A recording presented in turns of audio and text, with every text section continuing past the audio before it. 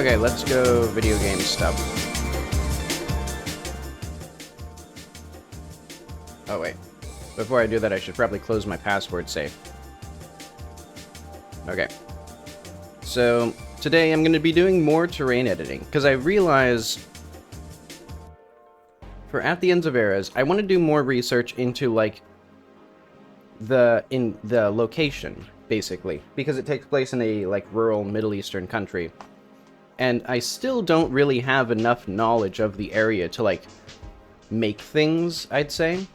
Like, because I've talked about it before, with Kitty Found a Camera, I can just kind of, like, fire off the top of my head to think about, like, for ideas, where that is not how I can work with At the Ends of Eras. So to actually, I want to, like, consume a bunch of information about the area, and then use that as, like, ammunition, basically, or, like, have the raw materials there.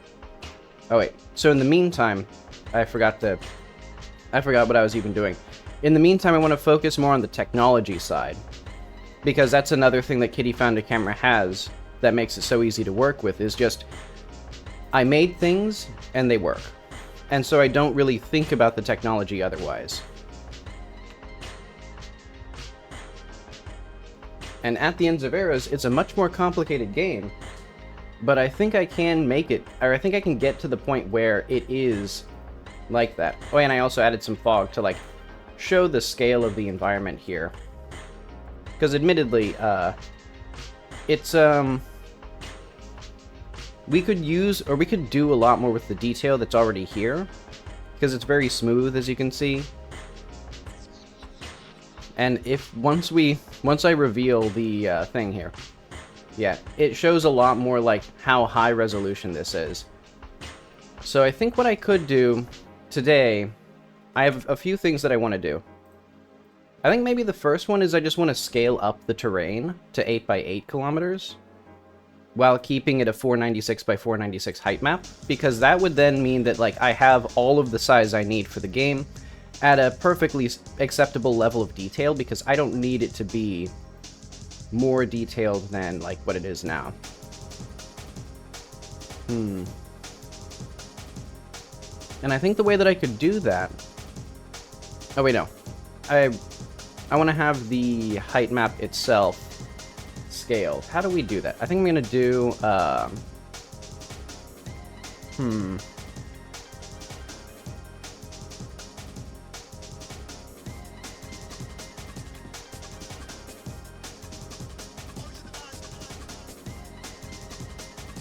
Export var terrain scale vector 2 1 1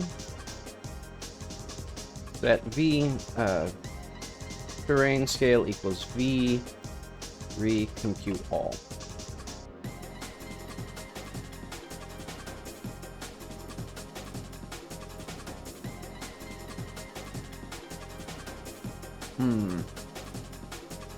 Okay, so I think what it's gonna be is, I think all I need to do to change the terrain scale is I would change the transforms of the height map. Also, hide this, because ironically, the thing that really performs badly is rendering the static body. Because, yeah, now it's still, like, perfectly smooth and seamless, basically. Or, like, it runs very smoothly. But yeah, it's already almost there. Oh wait, this is also the wrong to-do list. Okay, so we have collision again. I should do that. I'm gonna put that as a could ship. Well, no. Well, I'm just gonna say it's equally as important as everything else that's here. So I'm gonna say for editing, I want to actually have the ability to paint. And, oh wait, no. I literally have that here. So I'm gonna have, like, some very basic things. Let's delete just all these. So the first thing that I'd want is highlights. Selected height map. So that's gonna be basically get the box, render a cube with some sort of depth-based shader. Basically, what I'm imagining is whenever you select a thing, it should basically show, like, the bounding box of it with a cube that's, like, aligned to it. So that way, it'll properly, like, convey the scale of it. And that shouldn't be too bad. That'll basically just be a cube that, like, samples the depth texture and does some little outline. Because, yeah, we already have to know how big it's going to be to, like, draw the bounding, or to, like, you know, for performance reasons, we have to do that. And then also, I think fixing the flickering, I believe what I can do is it because I'm recreating the texture 2D RD every frame. Because I don't think I need to do that, because now we have the buffer that already exists. So I think this could work. It's still very interesting to me that it applies only partially, like the flickering, though it is random, we can see. Yeah, so it seems to be some sort of, like, maybe, I don't know, some kind of, like, weird race condition or something. But okay, let's actually have the scale here. So basically, like, scaling up terrain with the same resolution. So we need to regenerate meshes.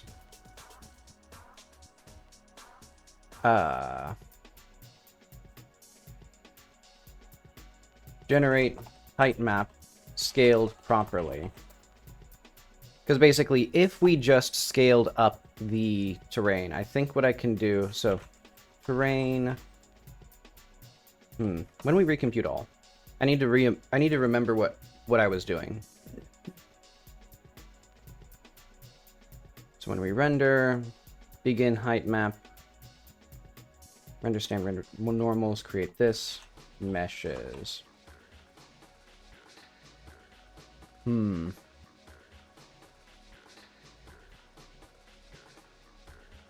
I think what I need to do is actually clear meshes, add meshes here.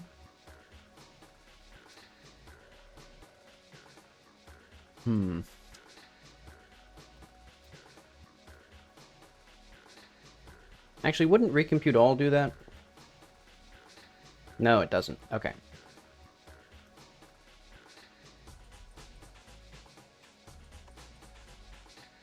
I'm surprised that it doesn't. No, update materials should do that. No, I guess it doesn't. Okay.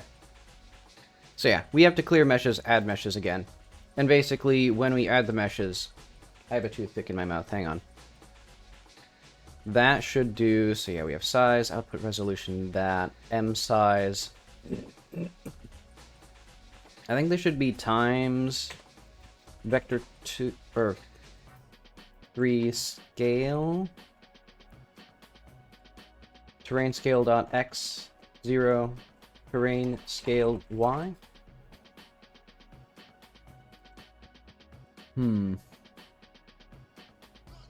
Because this is our mesh size.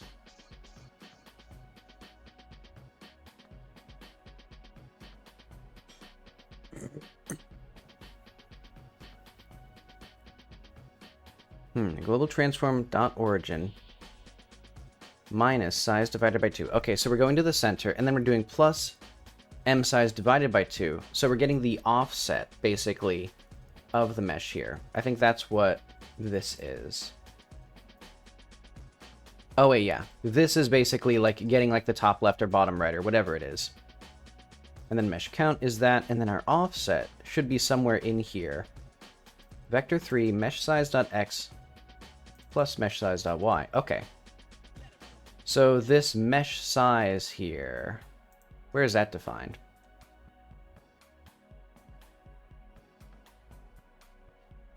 Okay. That's basically the number of vertices.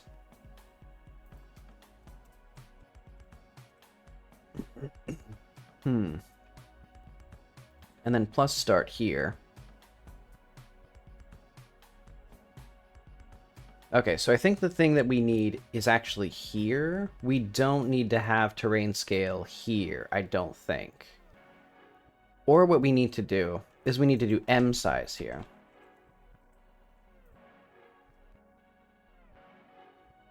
There we go.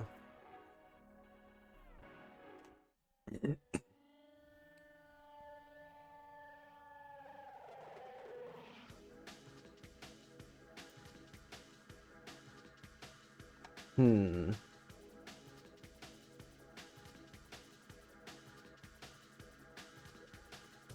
In fact, we could even do like vector 3, xy1.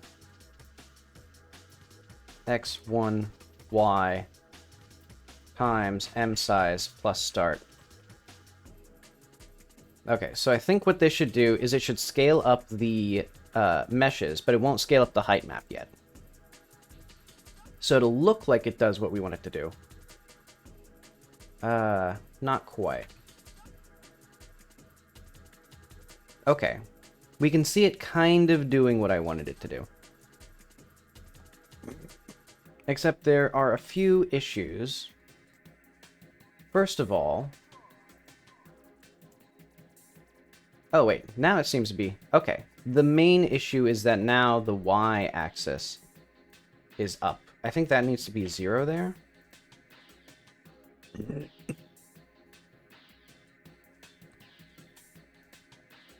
And then if we did like 1.1 and then back to 1, okay, that was the issue. Yeah, because I thought for some... Why? Well, I just figured it wouldn't do anything, because I figured the y was already 0. But, okay, neither here nor there. So now it's exactly the same as it was before. And then if we scale up by 2 and 2, you can see that it doesn't scale up the meshes, and it also doesn't scale up the start. So we need to actually have our start also multiplied by our scale. So we're going to do var t scale equals that times t scale, and then that means our start should also be times t scale, and that means our vectors should, or our meshes, somewhere in there. Okay, so now it's still centered, and we can see the height map is still in the same position. Though now it's just because we don't have anything beyond the borders, or beyond the bounds of our height map. And then if we did, let's see, for x in mesh count.x, what am I doing now? I think when we do the mesh here, no, wait, no. Where do we actually create the mesh? Oh, hang on. I just realized. It's because the mesh component... Okay. I think what I'm going to do is... So we're going to have that there. m.scale equals t scale. And I'm actually going to have this be 1 here rather than 0. And now if we set this back to like, I don't know, 1 and then 2. Now we have it doing what it does before. And now the thing that we'd actually want is, oh yeah, we also need to have scale up the collider.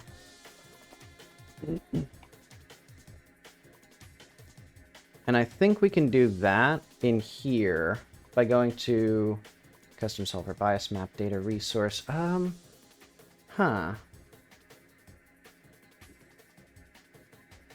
of vertices. Can we change the spacing of the height map collider? Godot, height, map, collider, vertex. Or like spacing, maybe? Due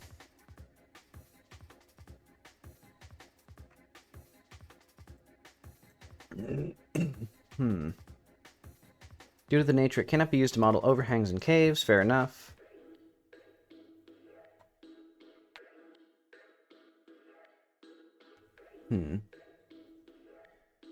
So height map texture. If you need to use spacing different than one unit, you can adjust the node 3D scale of the shape. However, keep in mind Godot Physics 3D does not support non-uniform scaling. That's fucking stupid. Okay, awesome.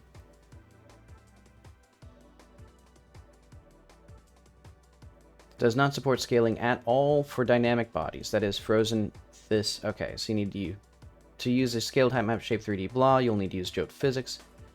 Wait. So how do we use that then? Or is it basically because, oh, okay, I see.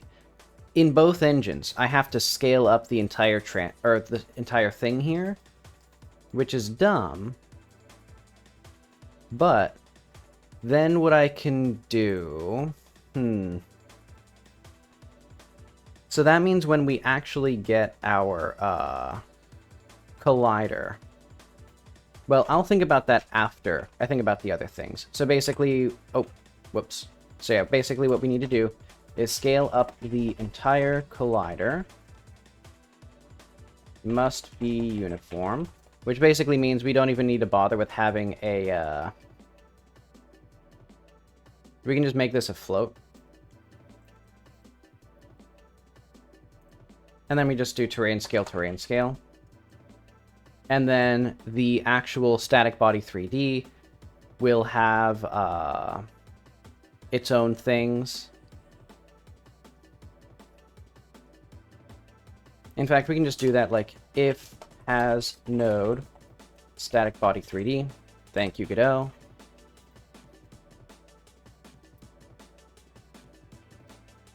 Static body 3D dot scale equals vector 3 terrain scale terrain scale terrain scale.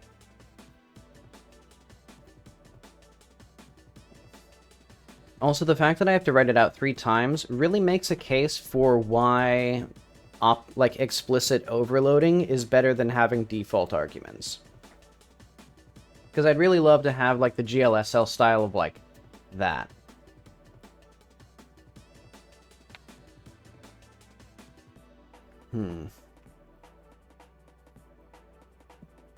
But okay.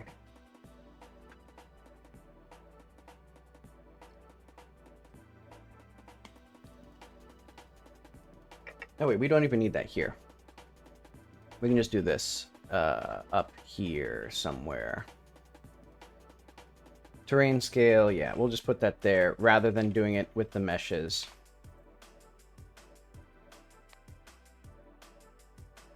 But okay, so now we have a uniform scale. So if we go back to height map, we set this to 2. And then that should be visible from here. It'll be all fucked up though, because we aren't actually applying the map.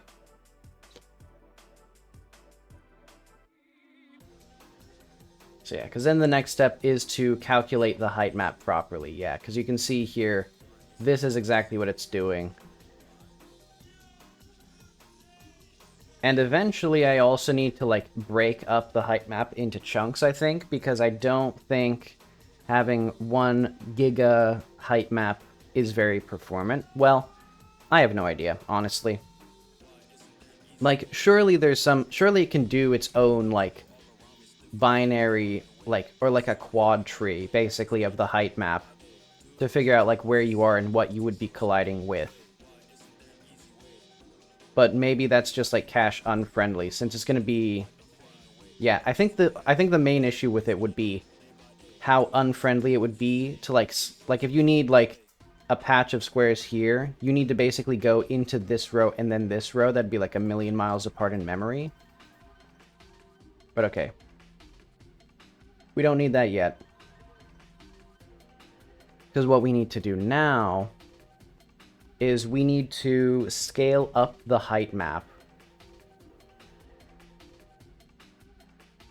And I think that'll actually be in the material. We need to do that now. So if we go to height map here, I guess this one.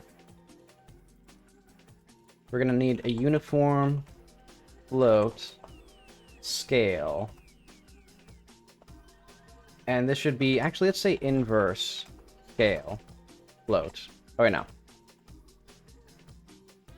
Equals 1.0. Let's say, yeah, it'll equal 1 by default. And basically what we're going to do is multiply by inverse scale when we do... Ooh, we're probably going to need just this times inverse scale. And what that should do then... Oh, I see. I guess it'd be inverse scale here.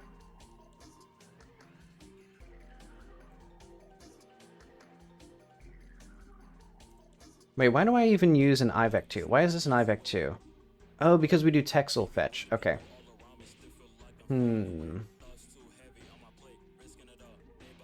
Let's do vec2 FUV equals vec2 vertex.xz plus size divided by 2.0 times inverse scale.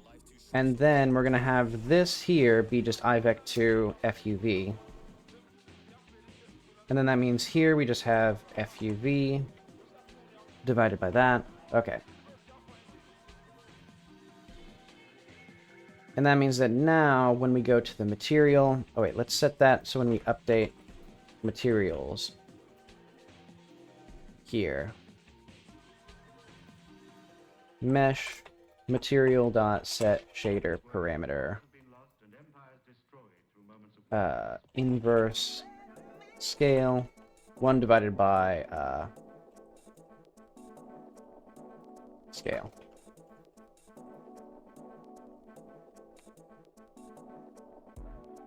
I'm about to sneeze, but okay. Integer division 0.0. Wait, why is this? Oh, because that's 0.0. There we go. There we go. So now if we redo this, it should then scale it back up. So if we did like 2 again, I guess just 1, and then 2. Okay. So now you can see it doesn't quite work right because I'm putting things incorrectly. And that's because we need to have, what do we need? I think it might be right here. Vertex xz times inverse scale plus size divided by 2. Okay. So we should see basically, yeah. We see exactly what I want. Which is now, this accurately represents the height map here. And then the thing that we're going to need to do is change how the height map is calculated. So that it also has the inverted scale. So I think that means the meshes are generated properly. And then, yeah, we're going to need to have the... bit of Sublime. Let's see. I don't think I need anything here except for... I had some brainstorming ideas for the intro to Kitty Found a Camera, so I'll keep this thing. Okay, where's our terrain editor? There we are. Okay, so let's go to Mix. So this is the first place where we actually need to figure out something about the target. I think actually the inverse transform might be where we do this. Because basically we can scale the, yeah, I think we can scale the position in the X and Z and the basis in X and Z by our transform.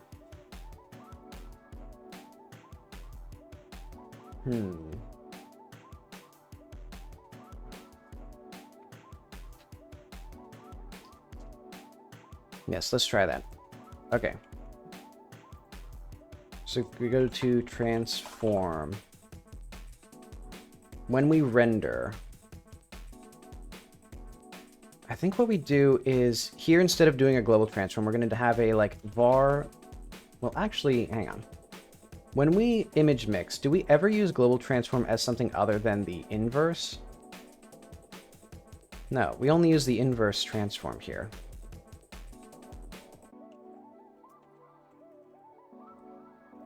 So we can just have this be inverse transform. Thank you, Godot.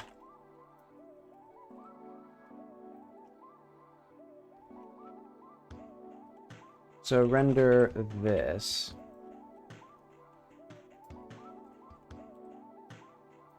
Image mix. Okay, and both of those use image mix. And so now what we do is, instead of getting that there, we're going to do... This is going to be var inverse transform equals global transform scaled by our vector 3 terrain scale 1 terrain scale dot inverse. Actually, isn't affine inverse like the better one?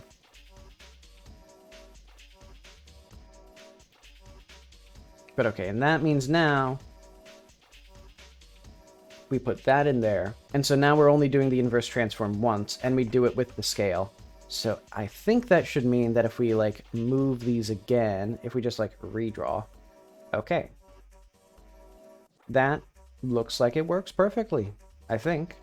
So now we can just go to like the valley or like the, I think now, in fact, the only thing that's missing from here is recalculating the y-axis. Oh wait, no, but the static body isn't regenerated until after we, until I press the button to explicitly save it. Yeah, so if I did a save files, that should then update our 3D mesh. Or update our collider. And it'll be scaled up on the y-axis, which I can fix by just having another uniform here, because I also figured out I was really confused last time about like why when I changed the like uniforms they went from 80 bytes to 64. It's because it always has to be a multiple of 16 bytes. But I'll show you my cool when I make the colliders, I have to pass in a nan value as a constant because GLSL has no concept of nan. So I'm also going to have float nan. So now we're going to have also the inverse scale here. And what I'm going to do is I'm just going to multiply the y by inverse scale.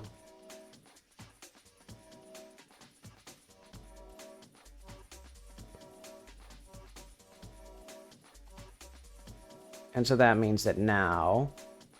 Oh, wait. Oh, presumably it doesn't have the concept of, like, multiple structs like that. So we're just going to do float inverse scale. Create colliders. Why isn't that working? Inverse scale undeclared identifier. Huh? It's right here.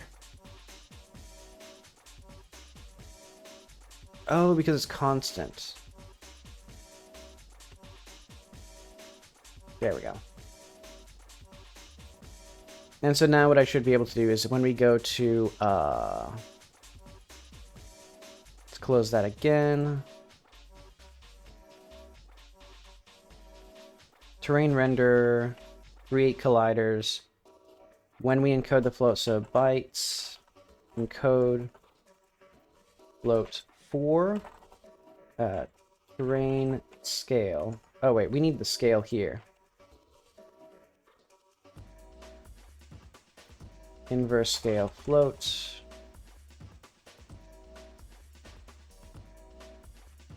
Okay, so then when we come here, create colliders 1.0 divided by terrain scale. Okay. Oh, wait.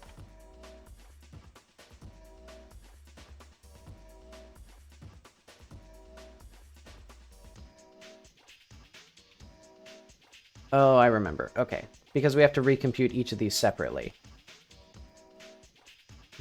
Or what am I doing? Godot?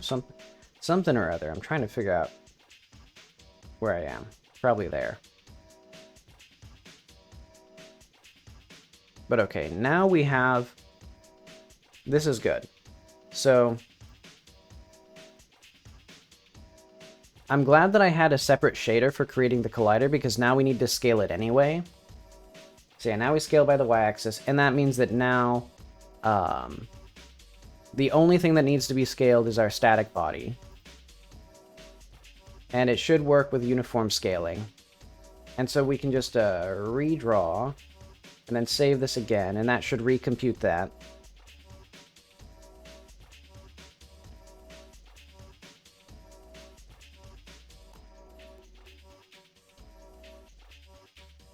Yeah, I was worried this would be a bit of a hassle, and I mean, admittedly, it kind of was. Because of how weird the height maps are. But that means that now we have half the resolution.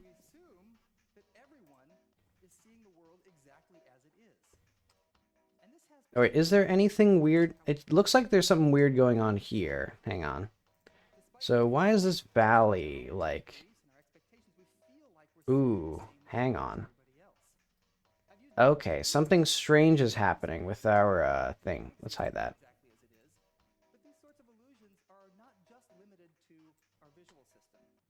Yeah, why is this scaled so strangely now?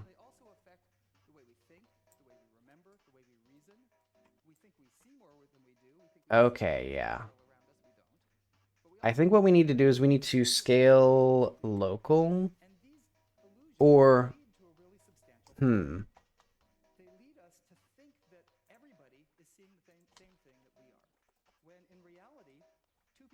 No, when we inverse scale, we actually need to only scale the offset from the origin, I believe. And we need to scale it by the inverse scale. So if we go back to our image mix, here, where we do blend mode, we're going to actually do... I'm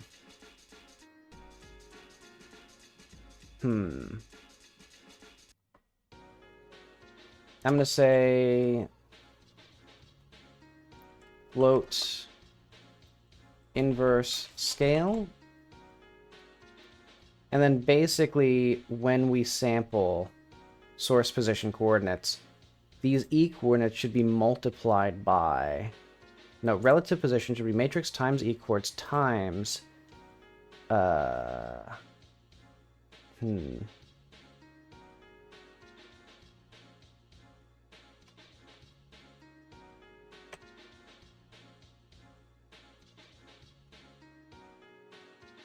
Ooh, I'm trying to figure out, actually, the only thing that actually needs to be changed, I believe, is...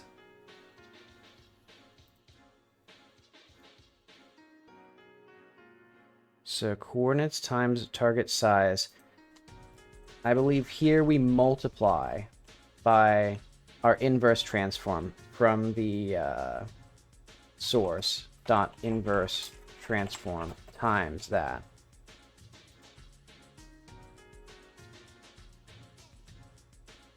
Or no, inverse scale.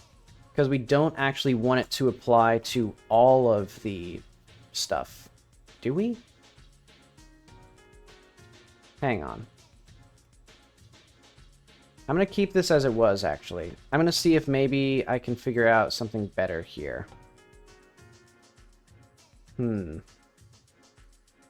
I think what it might be is we actually need to... Hang on. What if we just removed this scaled for now, and I see what it looks like? Hi, yep, working on the terrain editor some more. Trying to figure out... Okay, so this doesn't seem to... Okay, so that's still scaled there.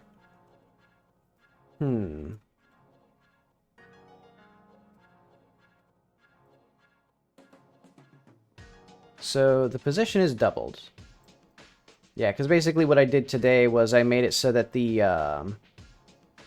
height map can be scaled arbitrarily without changing the resolution. So I can have this, like, this is our default. And now I'm trying to figure out how do I make it so that the height maps work correctly.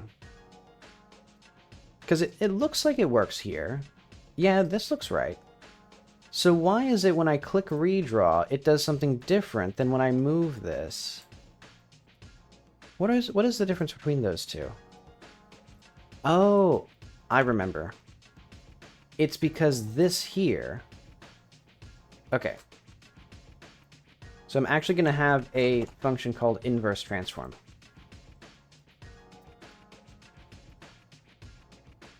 Oh, wait, no. I won't have a function called inverse transform. Oh, wait, I will. Of basically like equals get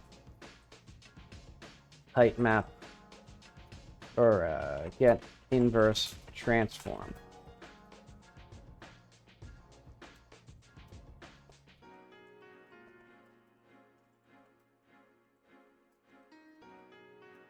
And there we just return our global transform scaled by that stuff affine inversed. Okay. Oh, and that should be a transform 3D.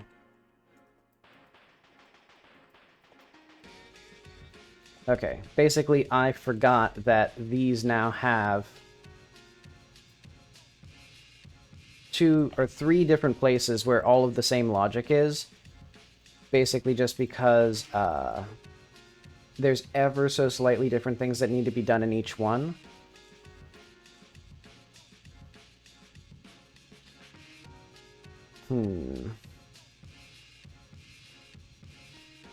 I feel like I can do something a little bit better, though. Function...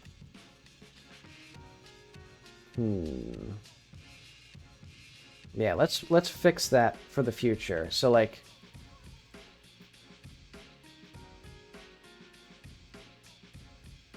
So, like, sub-compute holes, inverse transform.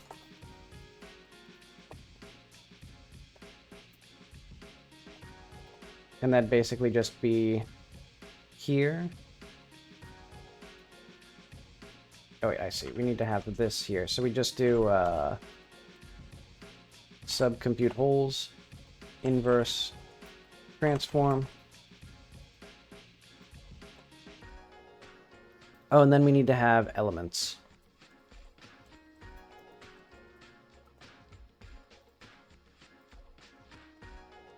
Okay, does that work? Inverse transform hole? What is hole? Renderer?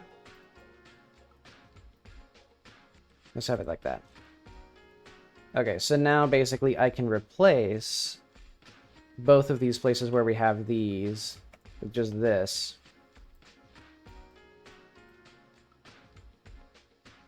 And then honestly, I think we create the colliders after... I think we do the colliders here. So yeah, and anytime we compute the holes, we'll create the colliders. And that means that we should always do that after creating this stuff. And then here, so transform inverse, get inverse transform. We're going to have sub-compute height, elements, inverse transform.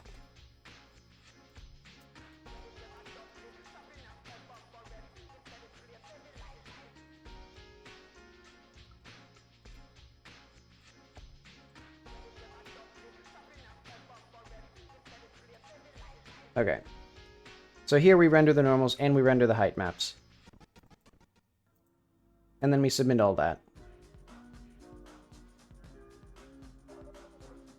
And then we do the exact same thing here, where we just do sub compute heights.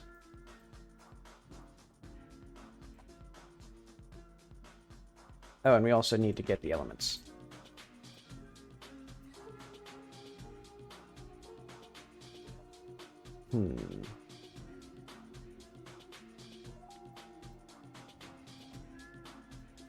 There we go.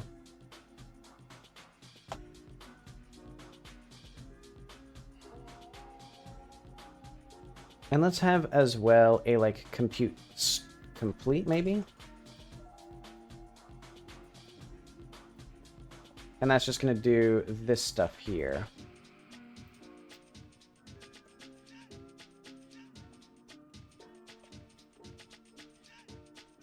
There we are.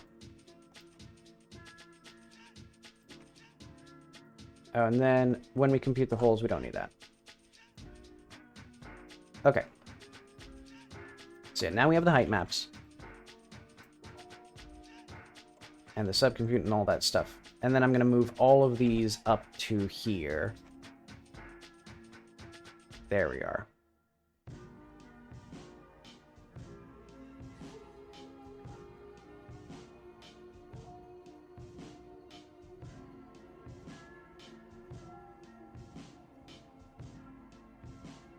And then we could have a, like, compute start.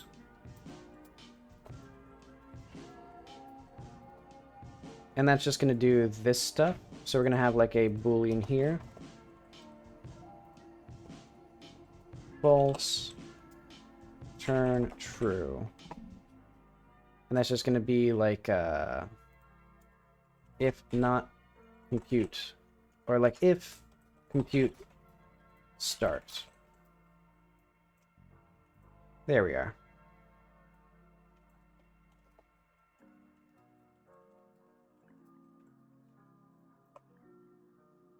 And that way I also don't have to have this do its thing.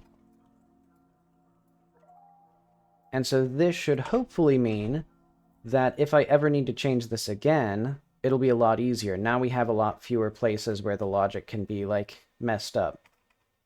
Okay, let's double check that, though. Because now what this should do... There we go. Now it works exactly how I wanted it to.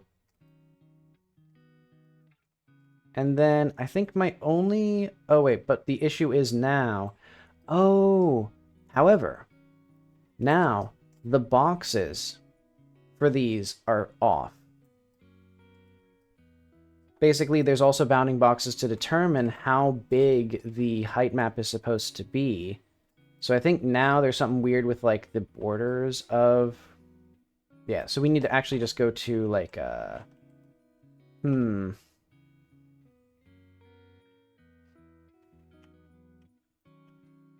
Subcompute height, begin height map. Append array, height map out. No, wait, no, that's fine there. Image mix, though, has this inverse transform, and I believe somewhere in here it gets our corners.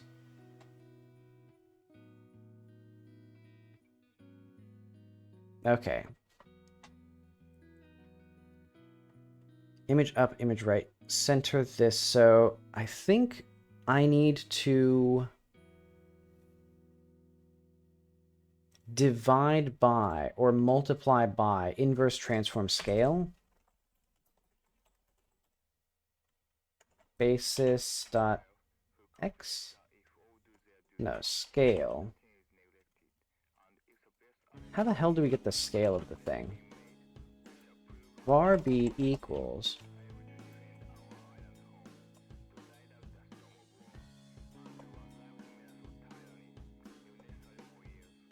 inverse scale. So we just multiply, I believe, here by inverse scale dot x and then inverse scale z. Oh wait, no. Flip those around.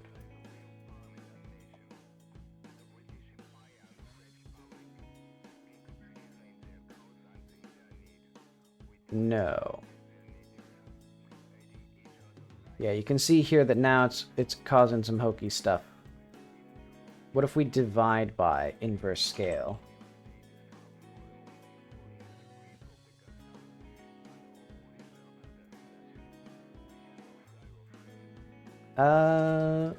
Almost works. I think it does work. I think there's just something weird there briefly. Or yeah. There's something weird right here. So that's a like subcomponent, I believe. Yeah, I believe that's this stamp or this stamp. Yeah, this stamp was doing something weird.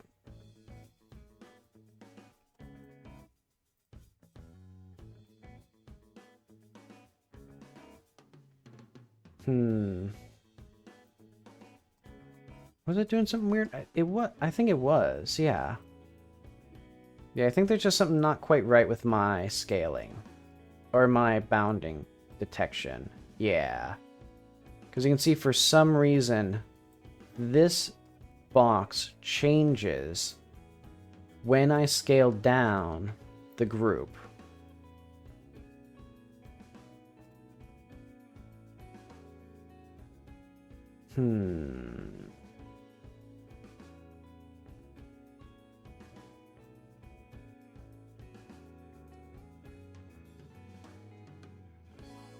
So why would that be?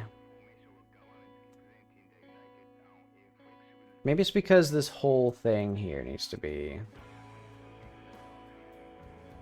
We're going to just do, like, vector 2 1.0, or vector 3 1.0, divided by our size here. Oh, wait, no.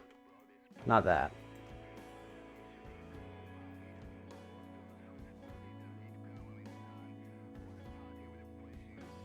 Oh, yeah, I forgot. We need to do...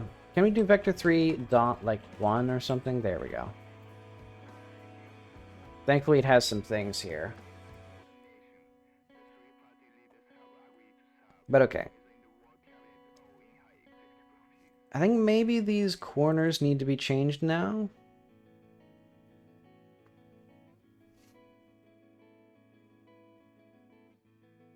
Vector 2 max. End corner, start corner.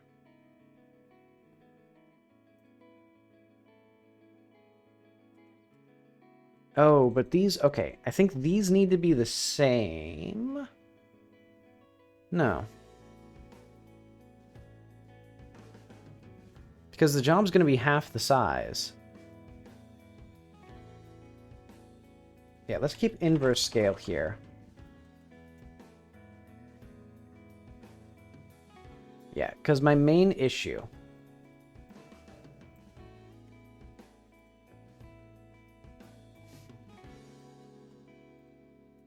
Wait. Was that correct? Hang on. Now it's like all messed up.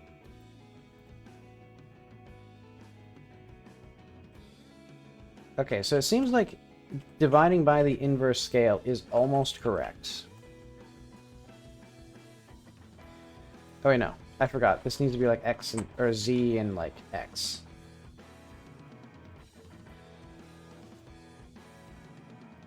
So it's just not quite accurate. But why?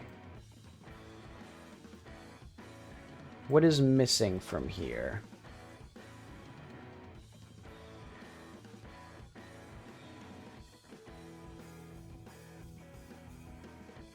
Also, is it just me or is the... Hang on. If we move this stamp here... No, that feels about right. Okay, so the y-axis still feels right. So yeah, our positioning is correct.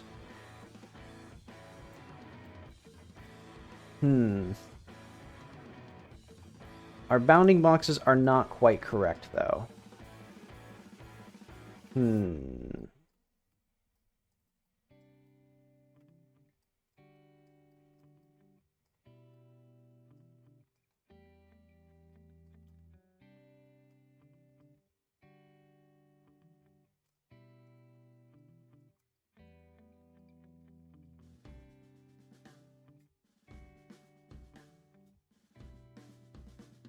I should probably turn off the... Oh yeah, I forgot. You can't hide world environments, which is awesome.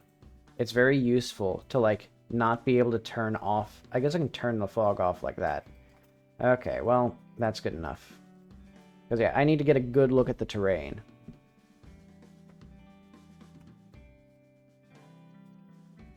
So this was always here.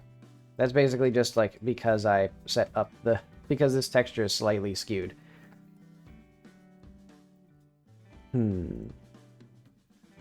But okay, so we have the height map scaled properly except for the bounding box on the collider, which is almost correct.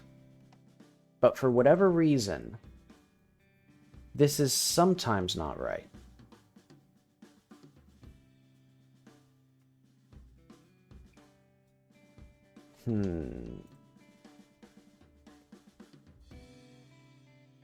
Maybe I don't care that much? No, that'd be cope. Like, that's just not... Yeah, look at that. That's just not right. That's just not correct. And it's weird that it sometimes... Like, it only sometimes happens, though.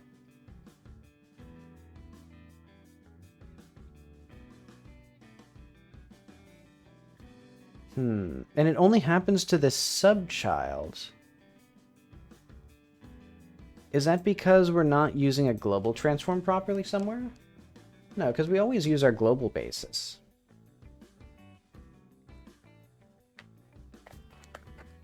Maybe we need to have a relative basis now? Because maybe, yeah, maybe now the fact that this scale is there.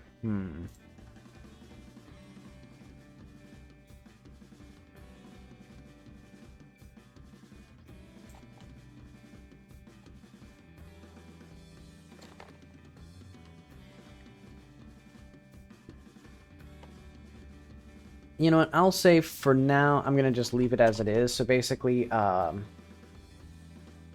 scale of bounding rectangles isn't quite right. Seems to be an issue for children of groups. Or I guess it... Because, wait, I just realized. There's no reason that it should only affect this, when this is also just a stamp that's a child at the same level. So, like, is there anywhere where this isn't, like, correct? Like, why is this one correct?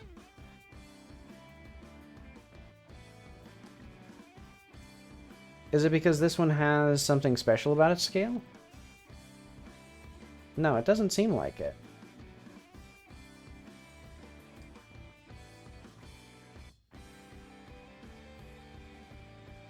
Also, I'm curious, does Y scale actually do anything for these? Oh, wait, no, not for those.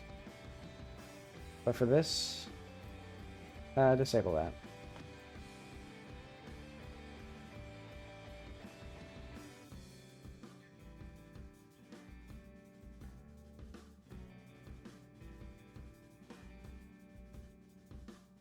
Yeah, what is up with this thing?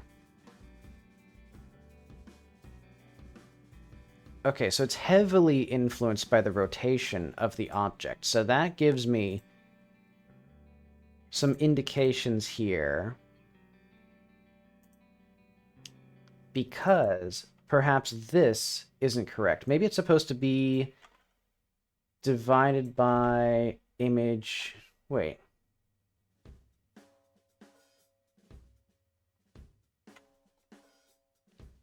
No, but that doesn't make any sense either.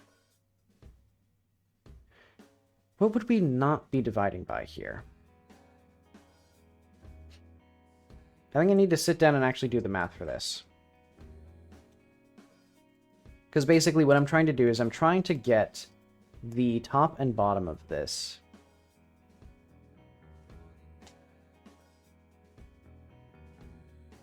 Okay, yeah, because we get low X, low Z, all this stuff. I think actually here is where we do this.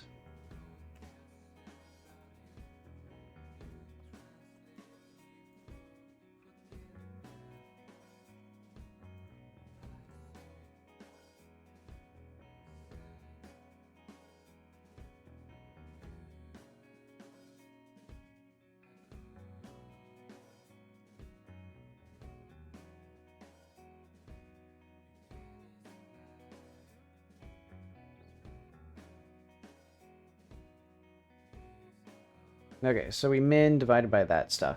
And I think that should potentially fix that. It didn't fix that.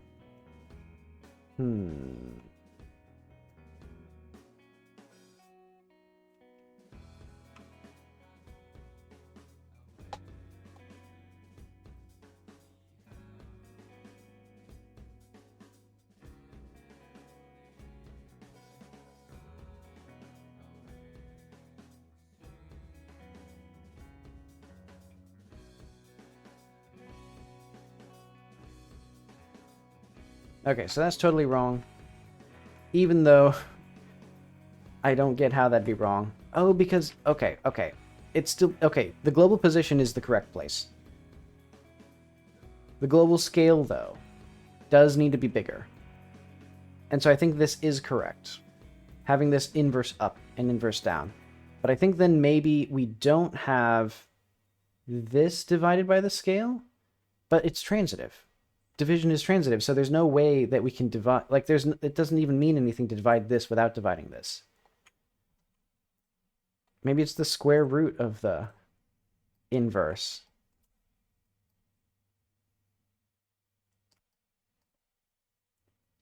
That doesn't make any sense either.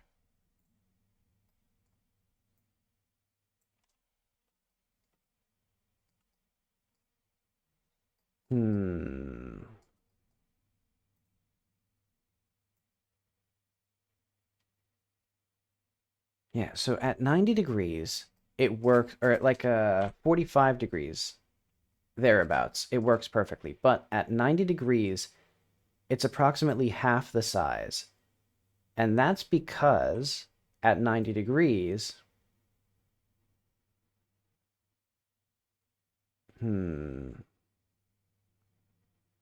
what is it doing at 90 degrees that could be causing issues? Yeah, because if I remove all rotation here,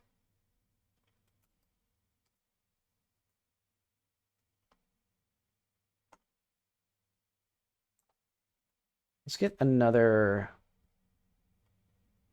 mesh here.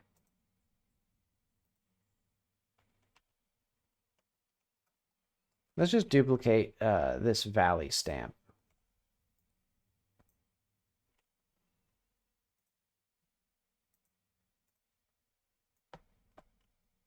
Okay.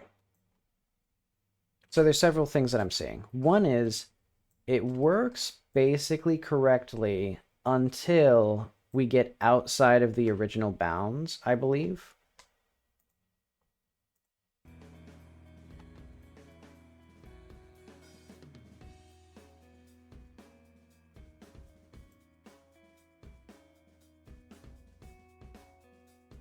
And yeah, at 45 degrees or so is when it has the least effect, but it still does have an effect. Is that because the shader is doing something that it should no longer do? If we go back to here and we did,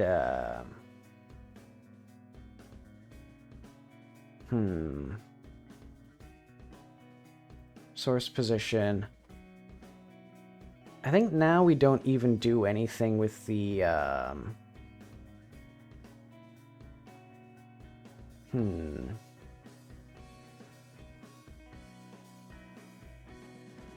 Yeah, I don't think that's the source of the issues.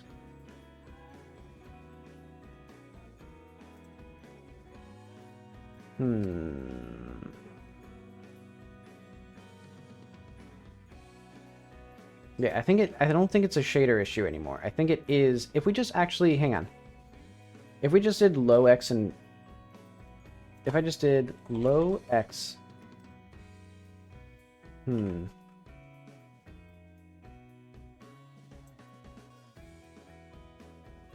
Actually, what if we just had vector to I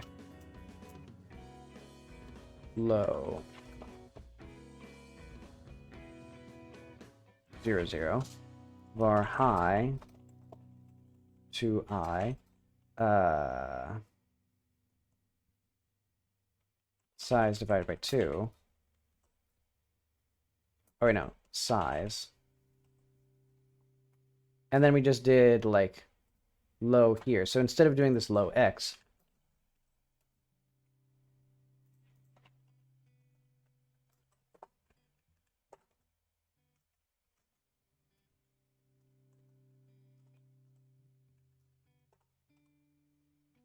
and there we are. And then we just have low here,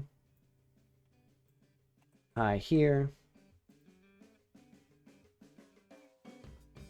Oh wait, and this should be size divided by 2 then.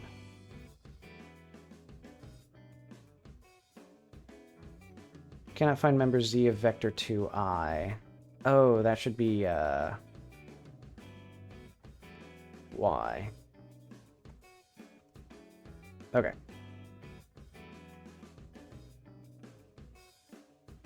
And basically what I can do now is I can actually just disable this temporarily. Because I'm just going to double check.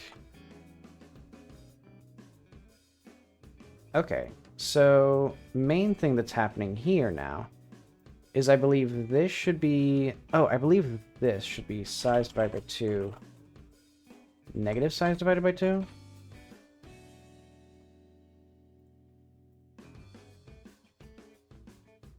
Okay, so that's a little bit better.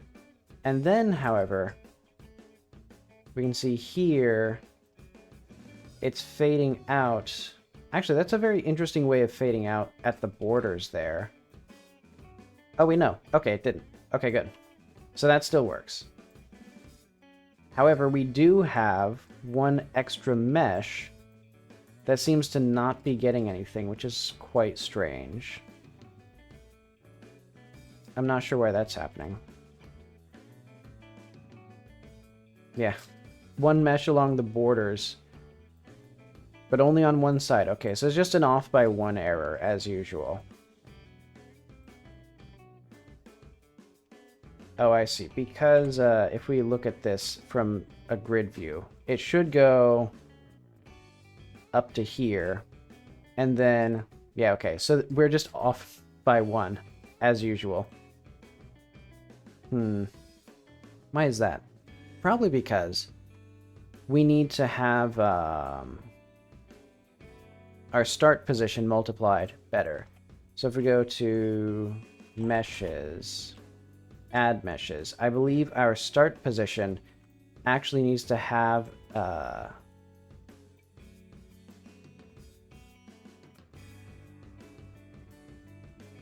I see. This here, I believe, already applies our t-scale. So we would actually have that there, and then m size times equals t-scale.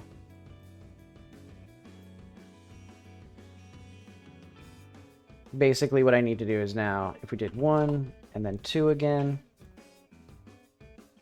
and now it should be, there we go, now it's aligned properly. And so we can go back to this thing, and it should just work with all of these vectors. Okay, good. So now we have the full range of vertices, and we have all of this. And the main issue now is actually, well, we kind of don't need it at the moment. Basically, the bounding boxes were like my attempt at a performance optimization, but it seems like I basically don't need it. Because if we look around at us, like, I'm not seeing any performance issues from not using the bounding volume. But I can still have that as a, like, if we go to terrain renderer here, eventually we should have this as a thing that we do.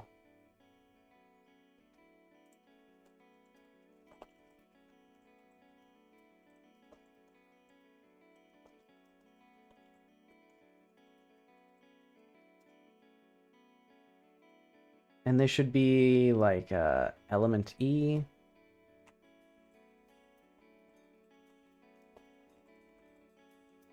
(3D) and then element or E NP terrain element. And then basically we would have like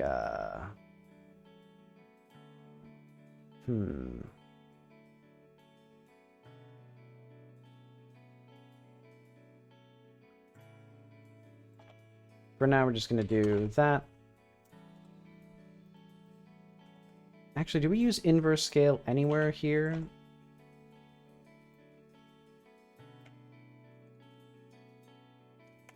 Oh, we do use image size. Actually, do we use image size? Oh, okay, we do use image size there.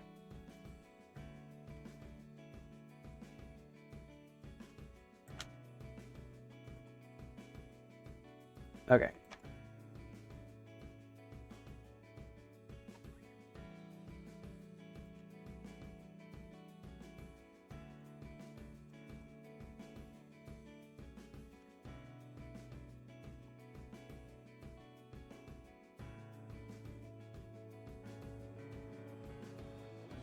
And then we will copy image size there as that.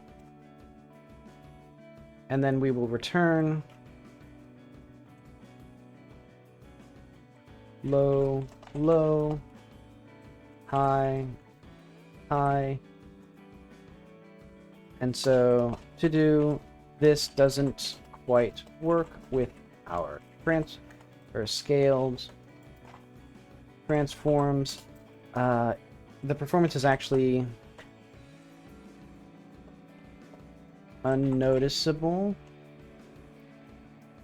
in tests, but maybe more significant.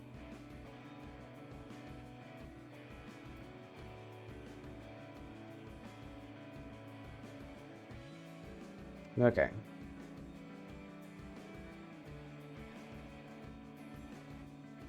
And so what we would have is like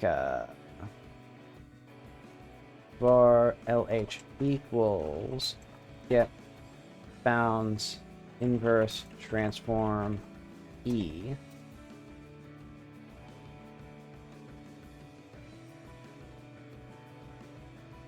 And yeah, this will be to do fix get bounds.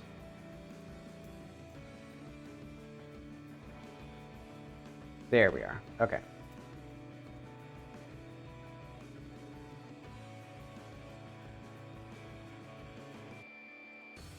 So I'm glad that that doesn't blow up the performance, which is, I mean, I guess to be expected. It's not really that, like, it's a GPU shader that's just running like once for each of these things. And now instead of running once at some subset, it runs for whatever it runs.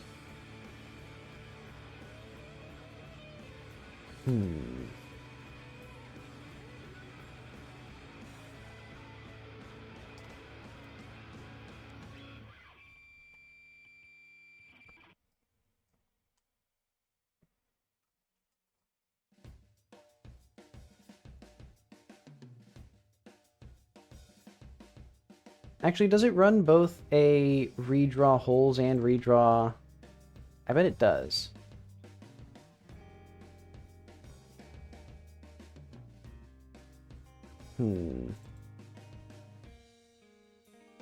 I'll ignore that for now. Yeah, basically, I'm pretty sure it's also running this multiple times per frame to recompute all the terrain. But we can ignore that for the time being.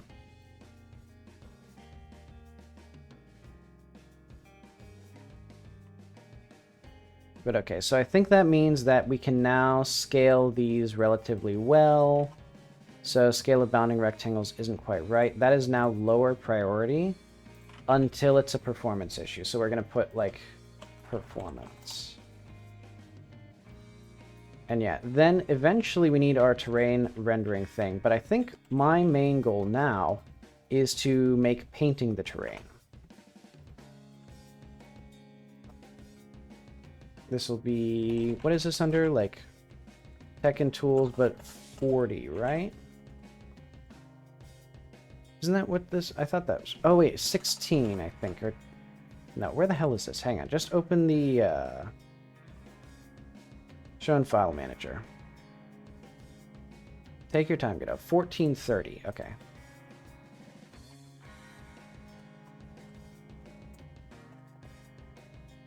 Okay. So feature scaling terrain. And that is quite easy. So yeah, now we can have actually totally arbitrary scales as well. And the height map should just work. Yeah. Where the only thing that's really changing is the resolution of the height map. And then if we save that, we should be able to see that in here. Oh, I see. It shows this really red because this is just going from 0 to 1. So we can see just the very, like, what exactly is this? If we go here, okay, it's this. And so this here is giving that coast impression, basically. Okay. Yeah, we can see a very subtle gradual slope here. All right, nice. Okay, so now the next thing. Being able to draw. So painting. So yeah, highlight a selected height map. and then ability to save a unique copy of the stamp, and then a shader to render a line on top of the height or stamp. And this will have like the start and end points in 2D, radius, fall off curve. And then we'd also have so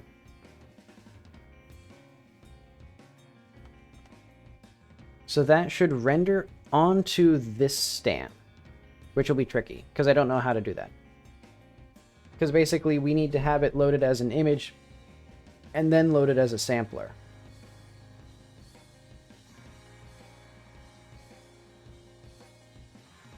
And I don't know if I have to unload it and do stuff like that. So I'll figure that out when I do that. So like render onto the stamp image. And then it'll also need a button called like save files or whatever. So yeah, let's first start with let's do that. And then actually we need the ability to detect 3D position from depth on CPU. Because basically we need to know the position of the brush by looking at, well, actually, we never really need to know. No, we do need to know. That's stupid. Basically, I was about to say, like, we can have a shader that gets, like, we take a 2D pixel coordinate as a uniform, and then we send it off to here. We sample the depth at that position, do our computation, and then we know on the GPU the coordinates of the coordinates of like this position at the mouse. Because otherwise I have to use the physics, and the physics are going to be too slow because, you know, it takes like 5 seconds to actually update the colliders. Because that involves just dumping all of the data to the CPU.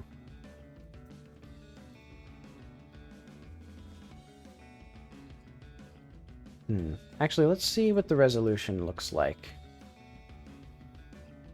Because, yeah, this will be a big step up in the fidelity of the terrain for At the Ends of Eras, because right now it's like a 512 by 512 mesh for the whole terrain. So that's like, so this is like 25 times as detailed, like 5 by 5.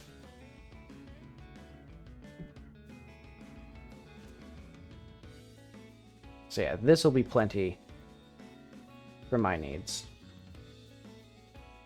In fact, you can already see in like this typical like desert terrain how much is like kind of wasted. We could do just 2048 by 2048.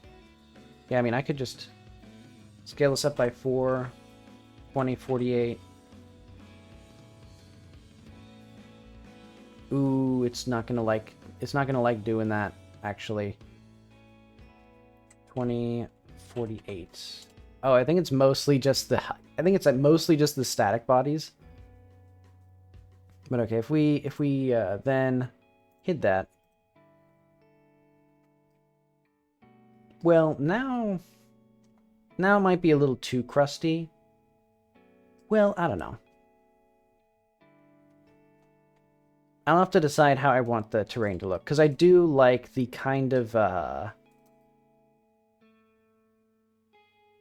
meh, whatever. I mean, this is just a test scene anyway. I don't need it to be accurate. But yeah, that should make it even faster to save stuff and load stuff and manage stuff.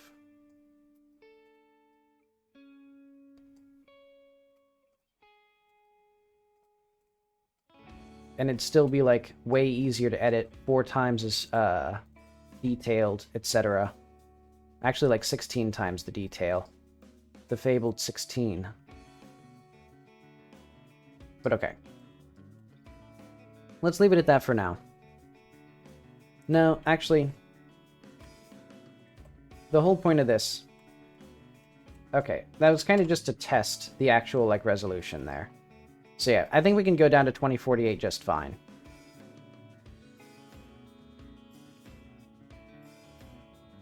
But for now, I'll test in 4096 because that's kind of a nice stress test.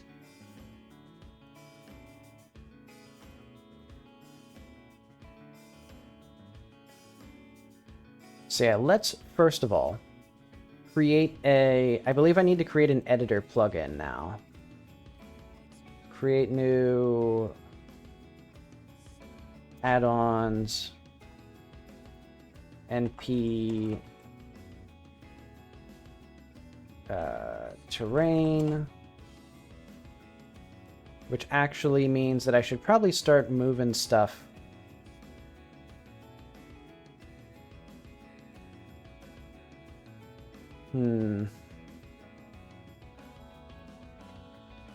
Renderer.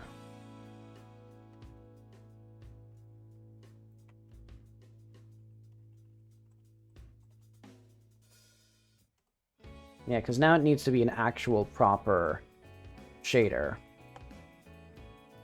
Meshes, yeah, let's just have that there.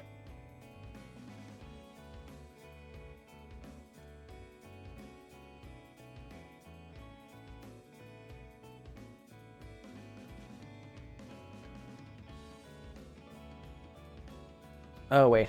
I've moved it to the wrong place. There we are.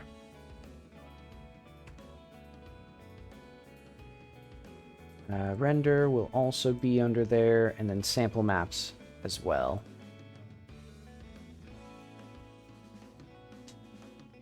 And then, yeah, we have all that stuff there. And our tests and etc. But okay. Hopefully I didn't have too much stuff that I didn't commit. Actually, let's double check that this still loads properly and everything. Ooh. Elements terrain stamp.gd. Height map.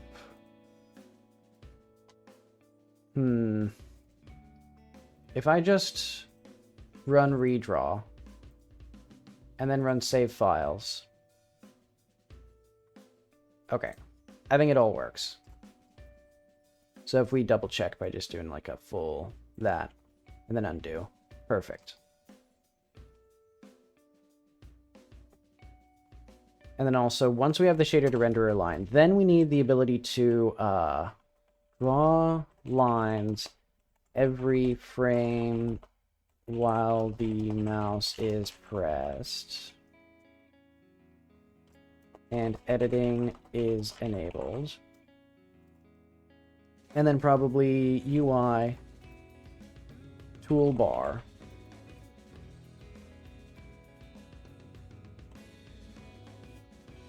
Toolbar for setting the desired parameters, and that'll be part of the add-on. So yeah. We now need to have a new editor plugin. How do we do that? I need to go back to probably, I guess Kitty Found a Camera has a lot of my add-ons. NP Decals, I think, is the one that has it. Plugin CFG. Okay. So I'm going to call this NP Terrain Init. NP Terrain, Needlefuls, Fast Terrain. Thank you, Godot, or thank you, Sublime Text, for saving to the folder that I copied the text from and not the folder that I have currently open. That definitely maps to my intentions there.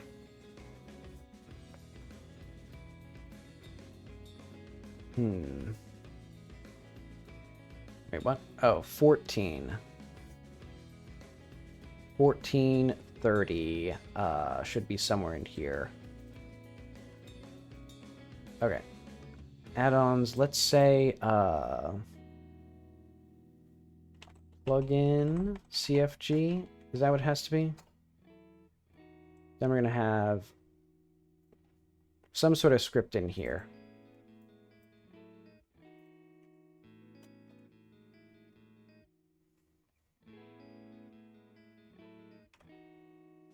Okay. Thank you again, Godot.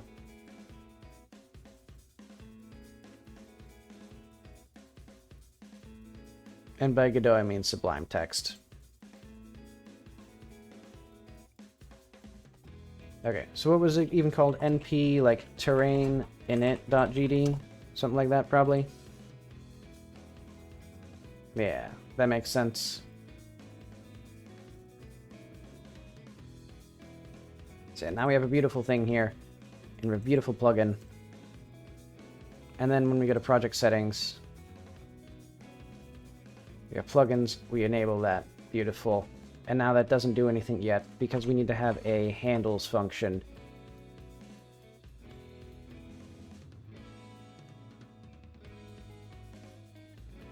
Close all. No. Well, actually, I'm going to rename this to np terrain plugin. Then edit this.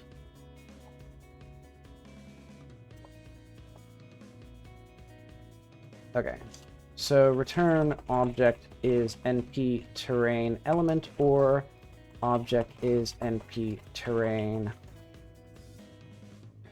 group.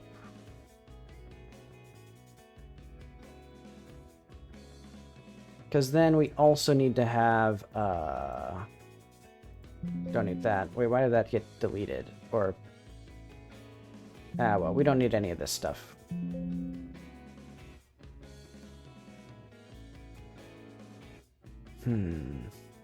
Edit and forward GUI input.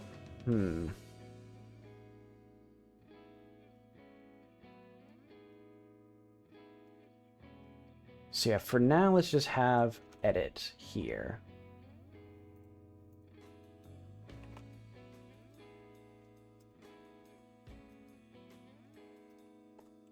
And that's just going to do print debug editing object.name. Okay. So that should work if I just did like that. Editing valley. Okay, good. And we can see it also does not... Oh, wait. Base object of type null instance? Oh, if not object. Return.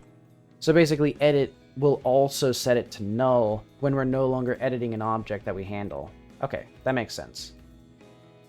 There we go. So does terrain group not inherit from...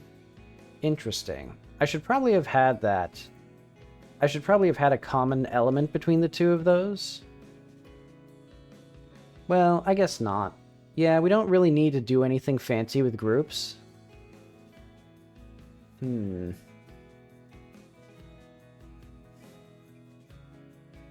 What we could have then is, I kind of want meshes that map to... Let's see, I'm trying to think of how I want to do that. Or how do I want to, like, get the active scene and add a, like, root, or add a mesh to it, have a shader that then, like, renders something there.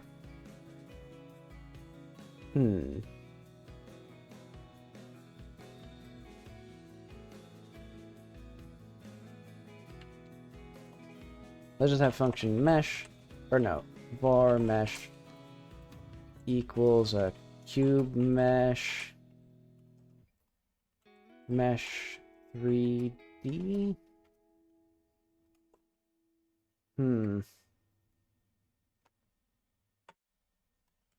Box mesh? Okay.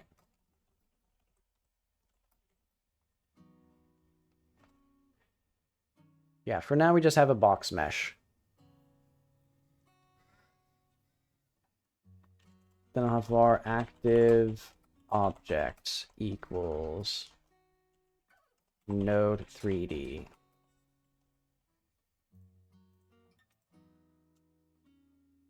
And we can actually just have active object equals object, or let's say if object is not node 3D. Oh, wait, no, we do need this.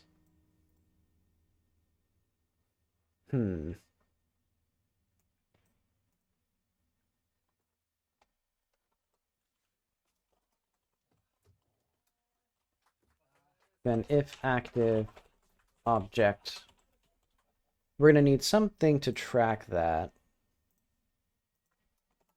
Track active object.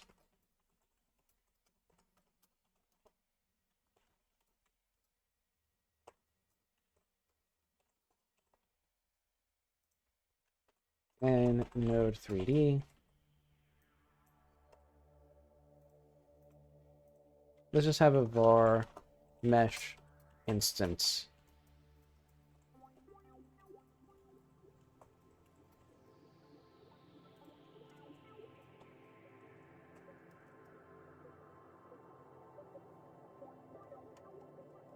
Visible equals bool n. Or I guess just n not equal null.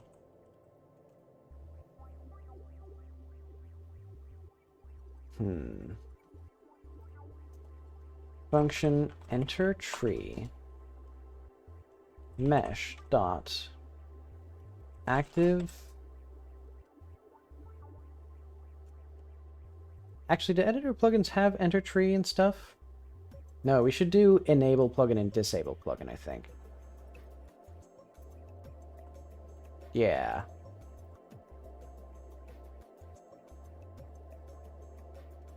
So mesh instance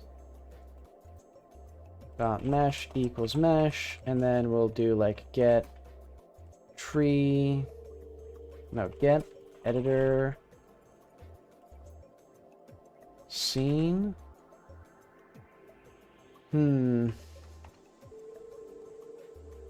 Whatever. Function disable plugin. That'll also do something. But I actually need to use the bathroom, so I'll be back in a minute.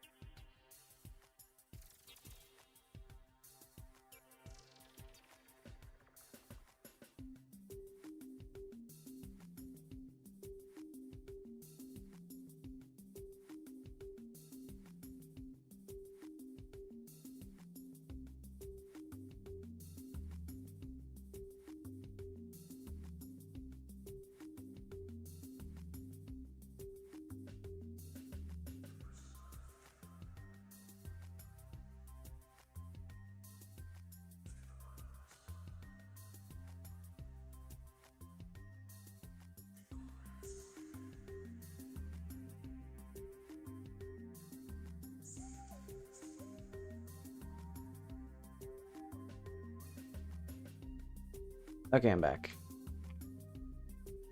So our main thing is I want to have a mesh here. So what I'm going to do is if mesh inst.has parent, or no, p equals mesh inst.get parent. Oh, no, if, I forgot how to do this, is inside tree. There we go. We're going to do p dot remove child mesh instance. And we can just do that. Okay. And then what we're going to do is mesh instance, or no, if and actually we can just have this be here like a inst.show. We can also have like a reparent mesh instance n reparent child node parent node if child dot is in tree child. And actually these should be 3D because we're just going to do parent. What am I trying to do here? Oh wait, there we are. Parent dot add child, and then child dot transform equals transform 3D. Oh wait, this should be like a wait, what should this be called? I don't know, track like that, or like reparent like that. There we go. Because I think reparent throws an error if the node isn't already in the scene. Actually, I should double check that. Changes the parent of this node to the new parent. The node needs to already have a parent for some reason. Keep global transform is true. Okay. So yeah, and we don't need that because we just need this. Okay, so that should basically now let us do that. So if we go back to here, that should do something. Can I call is inside tree on null value, which is 12. Fair enough. Oh yeah, because it's null.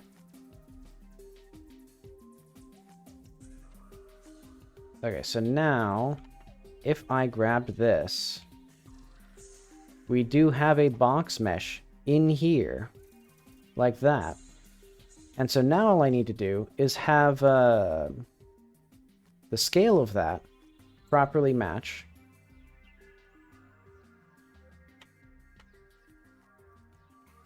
Like mesh dot size equals vector 3 1 1 1.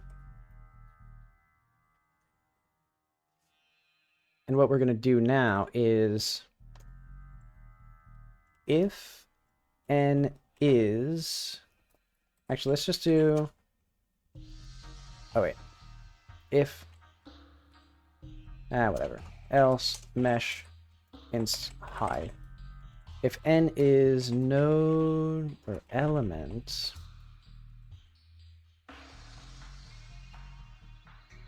no, np terrain stamp. No, I think both elements here. We're going to do basically n.scale equals vector 3 n.raw image dot size, or size equals get size x, let's say, I don't know, 1000 size z. Oh wait, no, and not n.scale, mesh instance.scale. Vector 2, 3, or 2i? Is that what it is?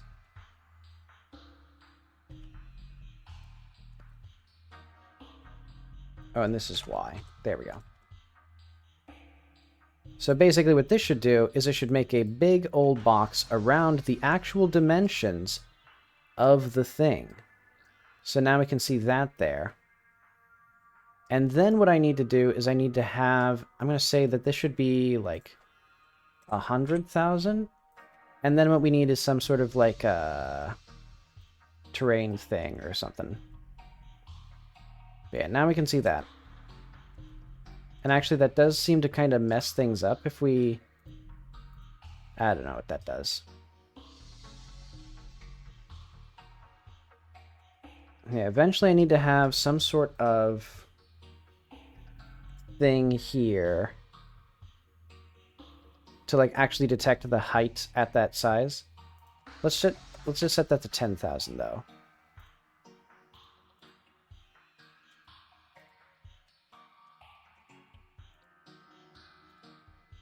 Okay.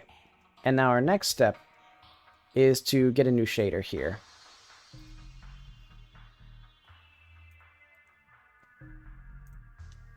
So we're not going to do that. We're going to do render. Actually, let's call it like editor shaders.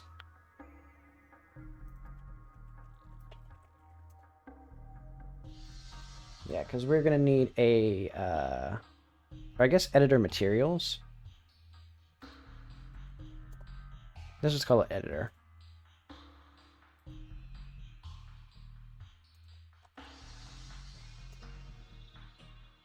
So this will be element box.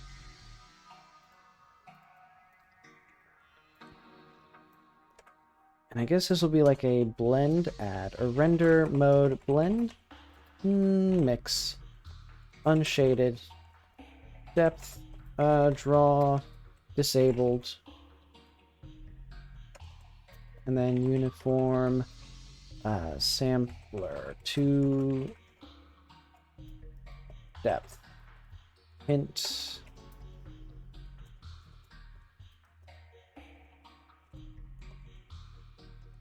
wait what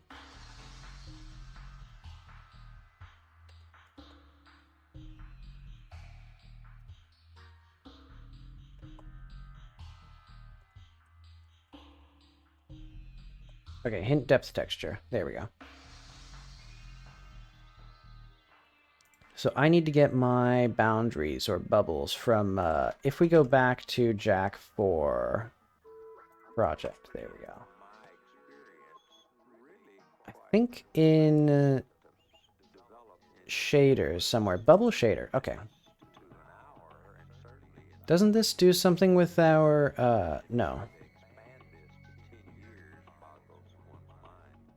Demo fence, demo boundary maybe? Doesn't one of these have... Hang on. Let's just do hint, depth, texture. Wait, is that what it is? Yeah. And this should be... like that, instead of searching through every single thing in the whole world. So preview, death plane, drop shadow. Water would be a good one.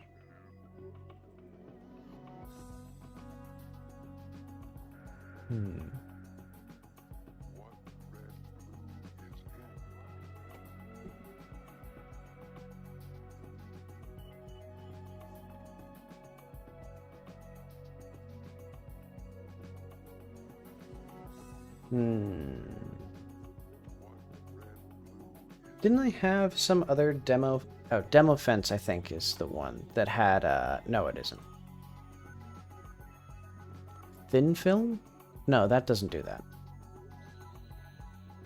Bubble with depth. This is the one that I want. Because basically, what I want is to have, this here. Depth. And then depth barrier.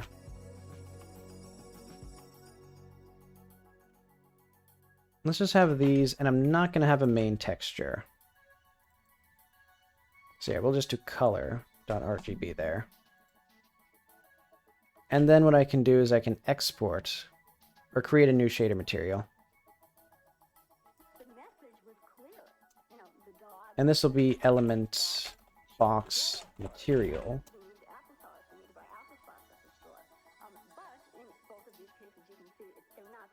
Let's say like 2, and then like white.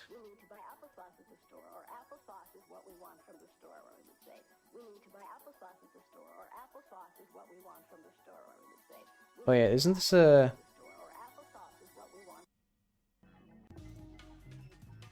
one of those things with like a billion... or like where it samples the same line over and over again, but okay. So we need now a shader on our plugin. Var shader, or material, or let's just say there's going to be a preview box.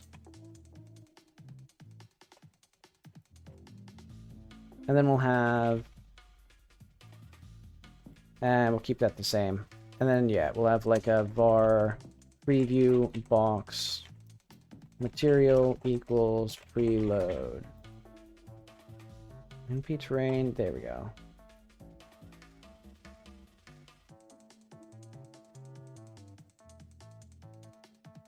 Off and on. So what that should do is now, when you get a stamp here... oh, right, but it doesn't set the material yet. Let's do that by,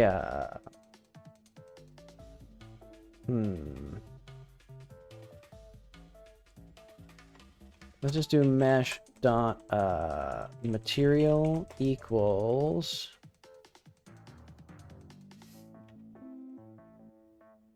preview box material. Wait, can we just set materials on meshes? Okay, fair enough.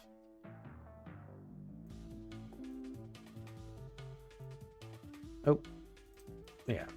Project settings, disable and enable. So now what we can do is we should be able to click this. Okay, and now that at least has that, so we can see a box around the thing that we're looking at. So now what I need is to remove some of this stuff. So the depth difference is frag chord Z depth buffer. How depth buffer? Normal. So we're not going to have the normal here.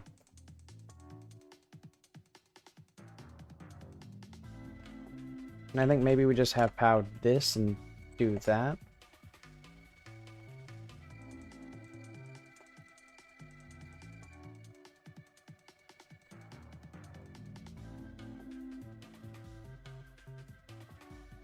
And then I'm thinking, change this a little bit.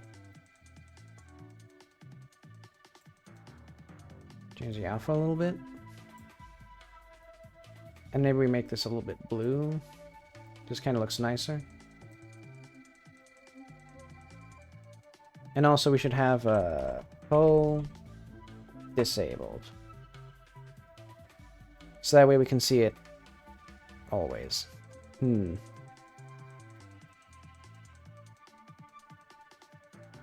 So why is this not... so let's do depth difference. So 1.0 minus absolute clamp of this stuff.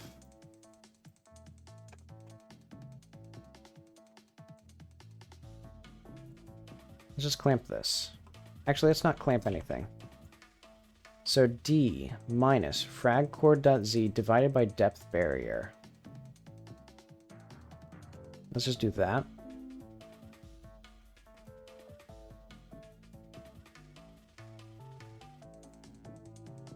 I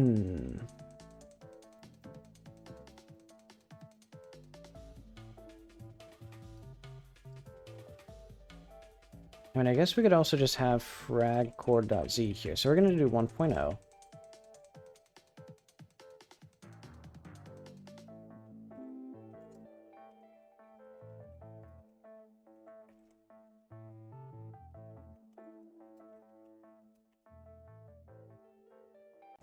Okay. So that's our Z. Let's do, like, depth diff? D, maybe, here? See what that looks like. So, texture LOD, depth screen UV 0.r. So why is this, so dark? Oh, wait. Okay. It's because it's just low. Yeah, so as we get closer to 0. What if we did POW 2 texture LOD here?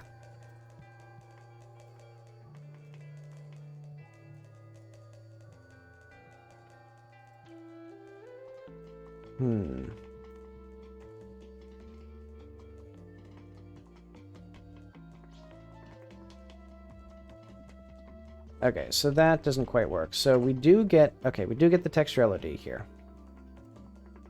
And then, yeah, let's do depth diff. And then, yeah, divided by depth barrier. So we should see it gradually go to white. I thought we would. Maybe absolute value of this.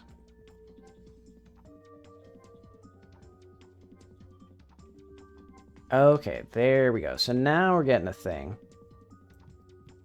So now you can see closer to what I want. And then we can do 1.0 minus that to get something that's brighter. Except for the fact that it's not... doesn't really make any sense why it looks so weird now.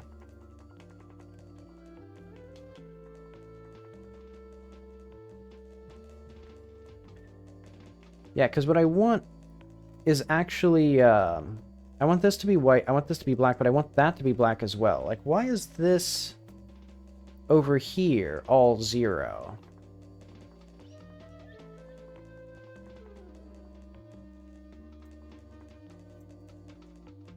Because, like, this won't make any difference. Yeah, because it makes sense here that this turns black because we're getting closer to the pixel, but this doesn't make any sense at all. Look at that. Especially, yeah, it should not be getting closer to black the further we get away from it. It should be turning to white.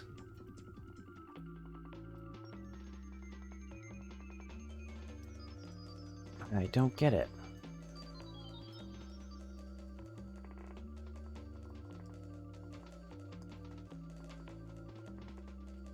What does this do that I'm not doing now?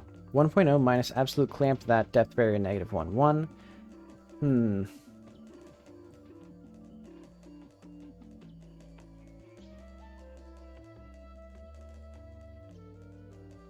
I don't need that to do that right now.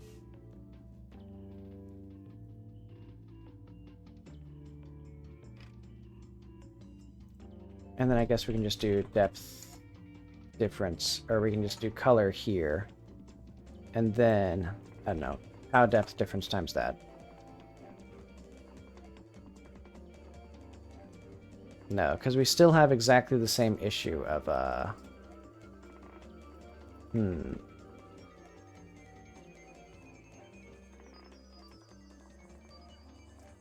What if we just POW this by 2?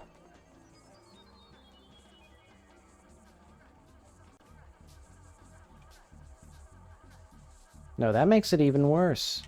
Yeah, I don't understand. I think they changed something with how the depth coordinates work. And I just don't understand how they work anymore.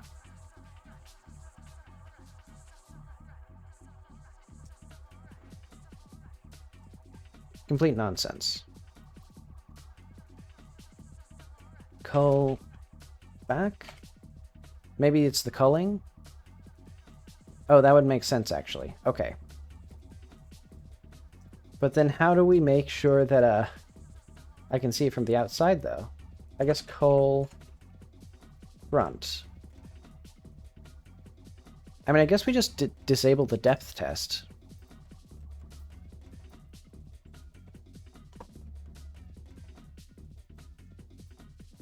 Okay.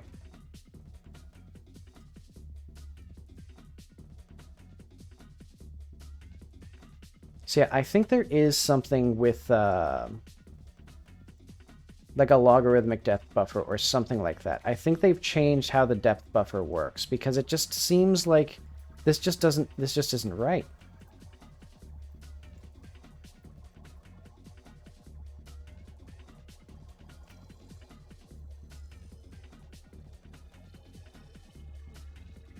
Hmm.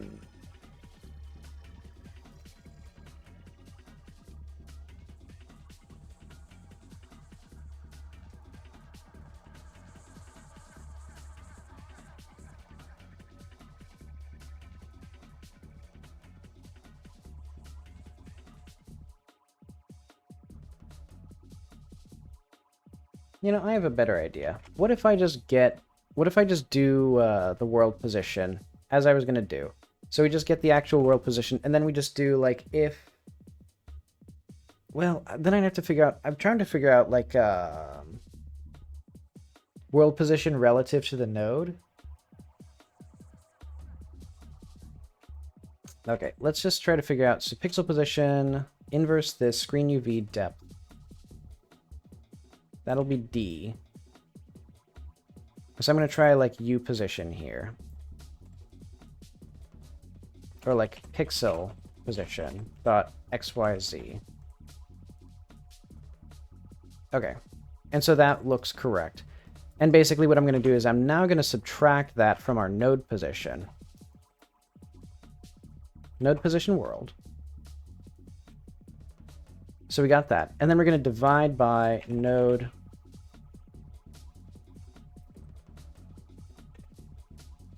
We need to get divided by, or how do we get this? What I want to get is a transform here. So if we did inverse,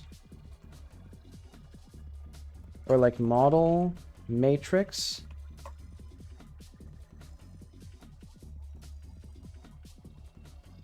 inverse model matrix times this.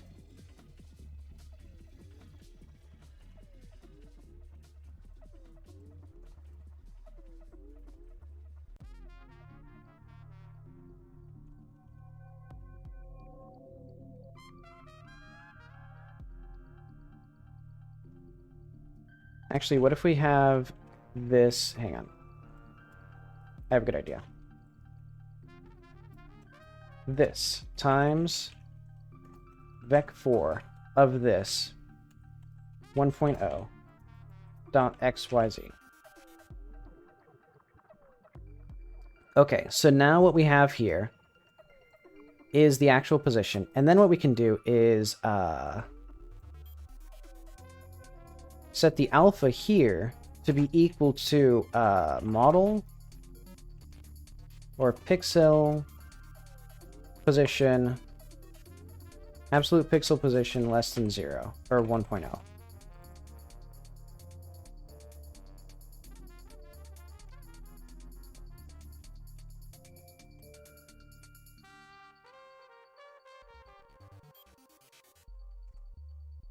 Oh wait, how do we do this?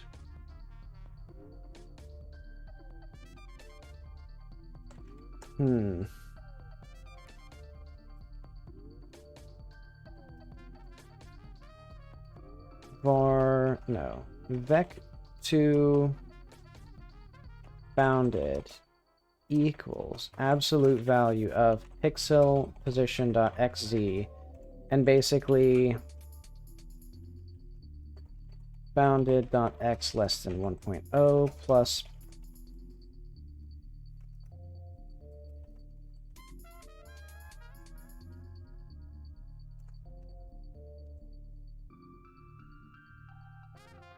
no wait, and that should be pixel position dot xz.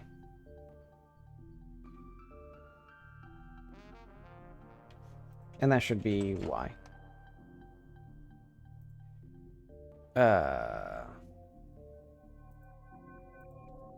And oh, and there's probably some weird fucked up operator precedence here.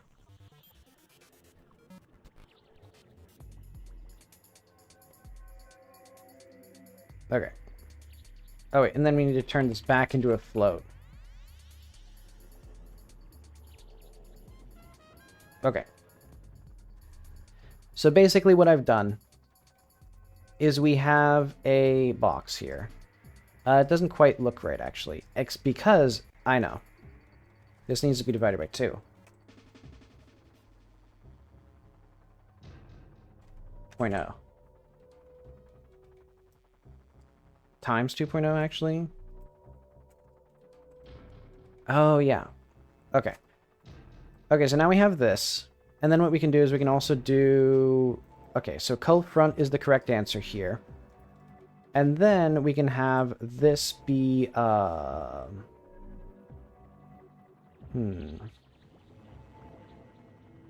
What if we had this be like bounded.x plus bounded.y? No, no, no. This is going to be float in bounds equals that. And then we can do like bounded x plus bounded dot y times in bounds. Okay, so that makes the borders stronger. And then we can do something like, I don't know, how this by like 4.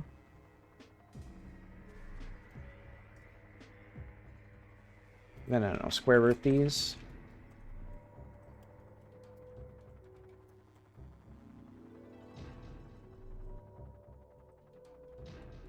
No, that's not what I want. I know what I want.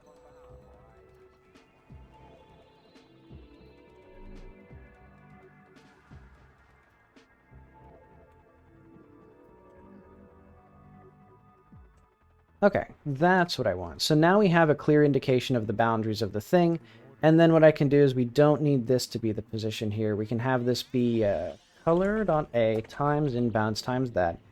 And then we can do the albedo is just going to be color.rgb.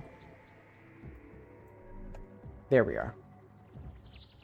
And then we should have probably some sort of uniform float power, hint range 1.0, 10.0 equals, I don't know, 6.0. And this is just going to be this power there. And so that way I can make this border a little bit nicer looking. There we go. And so now we have the ability to actually see these things clearly. And then I'm going to make this a little bit more subtle. So I think...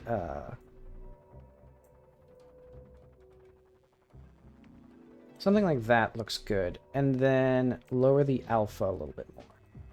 Look at that. Isn't that lovely? So now we have a nice full-on proper thing. And I can close this because that is not in the scene. There we go. Except for now the sampler doesn't work. Oh, shader compilation something doesn't... Wait, what is happening here? Condition not is inside tree. Cannot call method get children on a null value. Heightmap.gd 160.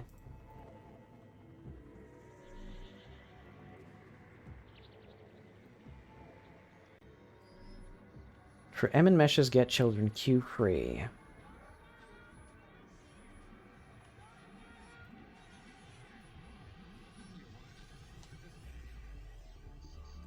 Trying to...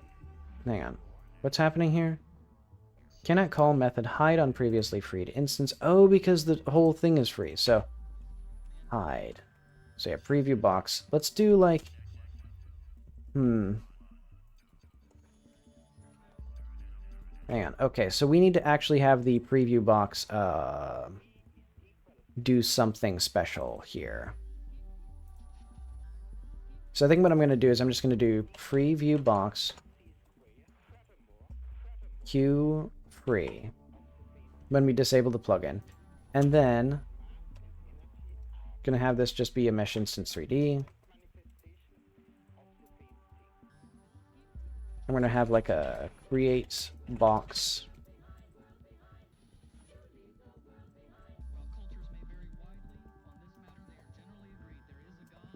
function create box. And actually, here we'll set all this stuff first.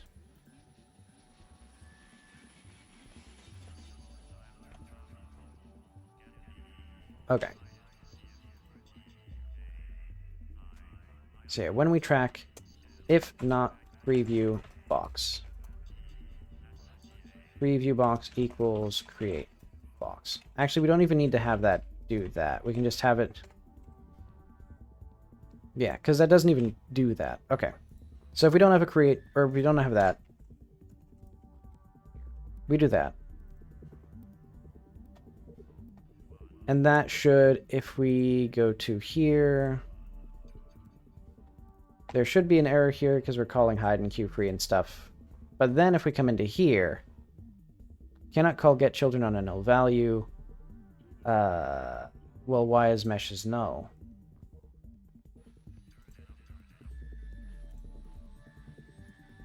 Because we have meshes here.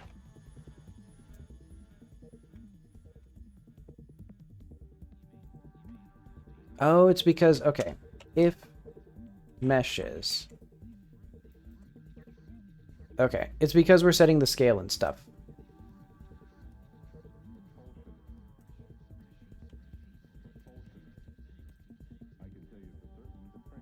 Height map out on base thing, 168. I think this is basically all from the scale stuff. So yeah, if we go back to terrain scale, if is inside free, or let's say if not that, we return. Because yeah, otherwise we're going to be here all day. Okay, so now there's no more errors there. Good. And then if we go back to here, that works. I like having this. Yeah, that helps a lot with like figuring out the editing. Though it does mean it's a little clunky just with the bounding box there. Because yeah, I'd prefer it doesn't show me that. Oh well. Because now it's a smidge noisy, visually.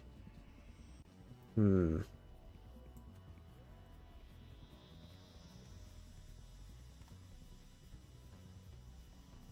I set the bounding box of a thing to 0? Yeah, what if we had preview box, so when we create the box, custom AABB equals AABB.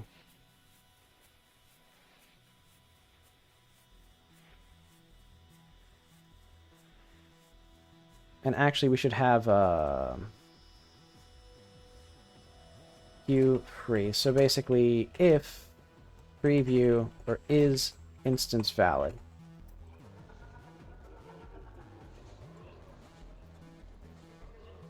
We'll do that.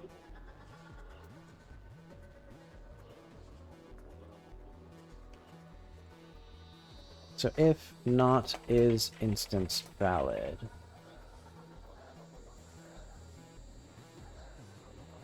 Okay. So this should just reduce the noise a little bit. It didn't. And also, it seems to have moved it to... Wait, hang on. Did it change how the box works? I think that did. Yeah, if we go back to here, I don't think I can use that. I think that messed something up.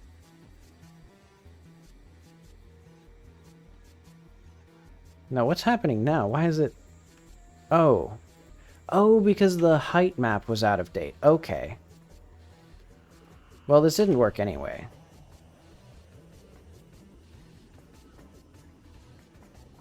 Maybe it does. But yeah, okay.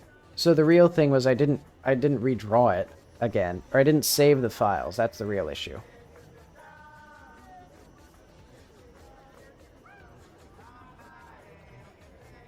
But okay, so the box is the source of truth here. The terrain can sometimes be out of date. And then for now, we don't have anything here for like... Eventually what we could have is when you're editing a group, it does multiple things, but I'm not going to bother with that right now. Because I think this is plenty good enough. It just adds a little bit more clarity as to what you're looking at.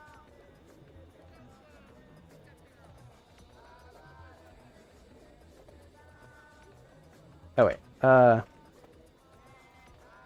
Moved... Let's just say... stuff to add-ons folder.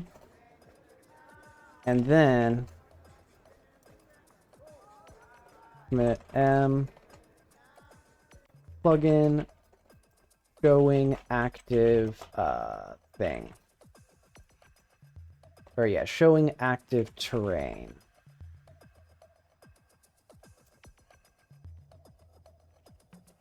Do I have... Oh yeah, I don't have this in a remote repository because I used to have the height map saved, and now... And GitHub doesn't like that. So I'd have to, like, remove them from the Git history, actually.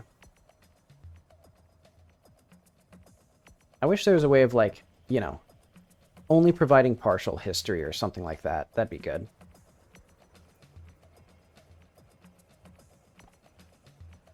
So yeah, not entirely what I want.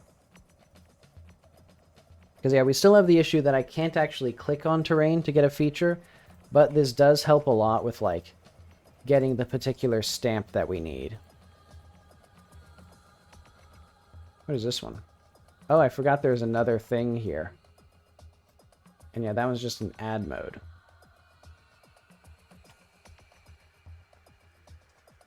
But okay, so that is the ability to highlight a selected thing, get the box, render a cube.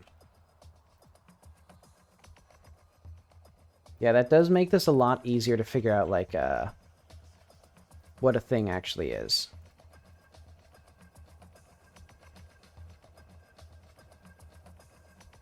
And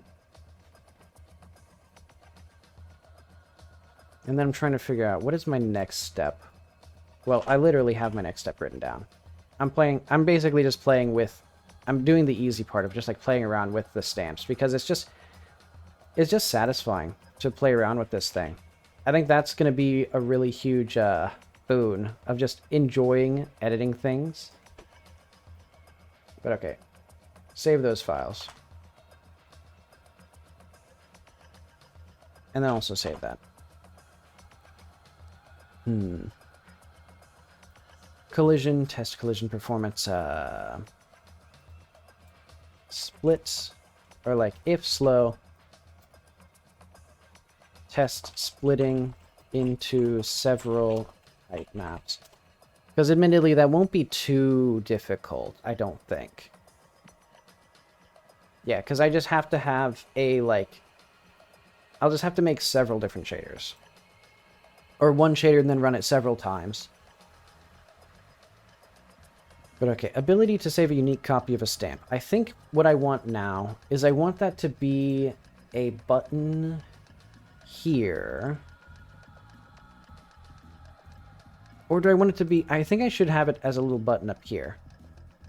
Yeah, I'm going to do that.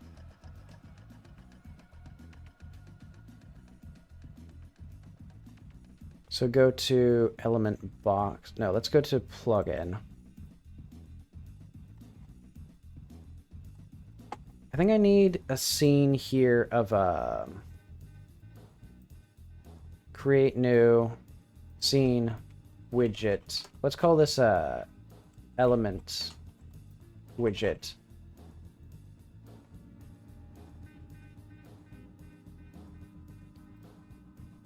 And this is going to be like an H box. Because basically this is just going to have label. This will be like our type. And then we should have like buttons here. And each of these will do something different.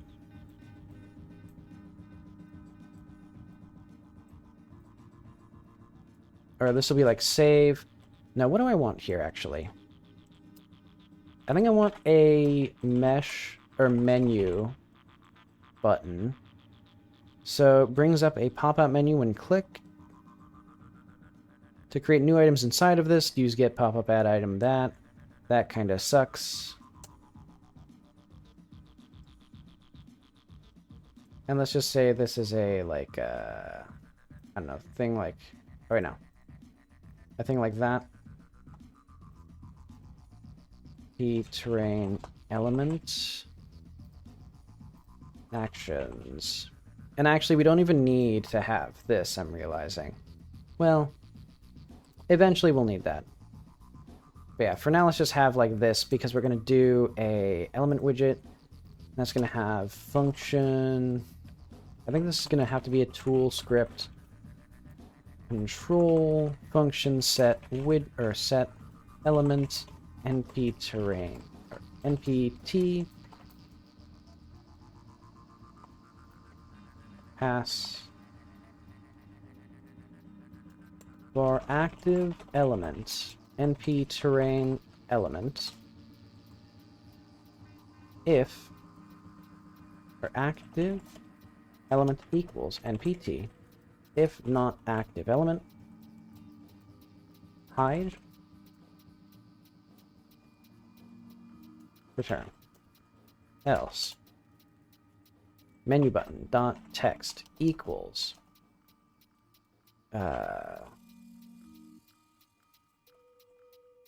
let's say stamp terrain stamp if npt is, I know what to do actually, if npt is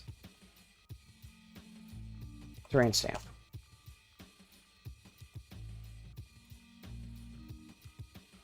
We're going to do menu button text equals terrain stamp elif active elements is np terrain full, and actually let's just have an onReady var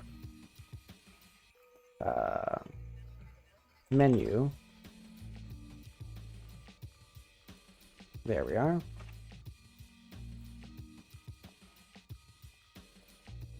terrain whole, else menu text equals elements. Okay.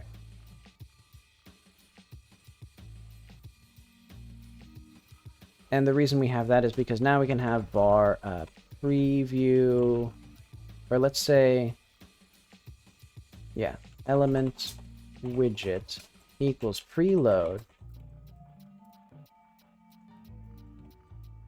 This should be np terrain editor, no, add-ons.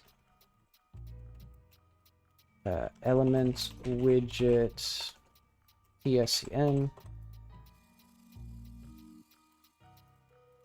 So get editor interface dot. Ooh, we need to. I want to figure out where is the thing here. So editor interface. Oh wait, was there some like big fat warning? Editor interface is a global singleton that can be accessed directly by its name. Oh, okay.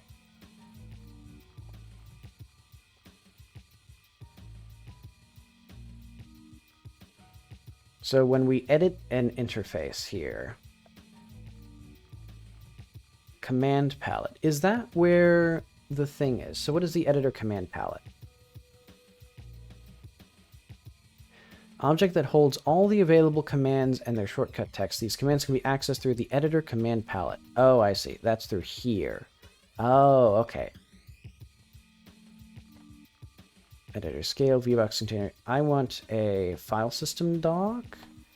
Or I think I want, because basically I want this thing up here in the 3D mode. And I want to add a thing here. Editor viewport 3D.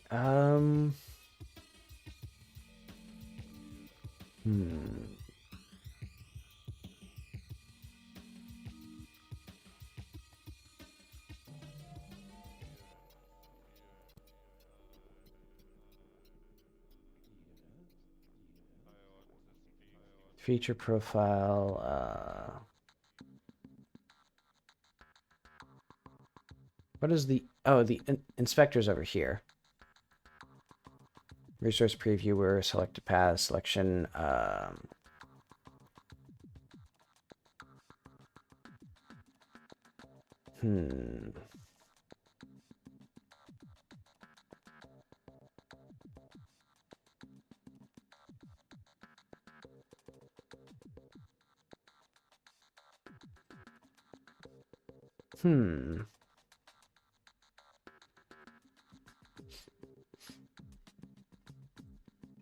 Maybe it's this thing.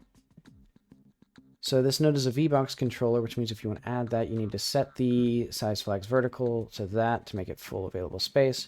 Removing and freeing this node will render part of the editor useless and may cause a crash. Editor main screen.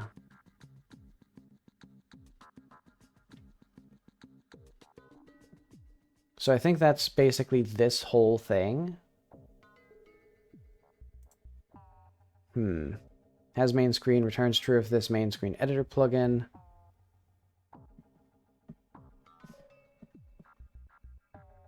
Yeah, so it'd be up in here, basically, when you switched and override the whole thing.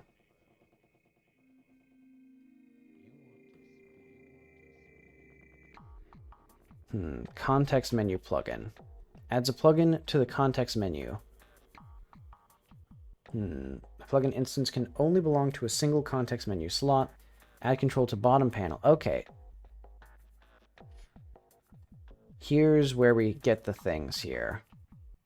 So adds a custom control to a container in the editor UI. Please remember that you have to manage the visibility of your custom controls yourself and likely hide it after adding it. Add control to dock. Okay, so I think these are the things that we'd want. So we want it up here in the 3D mode. And so if I look for actually, if we just look for custom control container.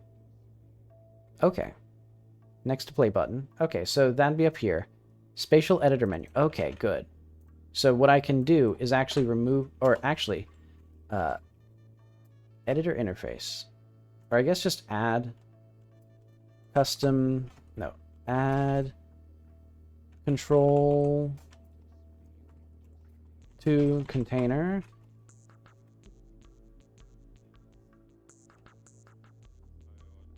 This would be var widget. Let's say this is element or widget template. Widget template.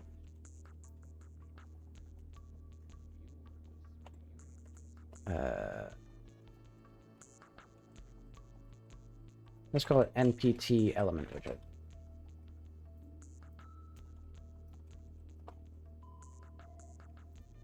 Okay.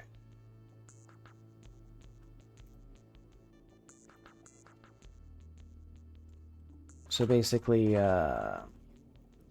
element widget, and that'd be element widget equals ewidget template dot new, or instantiate. And then we'd have here, or when we disable the plugin, we would free that. Free element widget equals null. And actually, if is instance valid.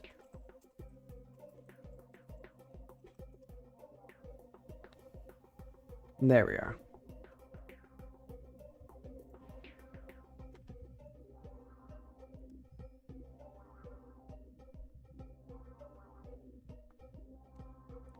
Okay.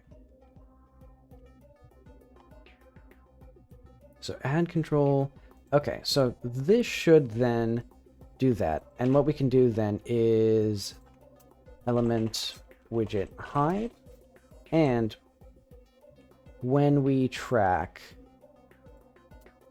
element widget dot set element to n as np terrain element. Actually, let's not do that. We're going to do that here. So if it's an element there, we'll do that. Otherwise... Ooh, how do we do this? You know, yeah, let's just have it there.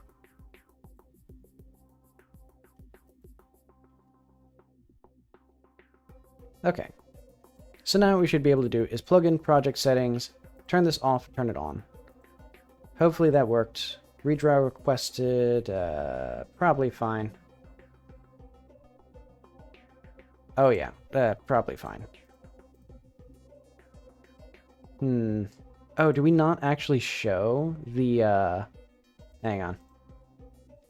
I don't think we actually show this, yeah.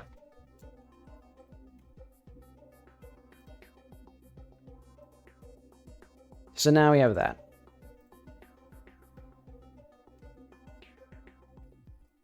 And then what we need is the ability to, like, save the widgets and stuff like that. And that'll be by going to here, going to our elements, actions. So this would be like save, new.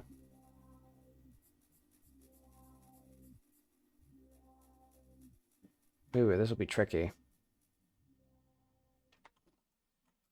Or save stamp as.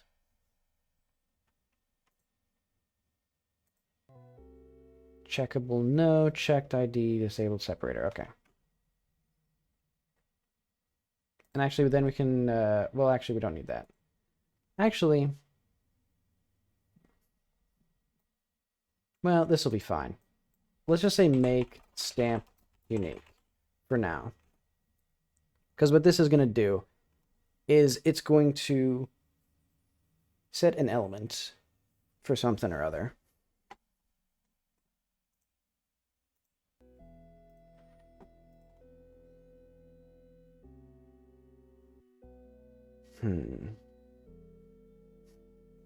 And we're going to have enum action make unique.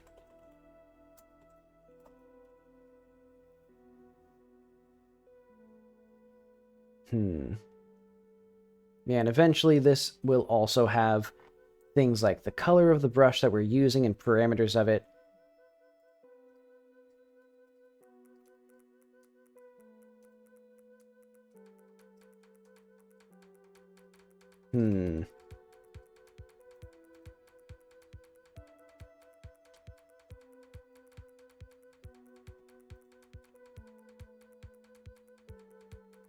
Yeah, let's say that. Okay, so function, or let's connect our menu here. So function ready, menu dot item. Actually, what signals do we have on a menu button?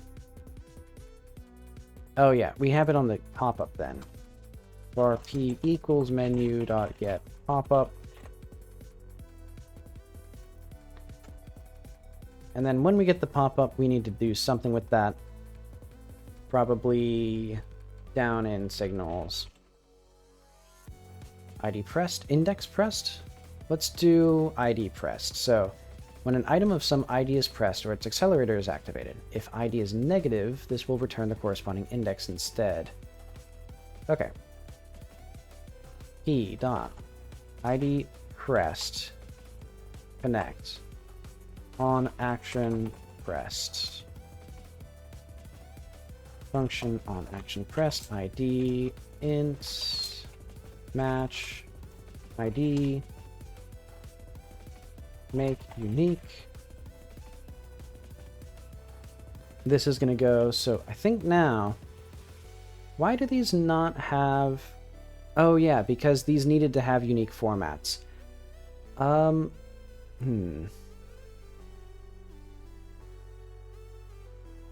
I'll figure that out someday.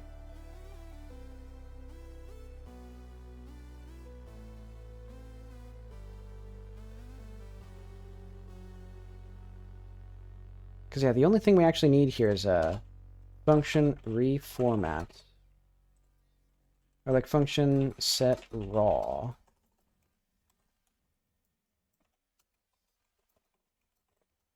Like that. And then we're not going to have... We're going to have, let's go back to this set raw then. So if we go to np terrain element, set raw here, well,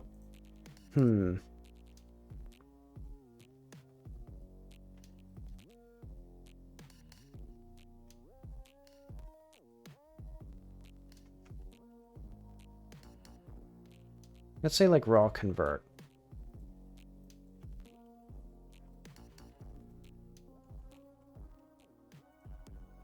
And that means we don't need to actually override set raw or the other things here. So let's go back to our terrain element. All of these will now have an image, and that means that our terrain stamps will, instead of overriding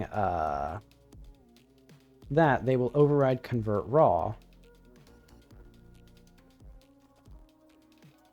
So function convert raw.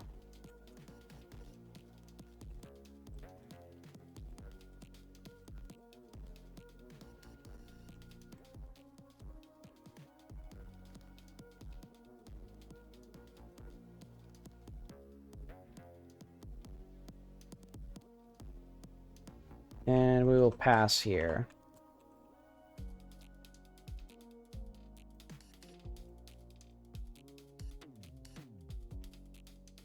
Enter tree image equals image. Yeah, that works. Stamp here. When we stamp, we're going to do set raw image texture format. What did I do? What have I deleted? Hang on. Function convert raw. That's where we set raw. Okay. And then we remove the image here. And then we should have that there. Because basically that means that now every element has exactly the same behavior. When we set the image, we convert it, we duplicate it, convert raw. We actually don't need that at all, because now we just do that in here. And that's just gonna, we can just do like image equals, or we just do set raw.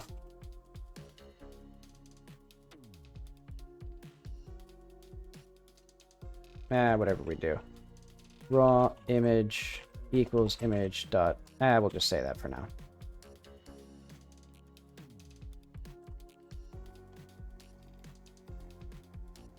So yeah, by default, the terrain element just gets its thing. So yeah, the only thing we need to override is that now, by default. And then we don't need to actually have that do its thing.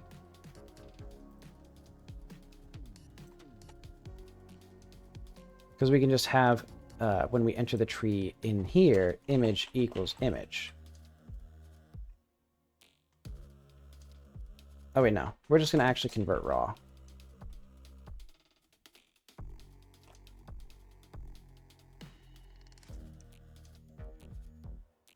There we go. Okay. So now that does its thing in a slightly more efficient way, probably. And hopefully none of these stamps are broken. Okay, good. They're not broken. So that means that now what I can do is I can actually save the image directly. So we're going to pass here. How am I going to do this? I guess what I'm going to do is just active element dot image equals active element dot image dot duplicate.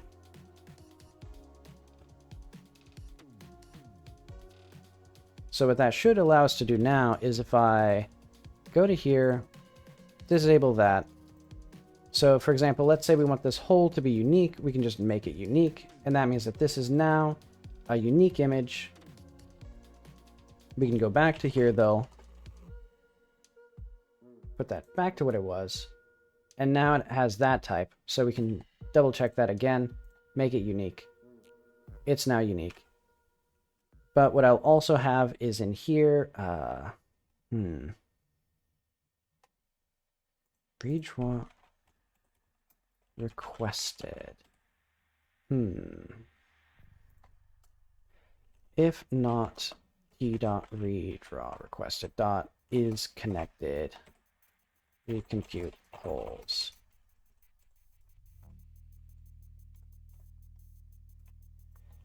Okay.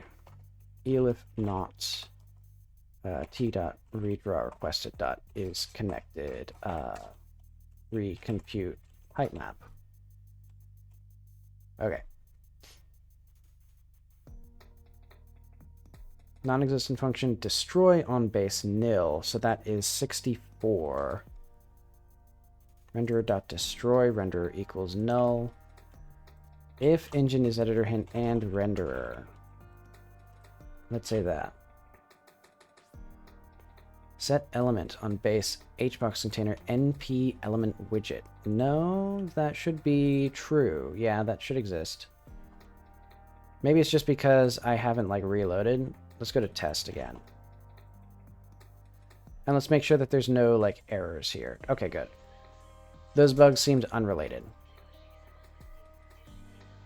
But okay, this is coming along better. Admittedly, the group could be better because, yeah, I would like the ability to, like, get all of the boxes here.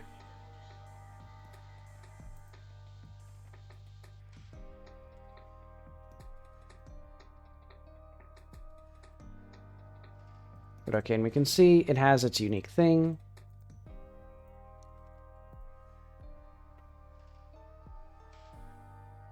And then let's say that is a good place to save this stuff. So, plug in button to make stamps unique, which admittedly doesn't actually do a whole lot for us yet, but that does give us the ability to do that. And so we could save, well, what I really need is the ability to then save the stamp to a directory. But maybe that'd be too much of a hassle.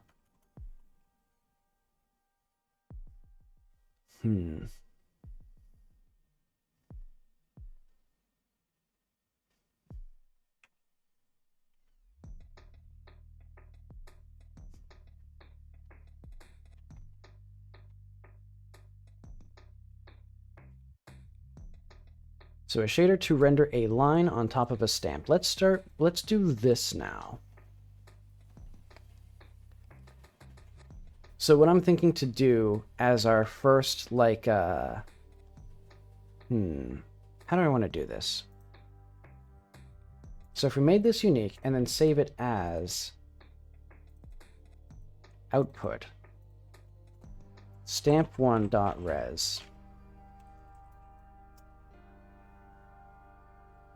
So now this is a thing that we can, like, edit.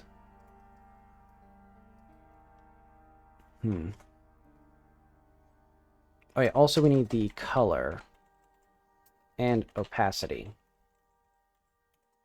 Which actually, I guess we'll just do like a RGA.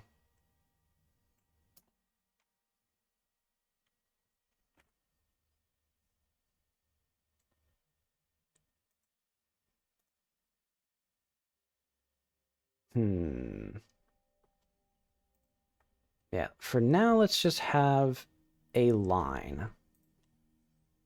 That'll be under, I guess, elements.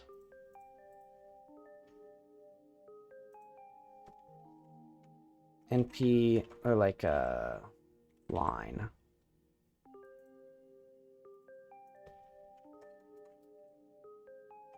Class name line.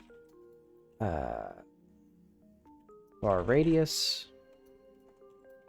Float var color. Start vector 2 and vector 2. Actually, maybe they should be 3. No, I'm going to say, because it's a height map, the lines will not be in 3D space, because that'd be way too confusing. Okay, so we have start and then we have var exponent float. And I think for now we can actually have this be a tool, extends resource,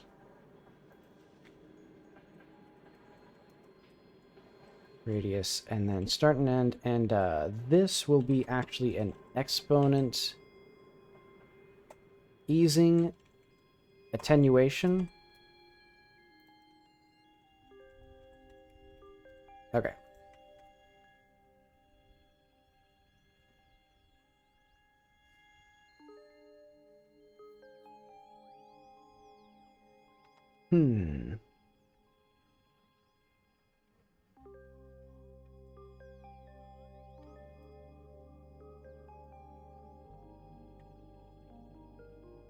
So yeah, this will be tricky.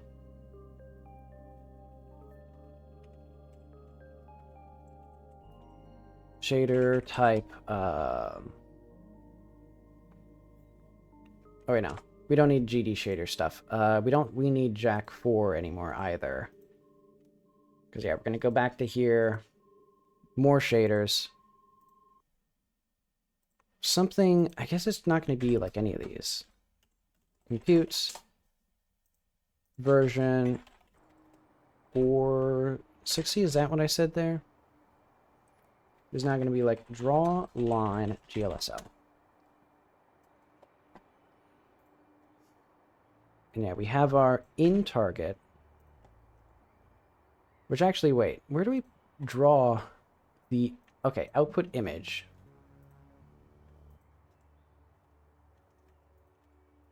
Okay. I guess binding 1 here, because yeah, we don't need the 2. And yeah, we'll be R32F. Wait, no. This one's actually going to be RG32F.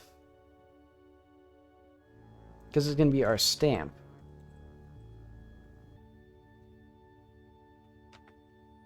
Ooh, and this is going to be... Let's rename this to draw line height.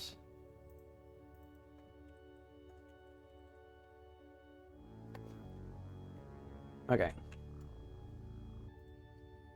And then, yeah, we'll do a uniform line here with push constants.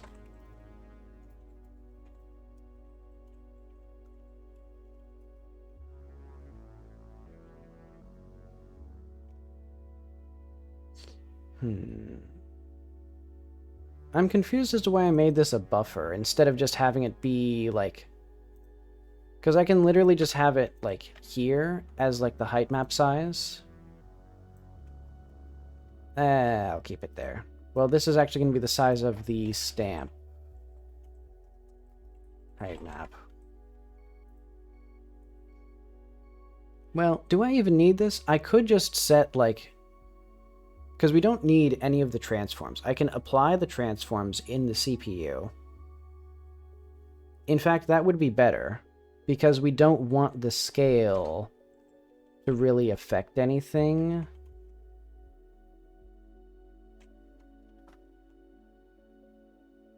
No, wait, we do need the size, though, of the stamp. I'm going to say that's going to be here, though. Target size. No, you know what? I will keep it there. I don't know why it's there. I don't know why I'd set it up this way. But I will do that. And what we'll have instead is Vec 4.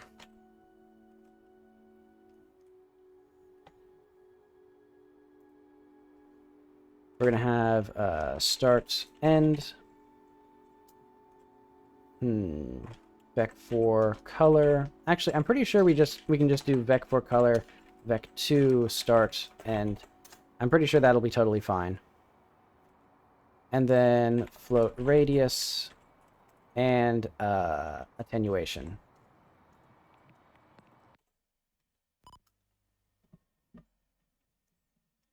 So yeah, the main issue is actually... So, the way the shader is going to work, for now, I'll need to fix it when we do, like, multiple lines. But basically, for now, it's going to take one line segment, and it's going to figure out the distance that we are from the line at any given point. And then there's going to be some gradient, such that, like, as we get closer, it smooths out.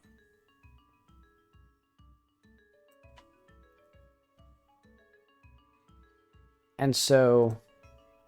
all of this is going to be in the local size space, I think.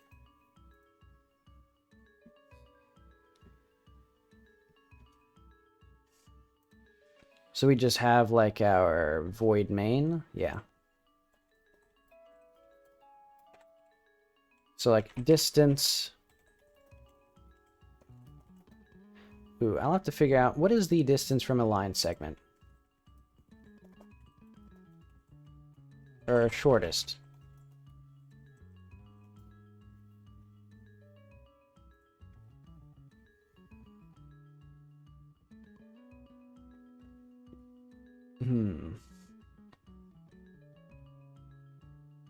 In the case of a line in a plane given by the equation ax plus by plus c equals 0, where a, b, and c are real constants, the distance to the point is something.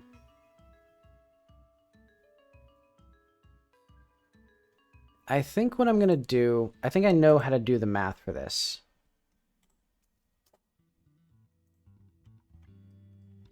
So we basically have our start. And then that goes to an end. And then we have some other point like this. And so let's say we have 3 different points here. So there's several lines we get. One is the dot product. Or this is the projection. So this would be like our point.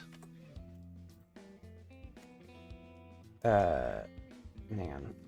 Do I have... There we go. Oh, I just realized this is not going to help me very much because I don't remember any of the things there. But okay. Point dot, or let's just say point projected line. Where line is just like, let's put black here as like line equals start minus end. Or no, end minus start.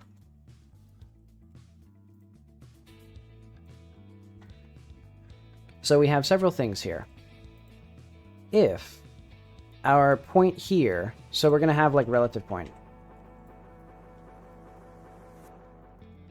The relative point equals the point minus start. And then dot. Let's say D is going to be equal to our relative point dot the line.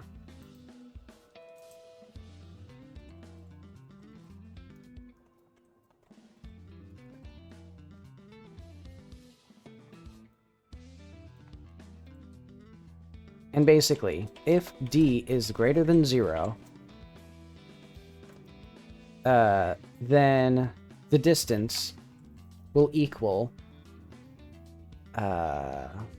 length of relative point minus start. If D is greater than length of line, the distance equals length of relative point minus end. And then else, distance equals length relative point minus relative point project line. I believe this is correct. Basically what this means is if you're beyond the if you're basically past this point, then the closest point is going to be the end point no matter what. And if you're past it this way, the closest point is going to be the start point. Otherwise, the closest point will always be perpendicular to the line, which you can get by subtracting the projected line, which is just the line multiplied by the dot product of this point and the lines, and the line itself. And then you get the relative... Okay. That seems correct.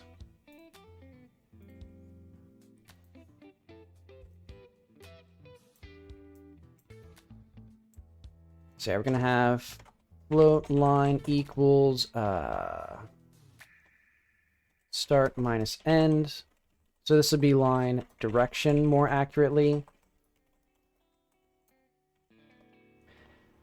Float... Oh, wait, no. And then vec2 relative point equals... what is our vec2 coordinates? Global invocation dot xz or xy. So yeah, for now we're just going to do a shader on the whole like object here. vec2.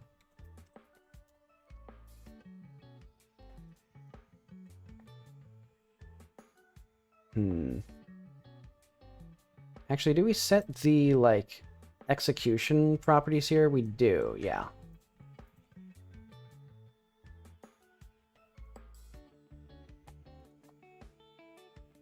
Okay, so we have our relative point, and then we're going to do float d equals relative points. I guess it's dot relative points line direction. If d less than 0, and actually we can normalize this. And we should probably have some special case if it's 0 here. We'd actually do like if end minus start. I don't care right now.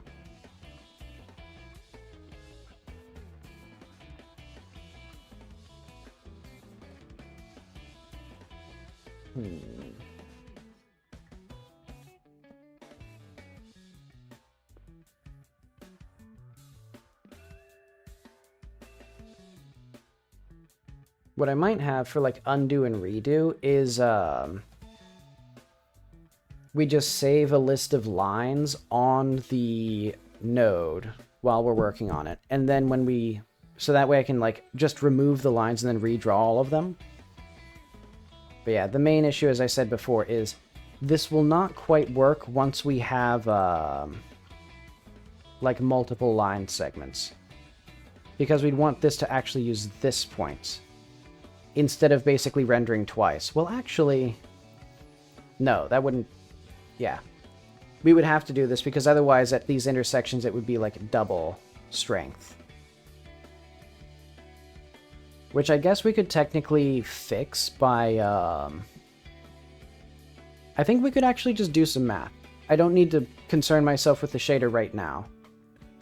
But yeah, basically we can just have the fall off be stronger at any point where the line intersects with itself, or like at the ends here. We can just reduce the amount of attenuation or something like that without actually knowing where the other line segment is.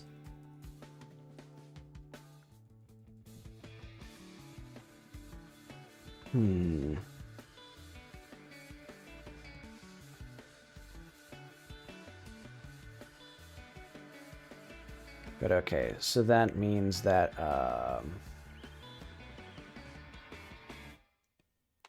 if d is greater or less than 0, that means float distance equals length of relative point. Because relative point is, yeah, because that's not quite right. It would just be relative point. If d greater than 1. And actually, this should be... Oh, wait, yeah, that's fine. That is correct. Because, yeah, now we normalize this. And so if this is greater than 1, then we're going to do distance equals length of relative point minus end minus start. Because the end does not actually have the start in it. Yeah, that seems right.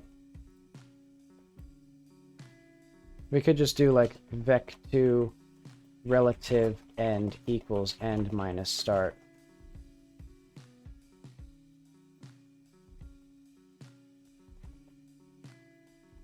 There we are.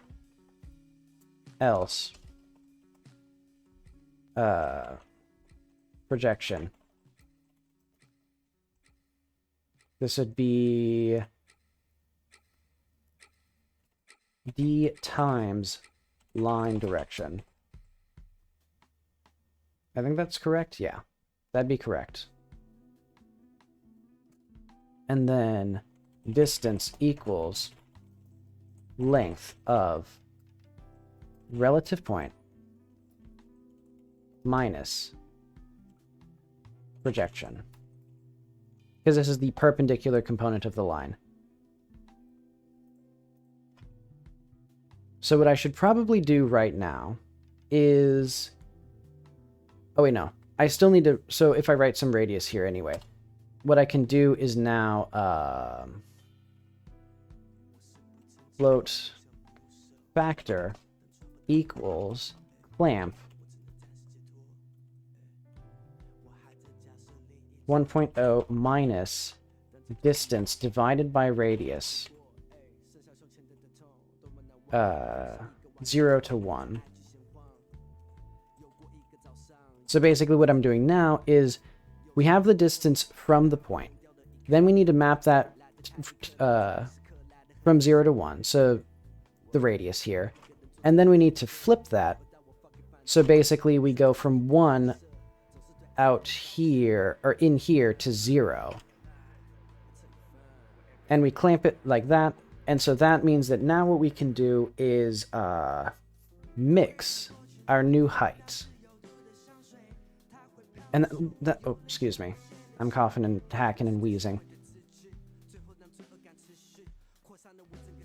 But basically we're going to do then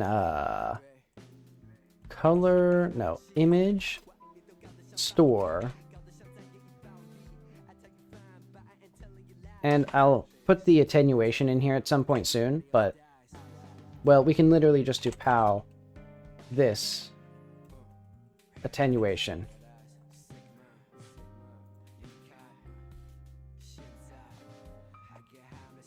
Okay, and then we need an image store, which I've forgotten how to do. Okay, output image coordinates, so we just do height map. What is our coordinates? I guess relative point? Oh wait, no. Global indicate... I guess just GL, global invocation ID, XY. Yeah, because right now we're not going to have any sort of, like, corner here. Although I guess I should leave that available for me. Oh yeah, and yeah, that'll be fine. Coordinates there.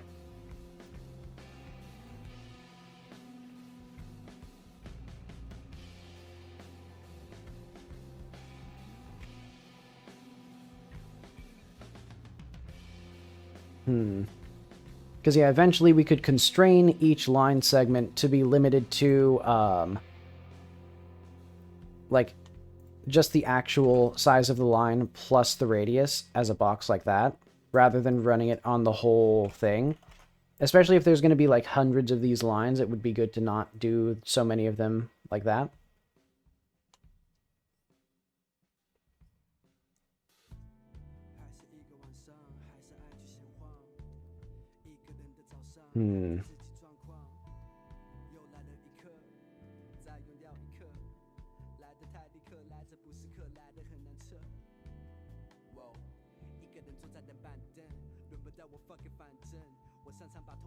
Yeah, I think now what I want is actually, we're going to need some sort of result image versus the raw image, I think.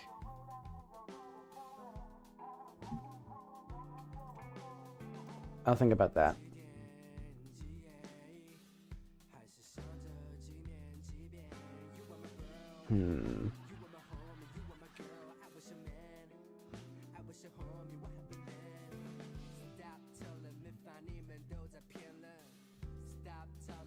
Okay, so height map coordinates mix. Image load. Okay. Vec for image load. Or, no, we can just mix here. So yeah, we're gonna load the image as height map coordinates. Don't we need to get the index? No, okay.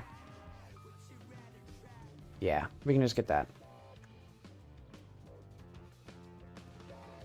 So we load our height map, and then we store our,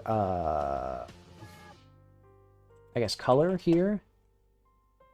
Oh wait, yeah, line. I forgot, this needs to be line for a lot of these. Line end, line start, relative point equals coordinates. And then I don't think here we use any of this relative stuff anymore. Yeah, then we get the line distance, line attenuation, and then we get the line color, and this is going to be line... Oh, wait, no. This is going to be RGB. Vec4 1, because we're going to do the blending with line.alpha times our factor. Okay. So in the height map at these coordinates, we are going to mix the original height map values with our line color based on how far the line is and the alpha of the line itself. Okay.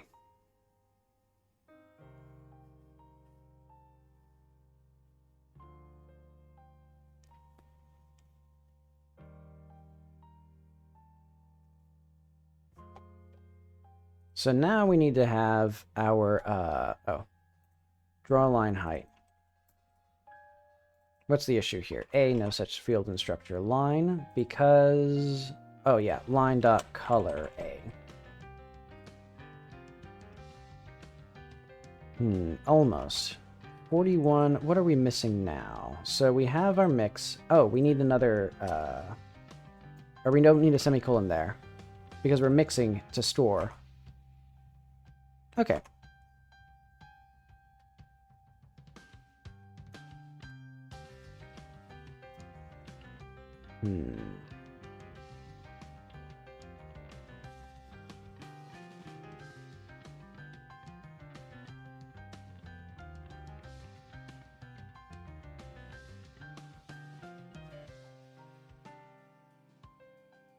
Oh wait, this is supposed to be minus line start.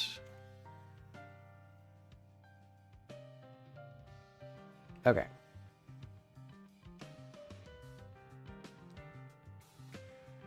And we actually don't even need... Oh wait, no, we do need the dot product for all of these. Because, yeah, that's how we test if the line is either past the start or the end. Or, like, actually perpendicular to the line. Okay. And actually... Oh yeah, and we do use relative end everywhere. I'm going to simplify this a little bit into a vec2... Or a float distance... from line point vec2 start vec2 end,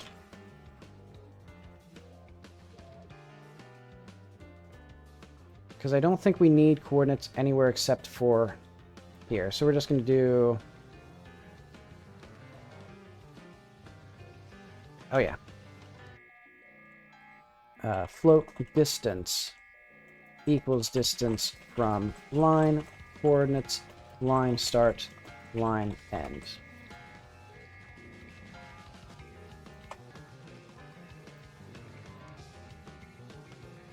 Okay. And then we just return distance. In fact, we don't even need this anymore.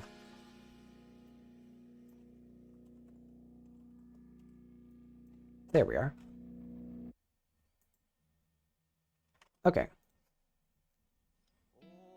So yeah, now we have the distance from a line, given a 2D point. And we have it as just a convenient little function. So eventually, potentially, I could, like, include other... Or I could, like, just repurpose... I don't know how to do the shaders. I guess I just have, like, a define or something.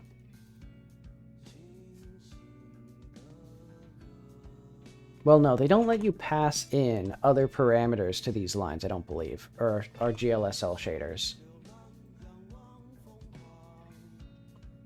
Yeah, I'm also quite happy. I'm still very happy with the, like, just glow effect here. Even though it does... Well, actually... Huh. Is it slightly too small?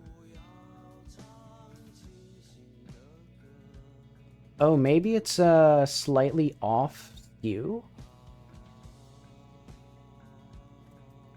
Like half a meter too wide in one direction or something? No, it seems like it's just a little bit smaller Yeah, okay. It seems like it's basically just because the height map is, you know, on a grid that's different from this grid.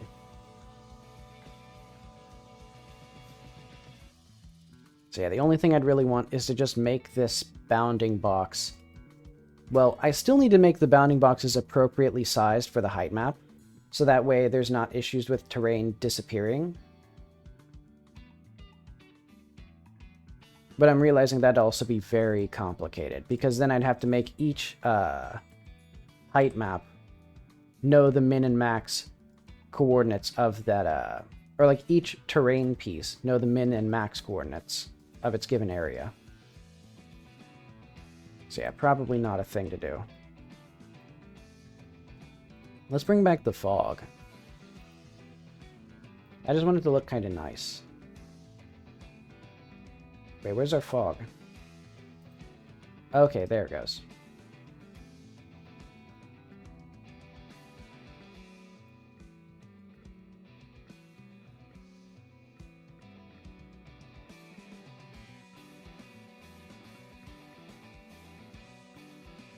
Think of it. At the ends of arrows could look like this.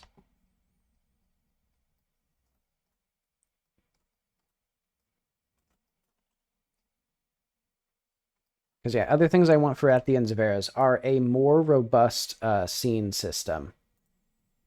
Or a streaming, yeah, I guess just scene streaming system. I need like a whole new thing for that. But, okay, now what I want is I need the ability to actually specify a line on a terrain stamp. So what I think that's going to be is terrain elements will have not just a raw image, but a var results image, which will by default be raw image. We can just have that there.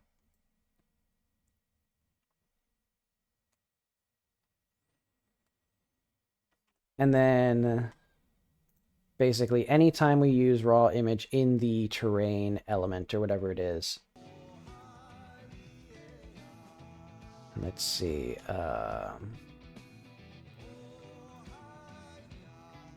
Where's our terrain renderer?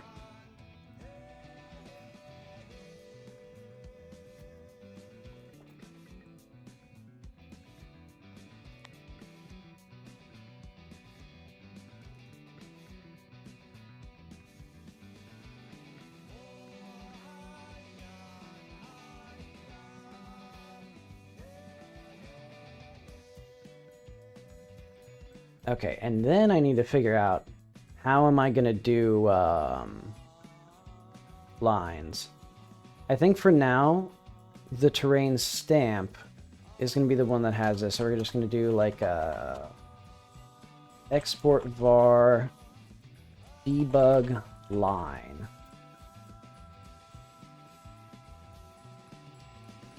Let's call it this, actually, because right now it's kind of dumb to call it just and like line.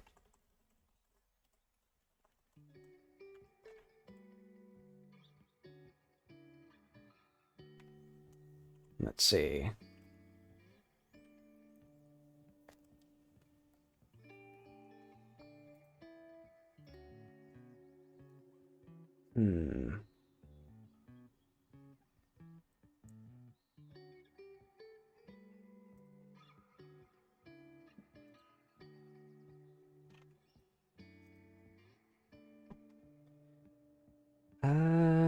So what I can do is for each of these, we can have a thing that runs before that. So basically gets our result image and stores it as something or other.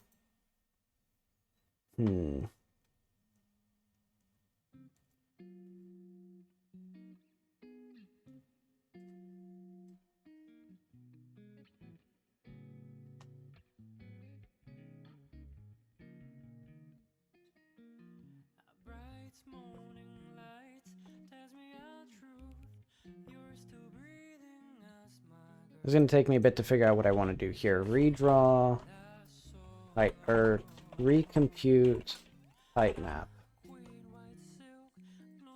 So compute start, subcompute height. Okay, let's do subcompute lines.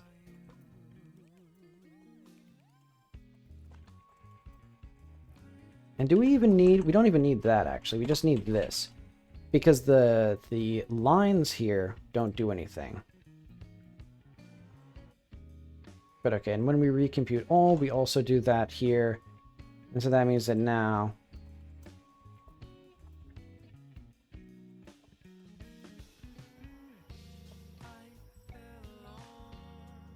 for stamp in elements...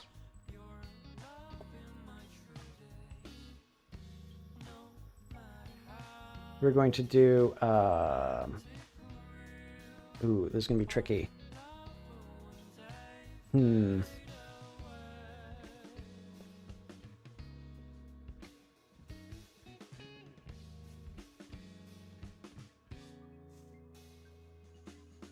If stamp dot debug line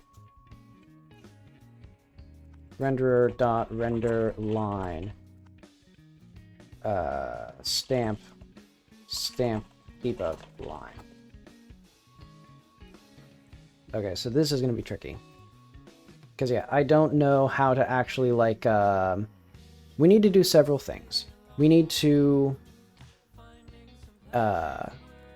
get the result texture as a, like, unique texture. And then we need to, like, set it to the value of the, let's see. So if we just did render line element np terrain stamp, and then line np terrain line.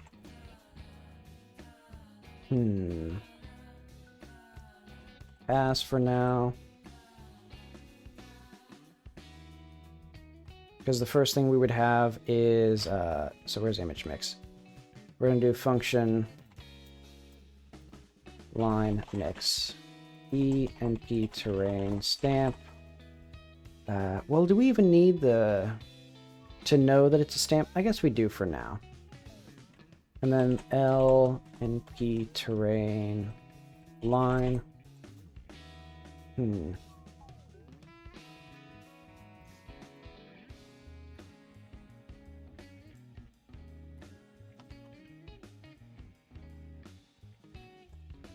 Line shader.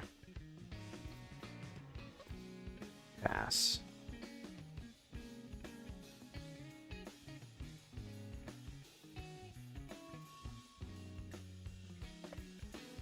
Okay. So when we load shaders, line shader, load shader, res, add-ons, np terrain, shaders, line, draw line height.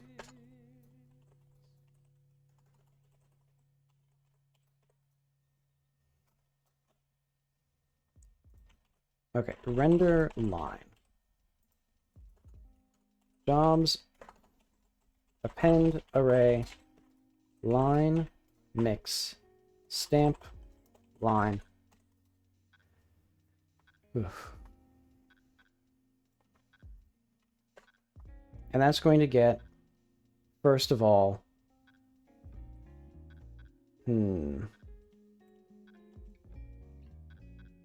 our target uniform would be something here.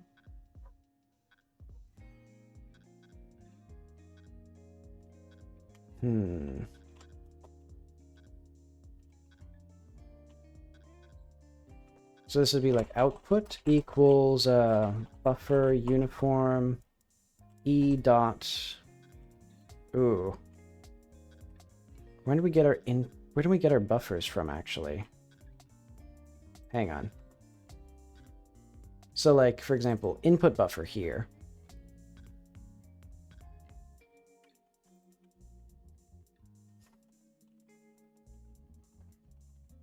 Oh, that's because, okay. That's because I create this immediately. No. Oh, wait, yes. Yeah. I think. Yeah. This input buffer literally just has... Okay, I remember why this was an input buffer now. Because historically, I had it as an arbitrary length thing because instead of writing to an image, I was just storing directly to a buffer. And it had the size encoded there. So it was completely unnecessary. And so it's actually going to be confusing for us here. So what I'm going to do is just have a UVec2 of size there. UVec2 height map size, which I'm pretty sure is going to waste 8 bytes because we were at a multiple of 16. But I don't care. I think a buffer uniform is going to be way more complicated anyway. But okay, so that means we don't need that buffer uniform there.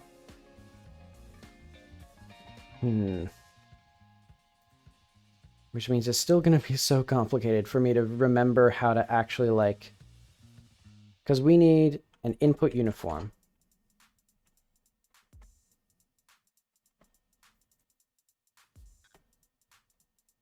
And that means we need a, like, a local image, local texture.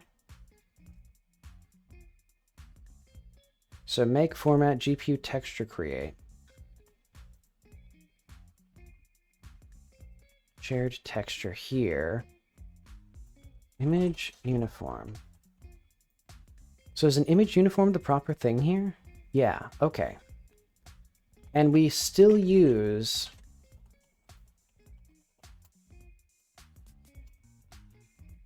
Okay. Image uniforms still use textures.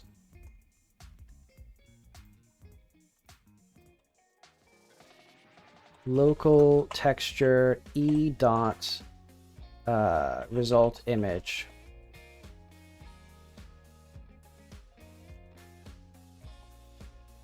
Get size here. Wait, why does this need the size? What is the size here? Oh, because this needs to be the format here.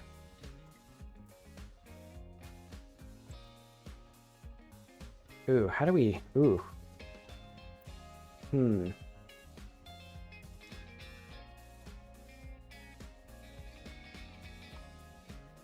I guess that's fine. But I need to set the shader to be... I need to set this buffer to have some sort of value, I think.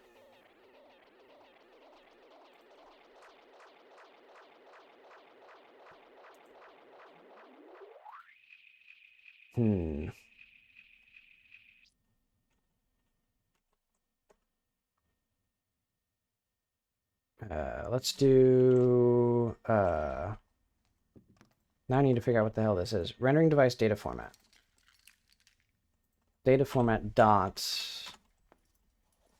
Data format RG... R16G16... No, I think we do 32G32. Yeah, because these are RGF. S-float.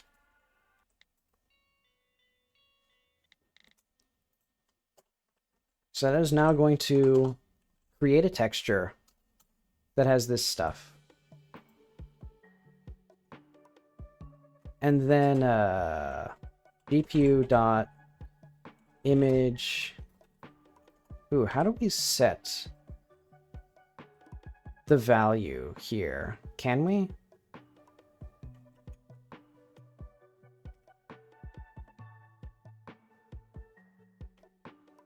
GPU texture create TF texture.view. Okay, and that gets that, yeah.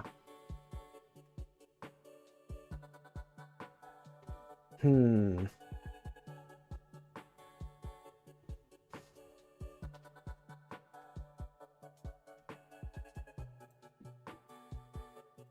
on. Godot image shader.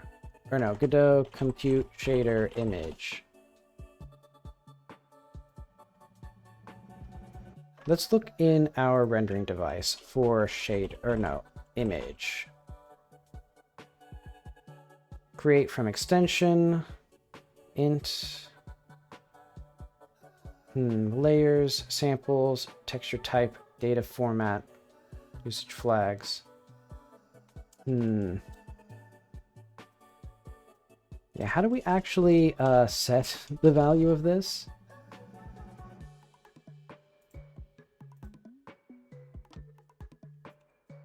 Set image. Oh. Texture? Because surely there's somewhere where we just like, okay. We can texture create here, actually. Oh, okay. So texture create actually has, okay. Texture create here also has bytes. So we're going to do bytes, pack byte array equals nothing. And what we can do then is we can actually do e dot result image dot, or actually we do like raw image. Get bytes or data. Yeah.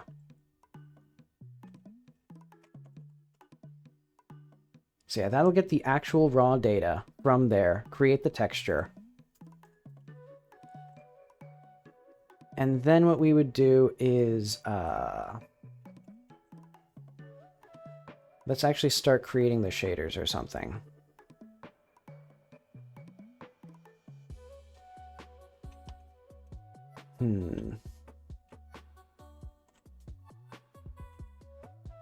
Var output uniform equals uniform or image uniform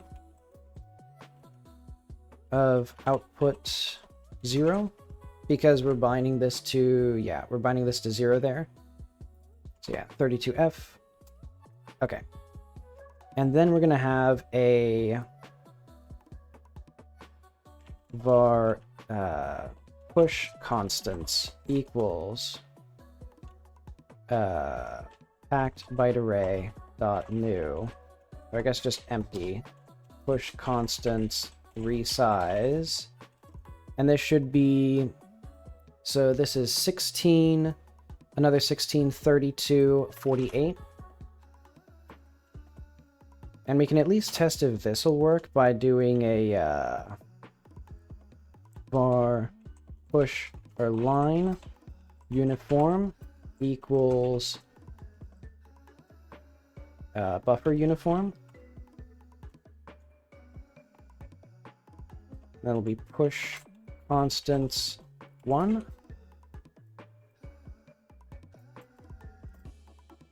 I think. Input bytes, where's input bytes done? No, okay, we add that as the job. Okay. Return. Add. No, actually we're going to do var pipeline equals add job line shader uset.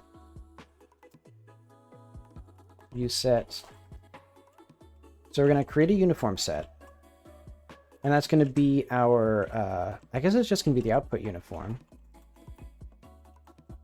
And for now, we're going to have 0 for all of our things here, I guess.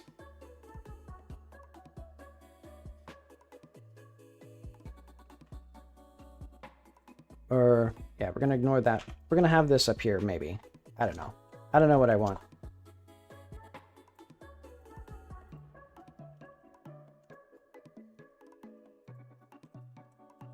Okay, sampler unit. What am I looking for now?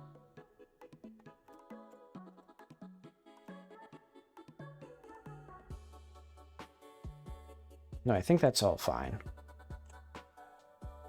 Yeah, because we don't need anything fancy with that. Okay, output uniform, and then we're going to do line, shader, and then what is this, 0? Shader set? Yeah, that makes sense. Okay. Our size here, this is going to be e.results image.get size. Push constant will be push constants. And this will probably divide by 0. So what I can do to avoid that is by just having a push constants dot see, so start should be at 16. No, insert, what is it? Float, encode float at byte 16, 1.0. Basically, that should just set this to have an x of 1, and so it's going to go from 1, 0 to 0, 0. And admittedly, we could just do line.start.x. Oh, wait, no. Let's ignore that for now. Okay.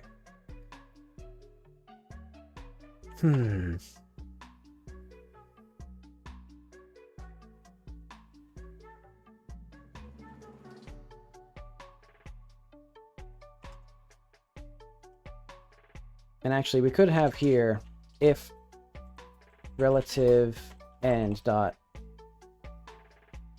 or if length relative end equals 0, return length relative point, and relative point would of course be that there. Otherwise, we do all this stuff.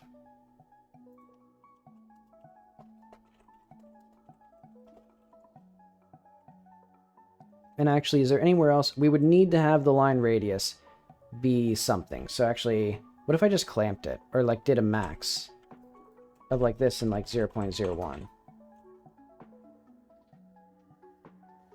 Okay, that'd be fine. And that way, I don't even need to do anything with the shader at all.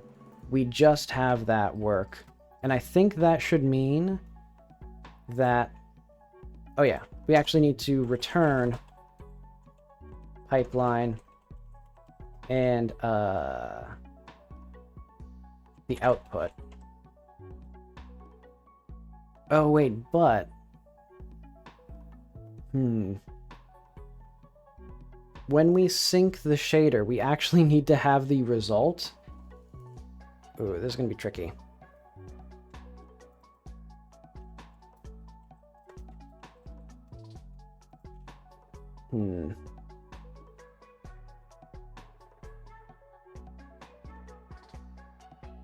Yeah, the raw image now needs to be this data. Huh.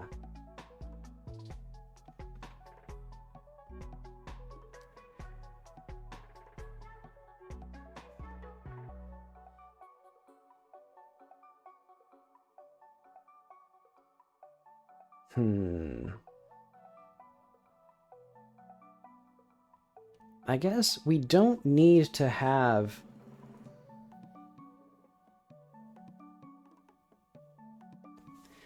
whatever. Basically, what I'm going to test right now is just print debug rendering line. And so what we're going to need to do is we're going to need to have, as you might imagine, a line.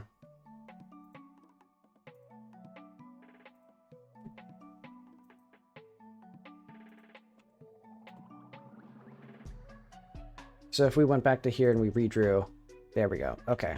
So we're getting better. Okay, so at line mix, 292. Oh, wait, no. Somewhere else, probably. Terrain render, 265. Result image get size. Okay, and that's probably because we had a bunch of stuff that was broken. So if I redrew all here, okay. That's a bit better. So can I convert array index 0 from int to packed byte array? So where would that be? Line mix. Hang on, I just remembered. I have the ability to debug this.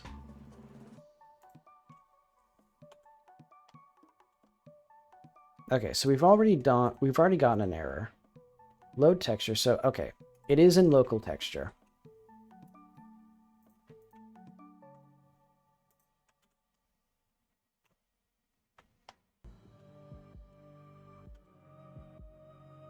Okay, so we have that, and then bytes should be, okay, so that's 0. packed byte array. So texture create data array of packed. Oh, it's an array of packed byte arrays. Okay, interesting.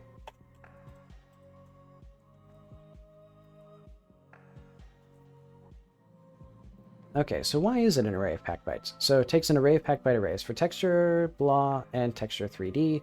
This array should only have one element. Okay. For array and cube textures, the length should be the same number as array layers in format. All right, okay. That makes sense.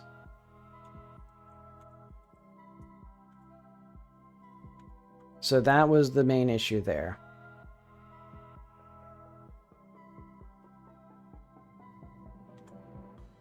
Okay, so now we have all that stuff working. And then we'll see the other errors here. Terrain render. Byte slice is empty, returning RID. Oh, wait, hang on. Bytes, if not bytes, is empty. Else, nothing. And actually, as I've said before, I prefer to not have any negative, like, logic whenever possible. Okay. Nothing fancy. It seems so the shader ran, but we don't see the output yet because now I need to figure out how to get that output as the input to the next shaders. And that's going to be tricky because we need to basically read a sampler uniform of our result buffer. And I think that's going to be actually turning it into an RID. So when we go to...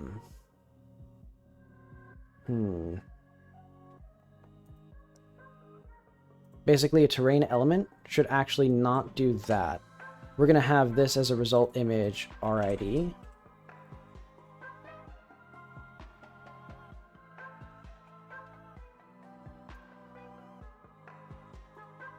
And then results image. So this is no longer going to be that. We're actually going to go back to using raw. No, actually, we do kind of need this, but it's going to be more complicated now. I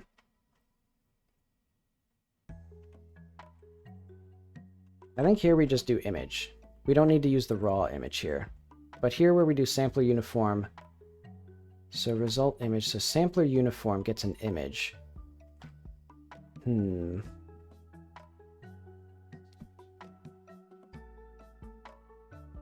So we might actually want to have a sampler image take an element. NP terrain element. And basically, if e dot result image not equal to RD, we will return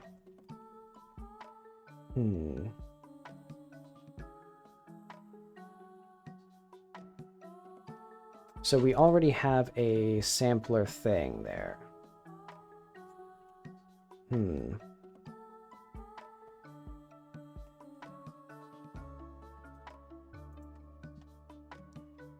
I'm going to say here it's going to be actually from image. Let's remove that for now.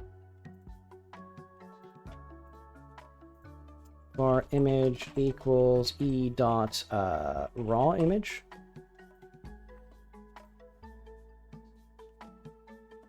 So actually we're going to have that be e there. Okay, that makes sense. And then here we're also going to do image and image. So yeah, I don't think we should directly use the raw image anywhere except for inside this from image. I think we also, yeah, we now need to also have the RID. Data format from image.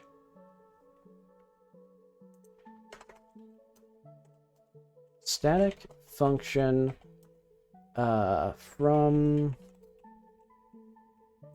Uh, hmm.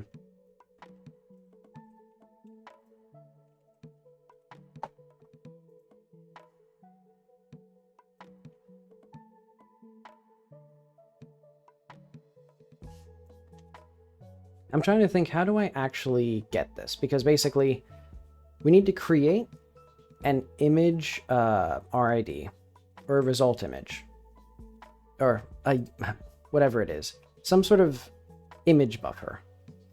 And that looks like it's exactly the same as a texture, so we don't need to worry about like the actual image uniform being freed and stuff. So when we do output here, this should now actually be e.result image equals local texture. And then we don't actually have that there. We have that in e.result image.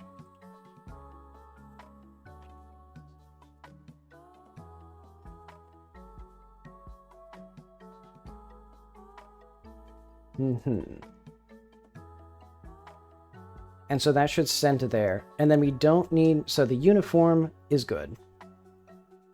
And so we will store there. And then what we have is if the result image is here, we're going to do static function from result image e np terrain element. Let's just say np terrain stamp for now. No, np terrain element still. GPU rendering device cached sampler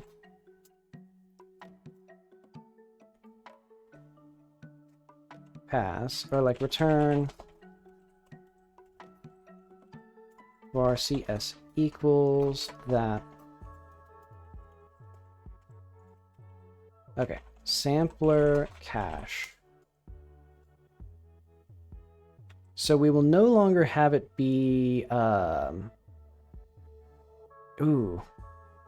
Now we can't have the sampler cache here, which actually is fine, I'm realizing. Okay. If e.result image sampler equals cached sampler dot from result image e GPU. Else all this stuff equals that, and we'll do that stuff. Okay, good. And so we don't create the cache sampler there.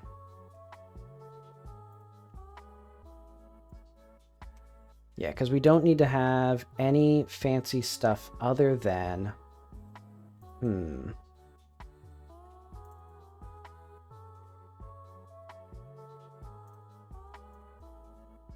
okay. Yeah, we just do c.texture equals e.result image. And then we'd also have a static function create sampler of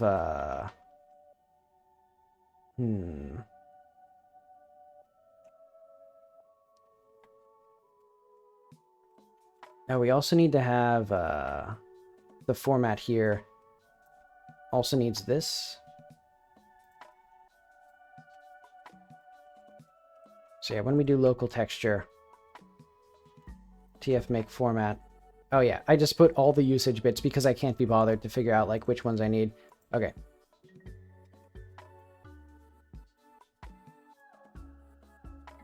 Basically, I'm just going to do c.sampler equals create sampler. And that's just going to do something over here. Who cares? Probably return. Oop. Return that.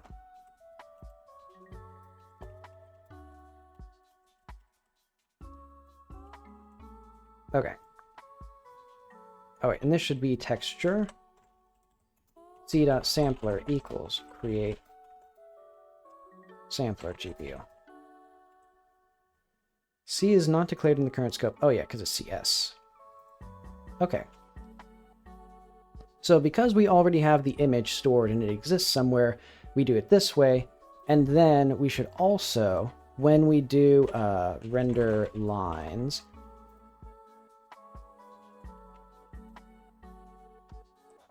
oh wait, no. When we do height map,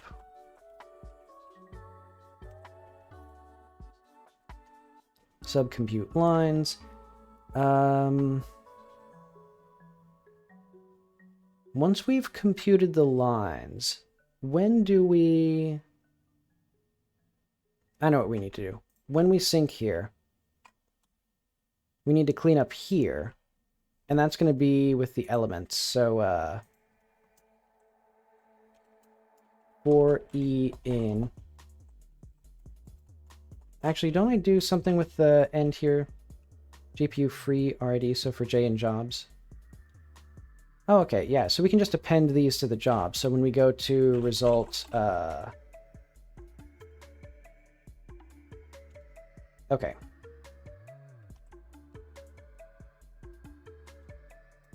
Line mix. Okay, I'm doing a lot of stuff here, but basically, all I need is e.result image. Should also be freed when the job's complete. Because it's no longer going to exist, I think. Unless it does. Actually, it might. So yeah, I won't delete it then. Okay.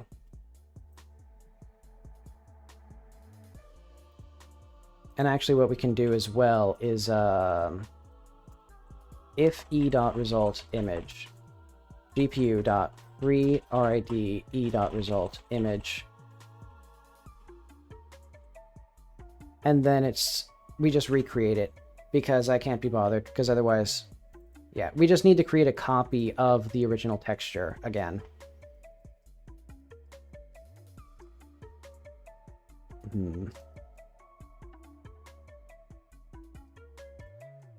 Okay, so that means that now if we redraw, should have rendered a line, which did something, it seems. Ah, it set this to nan, I believe. I believe that's what I'm seeing here. In this stamp with our debug line. This whole thing is now nan. Because, okay, that's funny. So if we just remove that, and then we go back to here and redraw. That should have done something. Oh, it wouldn't do something. Because we actually need to, hang on.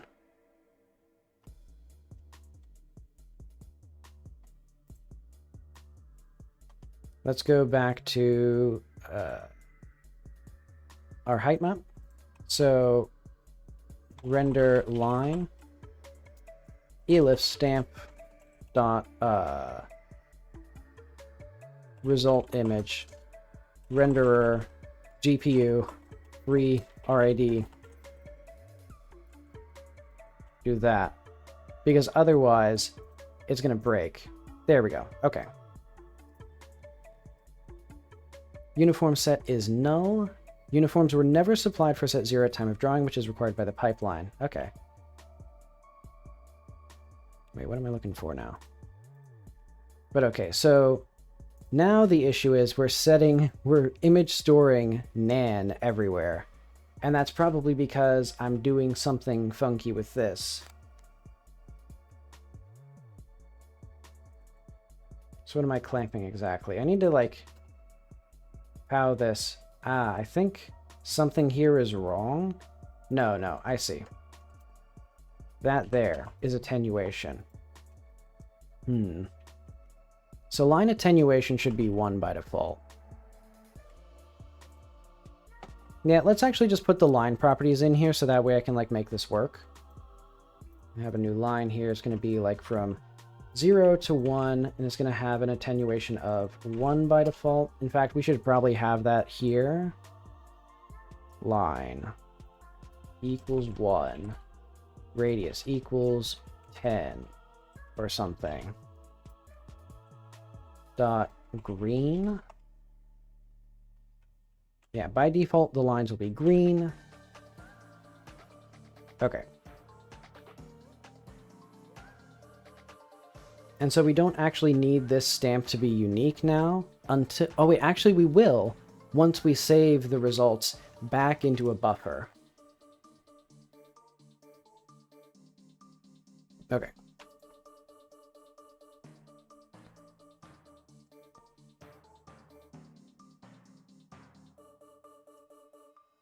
And then eventually I'm going to have it so that you don't need to render the whole height map again when you render each of the lines. How do I do that? I'll figure that out. Yeah, first things first that we need to do, though. Put all these back to what they're supposed to be, except for this one. We'll have it actually move somewhere. And then what we should be able to do is try to redraw. Okay, so yeah, we can see what it's doing, which is setting everything to nan. So why is it setting everything to nan? What if we just set this to be... So it's because this mix here. Actually, what if we just did 1.0? Oh wait, I forgot. We can't actually, like, we have to reload the whole scene. Okay. So now we have a line. And then if we redraw it again.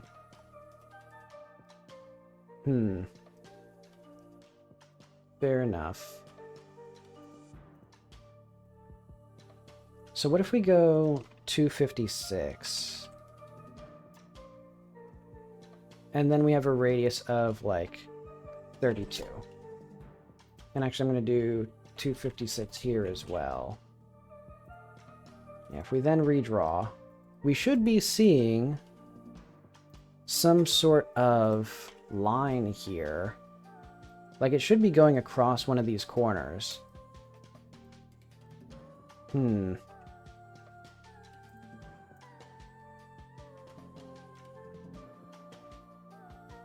if we just did vec 4.1?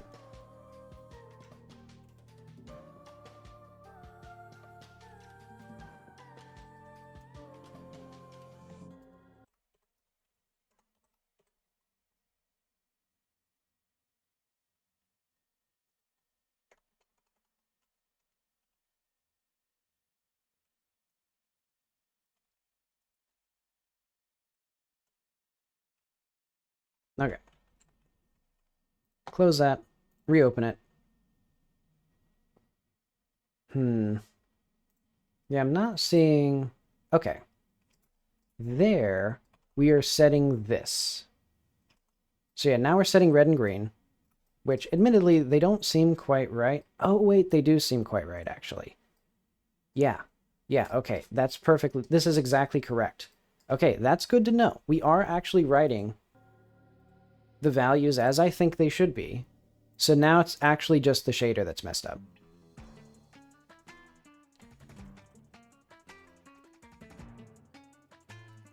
So what if we just did 1.0? So this should now just be mapping a distance.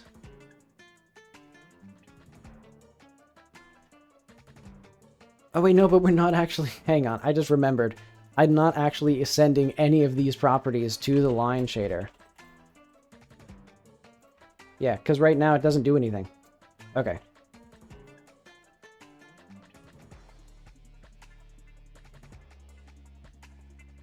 Alright, so what's our... Let's start with things. So color... L.color.R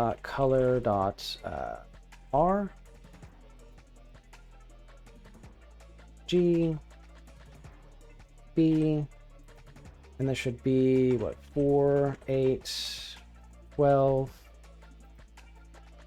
Oh wait, we don't need commas here. Okay.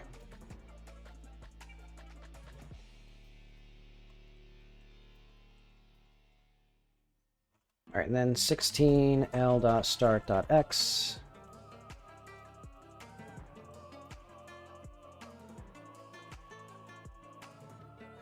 End x.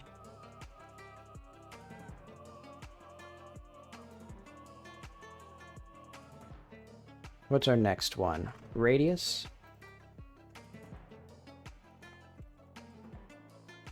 Then 36.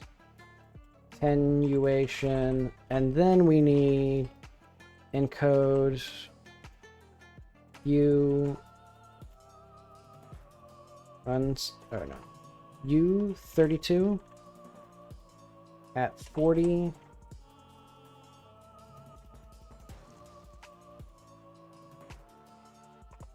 This would be var s equals e.image.get size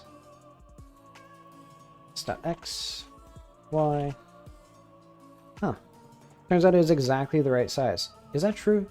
0, 4, 8, 12, 16, 20, 24, 28, 32, 36, 40. Okay, that is correct. So now we have... These should all be correct. So now it's not going to divide everything by 0. Okay, so if we close this again, and then we actually have this try to do what it's supposed to do, it might work now. So if we go back to here, redraw again. I'm not seeing... Oh, wait, because... Hang on.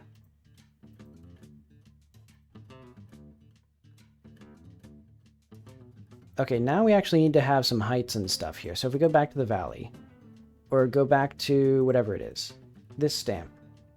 I'm going to call this large valley. We need this to actually be yellow, because otherwise we're not going to see anything. And we then need to have the height here be like, I don't know, 100 and 0 or something like that. That'd be fine. And then we redraw. We don't see anything at all. Because, yeah, I should be seeing something here. I'm going to put this to factor.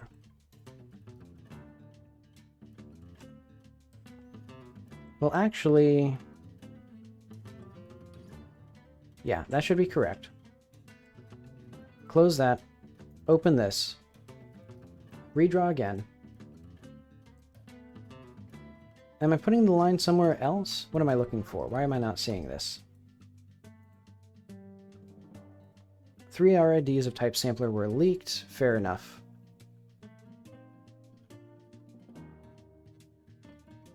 Oh, because we're not putting the sampler... Hang on. We also need to have the sampler freed when we actually do... How do we do that, then?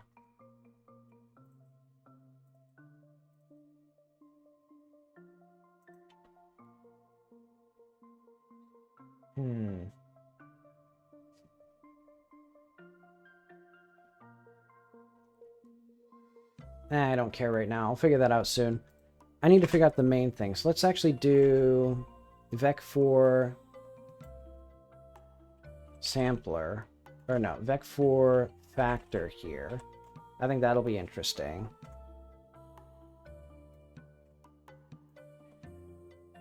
And then actually let's have... I have a better idea. Vec4 factor. And then 1.0.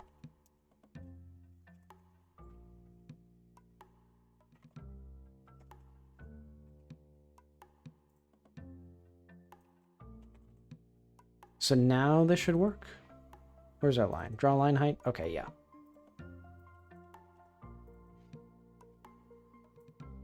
Redraw. Okay.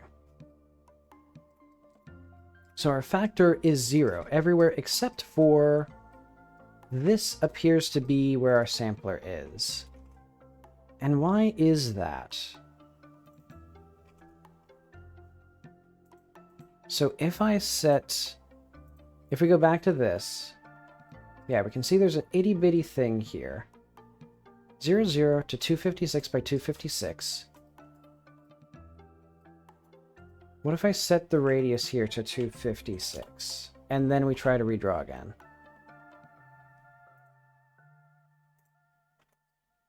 Okay. So that is allegedly where the starting point is, I think.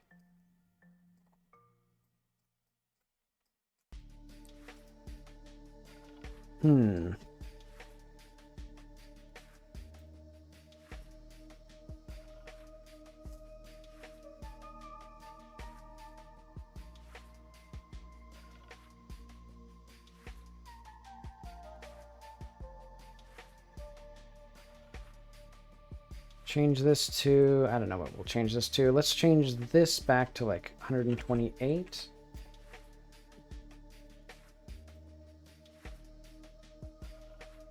So what is this then?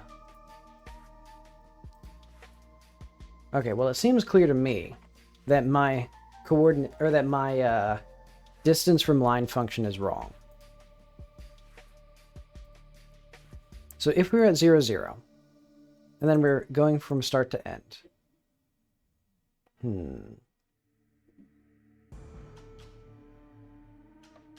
Relative end equals end minus start. That's correct, because that gets us a position relative to the line. Actually, let's see. So if I did 128 by 128 there, and then we redraw. Okay.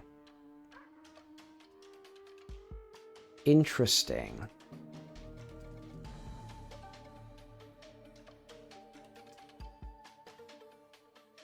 So what if we bring all of these closer to the center? So if we did 64, and then we did 64 by 64, 128 by 128.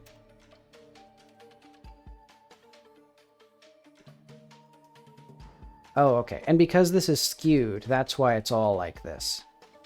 But okay, so I think what's happening is we aren't getting the intermediate points correctly. So yeah, let's double check the... Okay, so this is the end. This should be the end. So if we did 150 by 150, that should then... Okay, good. So that is correct. Allegedly, I think. Yeah, okay.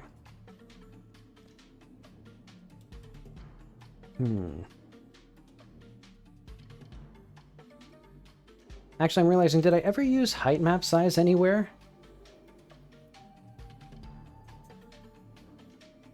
Oh, I didn't.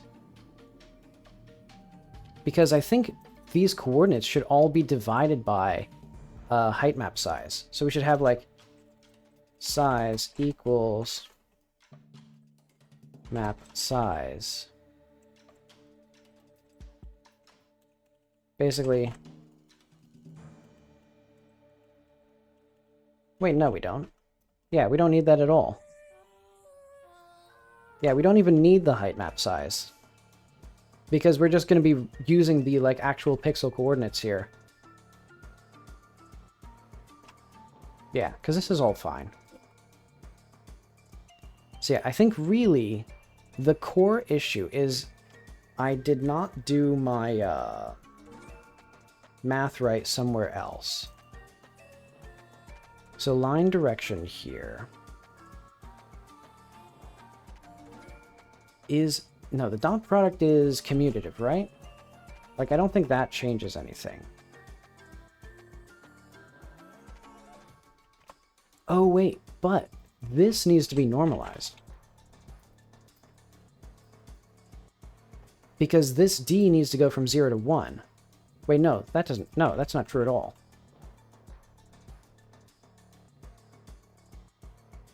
Yeah. That simply isn't true. But what is true is that this should actually not be relative end. I think... I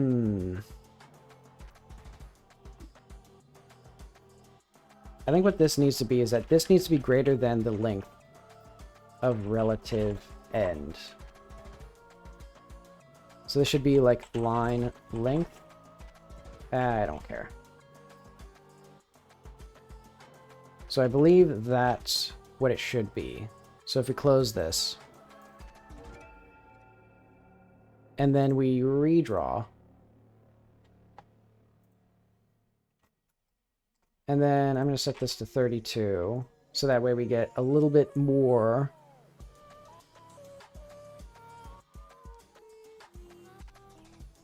So I think this one is correct, I believe. The D less than, no. D is greater than length of end. I believe this is correct.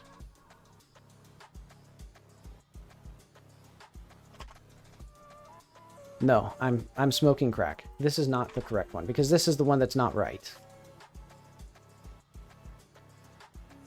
Yeah, basically, if D is less than 0, it is correctly getting this here.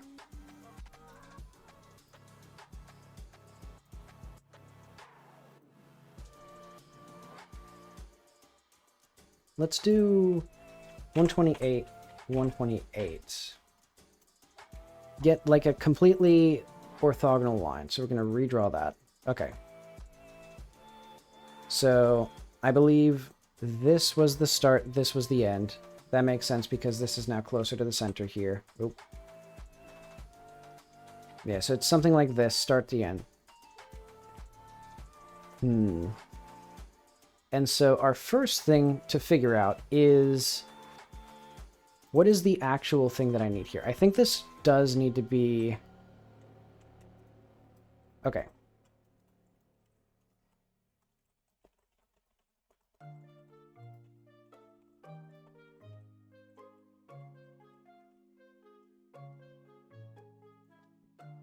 So let's say we have a line of length .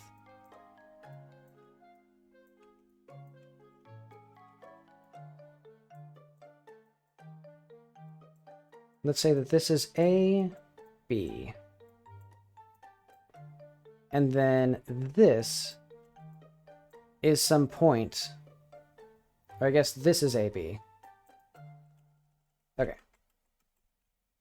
0, 0. Hang on. Let's get my tablet so I can do some math here. So yeah, the thing that I did wrong. Less than 0, correct. Figuring out what goes past the end of the line, though. So this is like our line A, B. And so we have something here of like C, D. And so what we're looking at, this is going to be like B equals that, L equals AB. Fundamentally, the dot product is equal to AC plus BD in our example of A, B, and C and D. And so when this is less than 0, that means that we're over here.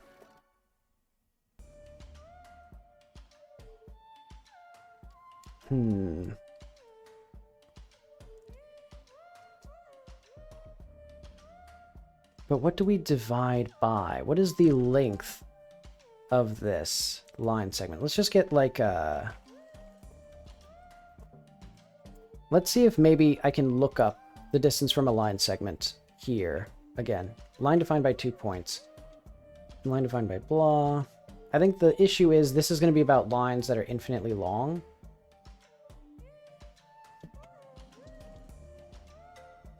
It's the length of a line segment. Horizontal and vertical lines.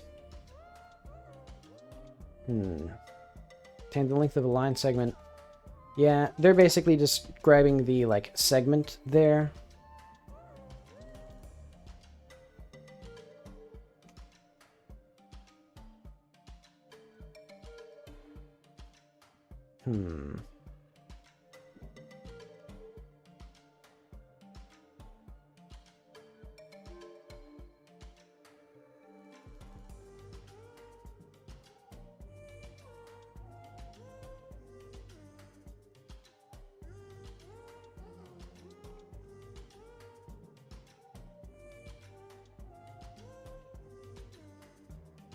Oh, interesting. We don't actually need to have... Okay. So what they're doing is they just clamp the projection to 0 to 1. So we can actually do that here as well. Well, let's double check. So is this normalized? When is this normalized? So P minus V, W minus that. L2 equals that. Okay. So that's our length squared. Okay. So yeah, I'm just going to steal it from Stack Overflow.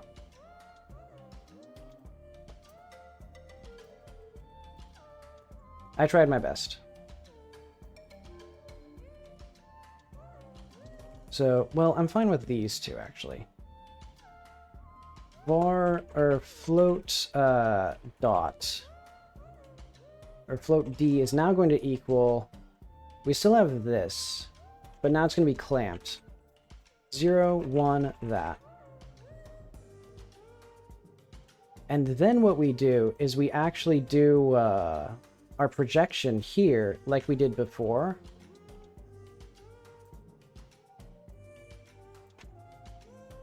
So we should actually have, hang on. We should still have this as just the length of the relative point. Oh wait, hang on. Before I do too much stuff. That's what we do. There we are.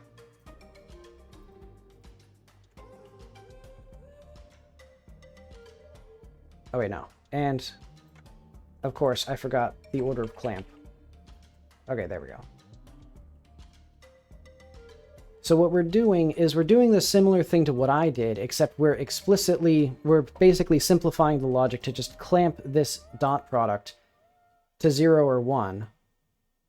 And this should actually be based on length squared of relative, or I guess of, yeah, I guess relative end.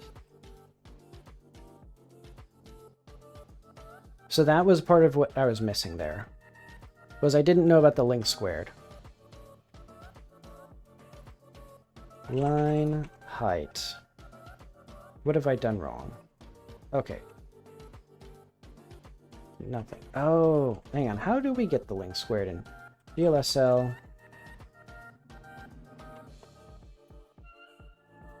I mean, I guess we just multiply by the square root of the thing.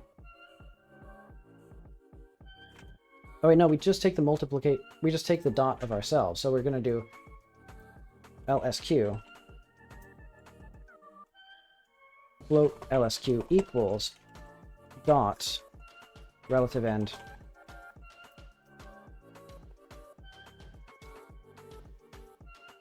And that gets us the length squared, right?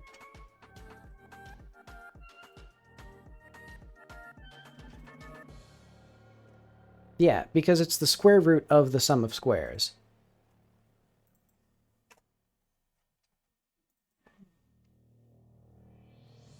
Okay, so now if we redraw, there we go. Okay, so now we have that. And then what we can do is we can start fiddling with, I'm going to double check things like attenuation. So I want it to be, this makes a very sharp peak. Right? And then we can make a very bowl-like shape. Nice. And now we can actually change this back to what it's supposed to be.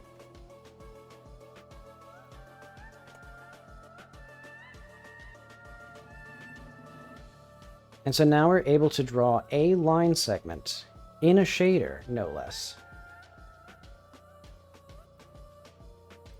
So that means go back to our big valley. We got all this stuff. Let's do... yeah, 128. Let's make this 16 now. And we're going to have... okay. So now we can add like hills and things in the terrain. Though now I do kind of want... oh wait, no. I was about to say I kind of want the ability to draw, like, you know, move these higher up, but I realize now I don't need that. Because what I'm going to do is I'm then going to, you know, save this thing here. So actually, the big question now is, Well, let's at least say... So let's have that be good, and we're going to save these files here. So yeah, because now at the very least I can draw on this thing. And yeah, then the next step will be when we have lines, we're going to draw onto this thing and then redraw stuff. And we're going to separate out drawing the lines from the other render steps because we don't need to do it with all of these. We don't need to do it here. We can basically just, whenever one particular object has lines that are being drawn on it with paint, we do that. Okay, so start and end points in 2D with a radius and a fall-off curve, and render onto the stamp image. And we color that. So yeah, now we can do that. So ability to detect 3D position from depth. Draw lines every frame while the mouse is pressed. Let's say, first of all, I'm going to do the 3D position depth here first. And I'm going to have like a prompt or like some sort of UI when painting. And that'll be like up here. So basically we'll just have some sort of preview mesh that shows you where the mesh is going to be. Or like how big your paint is and stuff like that. Draw lines every frame when the mouse is pressed. We're going to have separate rendering of lines for a given stamp from the rest of the rendering. So we're going to put that here, and then we're going to have ability to save edited stamp and clear lines.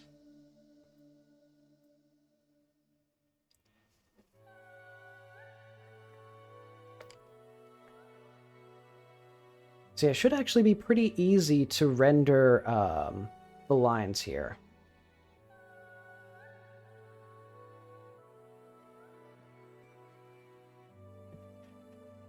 But okay.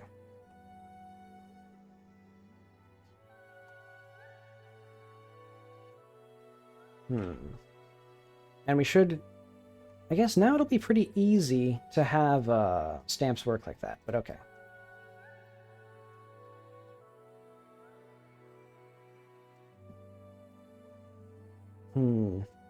Okay, let's save this then.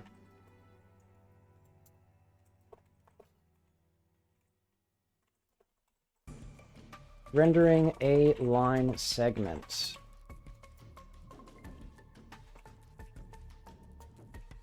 Oh wait, yeah, no pushing.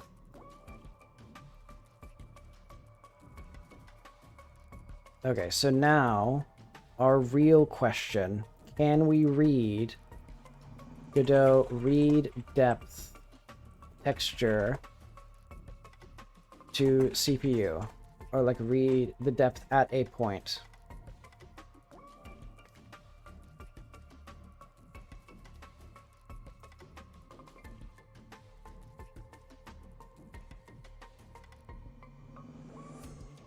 Yeah, so we don't need to sample it, we need to look it up on the CPU. Thank you, whatever random site this is.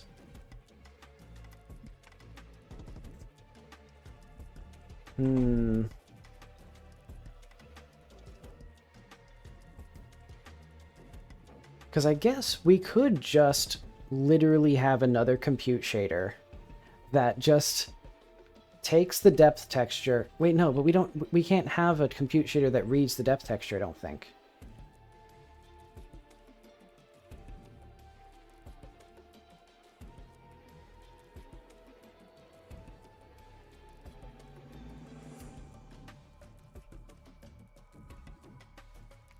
Yeah, because I need to actually look up the physical real depth. Godot get depth on CPU.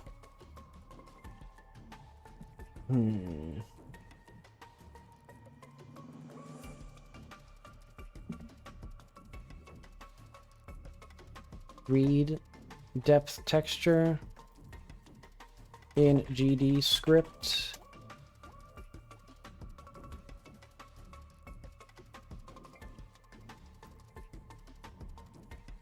Nope. Screen reading shaders, not what I need.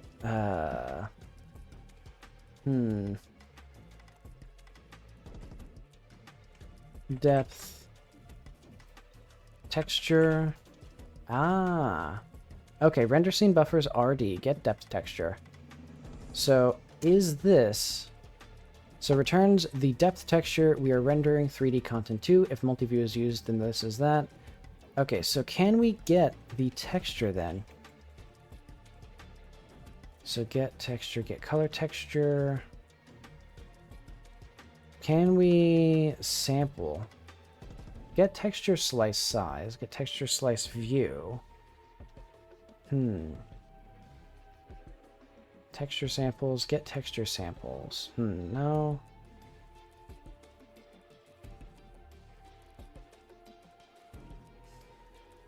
So this object manages all 3D rendering buffers for the rendering device-based renderers. An instance of object is created for every viewport that has a 3D rendering enabled. All buffers are organized in context. The default context is called render buffers and contains, amongst others, the color buffer, depth buffer, velocity buffers, whatever other things. Buffers are only guaranteed to exist during rendering of the viewport. This is an internal rendering server object. Do not instantiate this from script. Okay. Create texture from format, create texture view,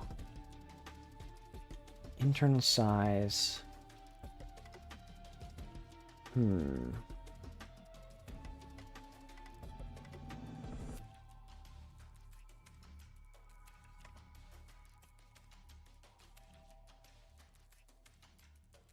So I don't think there's any way for us to actually get the data from here.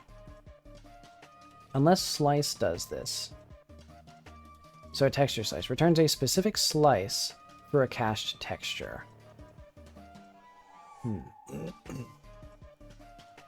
Returns a specific view of a slice. So can we actually get then a sample? Because I think if we get the RID for the rendering device, I think then we can come into here.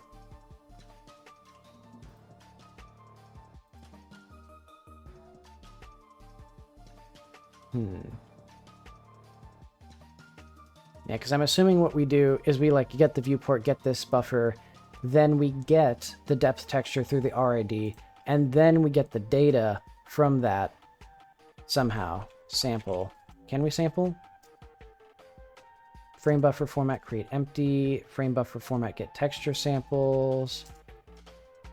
Sampler create, sampler that. Can we actually read from a thing? Texture read. Get data. Okay. I think the only way we can do it is by getting all of the data from the depth texture. We can't just get like a slice of it or like a subset of the sample.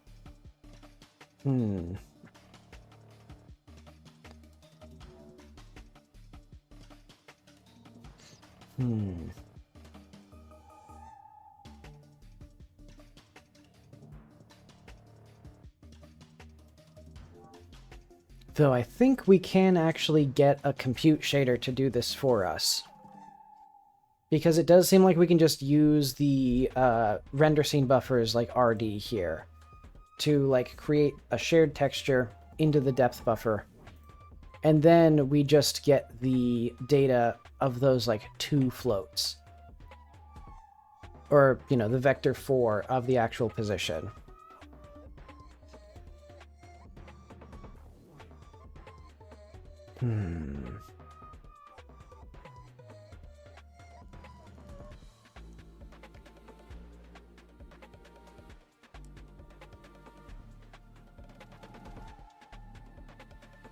And then I could have that run at like a lower frame rate or something, like only update 10 FPS. But would that actually make any difference? Well, whatever. Basically what we're going to do is, if we have an active element in the plugin, close other tabs here. we're going to start with, first of all, just putting the, like, putting a mesh somewhere. So we're going to have, let's call this box mesh. And then let's just have a var sphere mesh. Paint mesh equals sphere mesh new.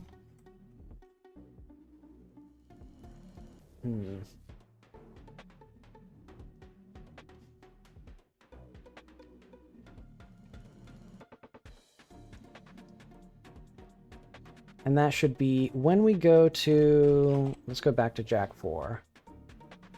Plugins. Decals, that's what we need. Somewhere in here is our little preview. Okay, preview. And yeah, sadly we cannot use project ray origin. Or well, for now we can do that. So we're just gonna have, yeah, that. Actually, what is M position here? Oh yeah, that's mouse position, because when we go to plugin here, we have forward view 3D, this stuff.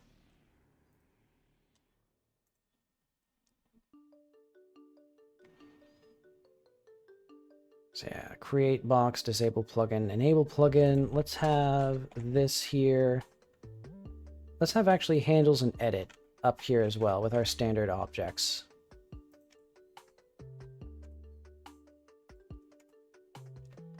But okay. If active object is not valid, we set it null, return, and actually we don't need any of these here right now.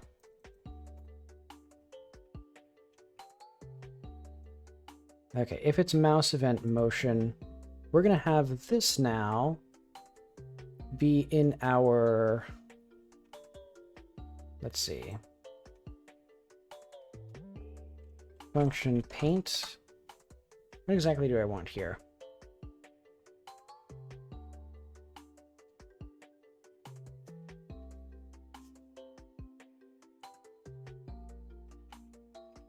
Let's have this widget have like a var paint. Hang on. Menu, or no, widget. Let's have a switch here, or like a button or something like that.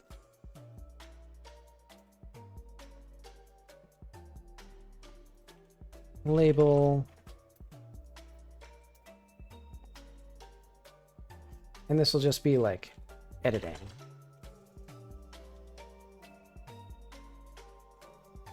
Export, no, just say var editing, bool, get, return, check button dot pressed, set b, check button dot pressed, no, button pressed, equals b. There we go.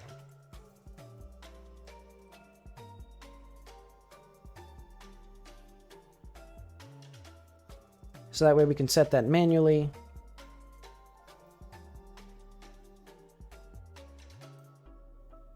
But okay. That'll be where we actually get this thing. So when element widget does its thing, when we track a node.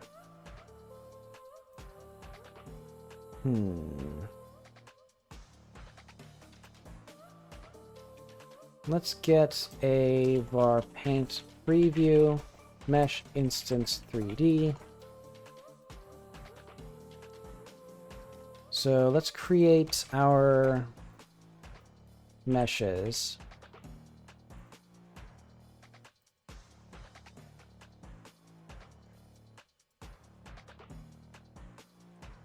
And actually, let's just have this do that there, where basically, if this isn't valid, we do that.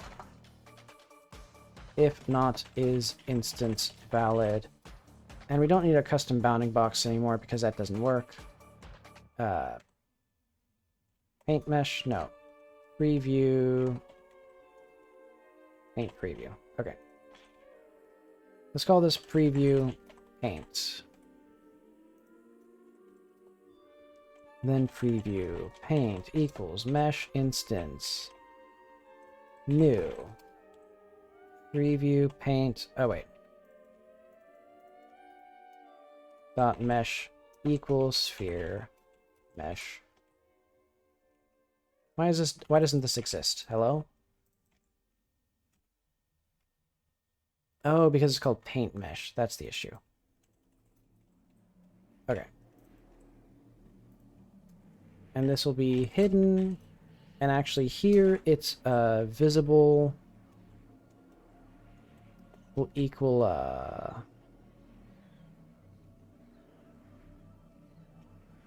element widget dot editing, which actually would be here. So element widget,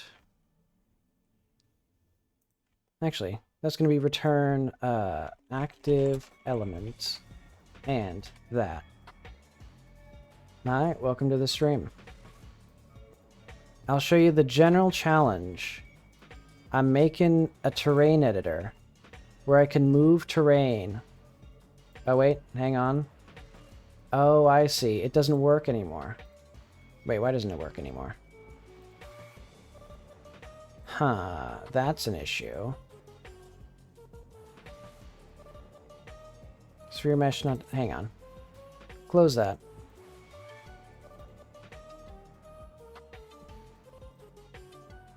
Let's go back to test. Yeah, my goal today is to make terrain that I can paint. I have one line segment that is now painted on the terrain. But most of the time otherwise... Why isn't this working? How can I not move the terrain? Oh, because, hang on. I just realized why. It's because I'm doing this. So if not instance valid or not element widget dot editing. Okay, and we're actually just going to return here. Does that work now? There we go. Okay. Yeah. So I can make terrain. I can make big cool mountains.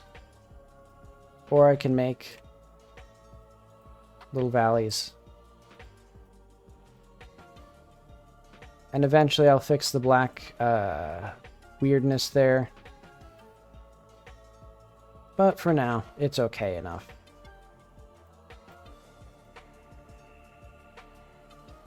I can cut holes. Right now it's just a height map editor. But yeah, if we go to one of these holes, should be somewhere in here. Oh yeah, probably in this mountain. Probably this. There we go. So yeah, at the very least I can do that. And also, let's go back to renderer. Because I'm seeing debug line. I don't need to see that.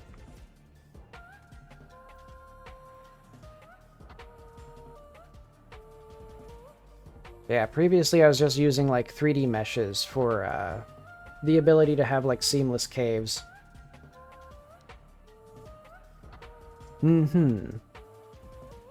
Yeah, that's basically the only way to do it. Because, yeah, I was using 3D models for it before, but it was so performance intensive compared to height maps. Because now, like this thing... I mean, before I had like a 512 by 512 like model in Blender, and it would take like... It could be like one frame every like 5 seconds, where now... Surprisingly slow, actually, but it was fast at one point. And admittedly, it is still a lot faster than editing the thing in Blender as a mesh was. Because this is like a 4096 by 4096 height map.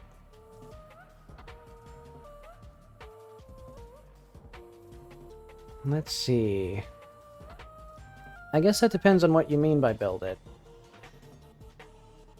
Because, yeah, it should be faster to edit the terrain, but because I have to build the height map editor myself, it is debatable if I'll actually wind up seeing much gain from it in the long term. Well, I guess maybe in the very long term if I keep using it.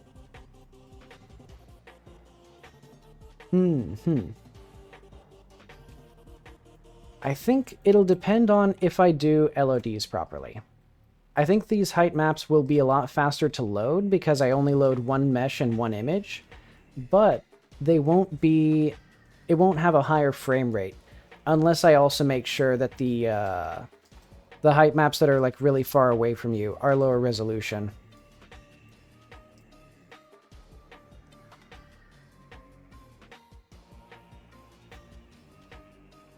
Yeah, because I was having issues where like it could take like 25 gigabytes of RAM when I had multiple versions of the scene open. Because there was just, you know, the one gigantic mesh. Yeah, it can do LOD stuff pretty well, except for since this is such a large number of meshes. It'd be better if I, like, join them together manually, basically.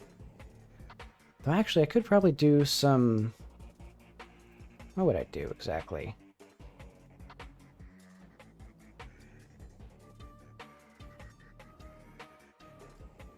Yeah, I should think on what I do with that. But okay, my main thing right now is trying to figure out...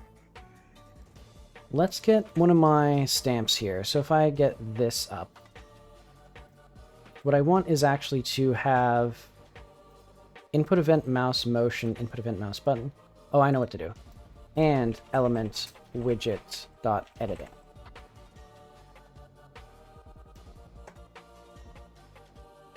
Basically here, I need to have the editing button explicitly enabled. So if we go to like this... no, if we go to this stamp here, yeah. Now if I click, it doesn't do anything. But if I disable this, now I can go back to what I was doing before. Okay, good.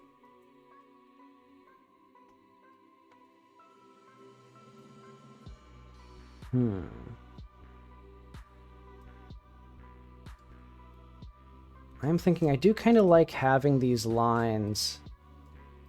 Because basically the nice thing about these lines is I can make them like... let's smooth that out. And then if I redraw this, I see that it's like much smoother. Well, it's not perfect, but, well, it's better than it could be.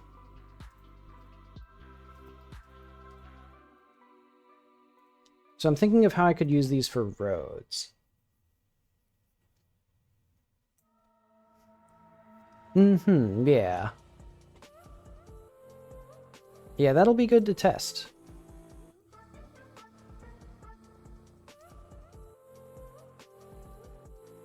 Okay, I'm getting distracted though. What I need to do is, when we're here, we're gonna do, why don't I just return true here?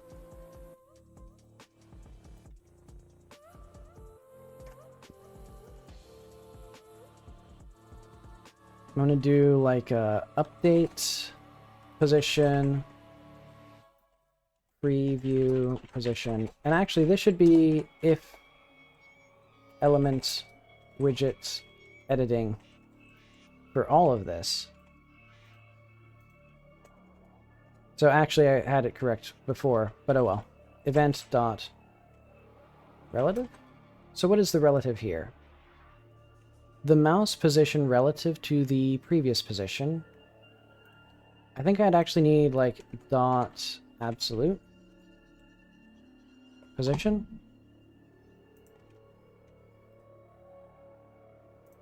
So this should just be, yeah. When received, returns the mouse's position in the viewport this node. Okay. Returns the mouse's position in the control using the local coordinate system of the control. But then what is this? So I'm going to just do global position then.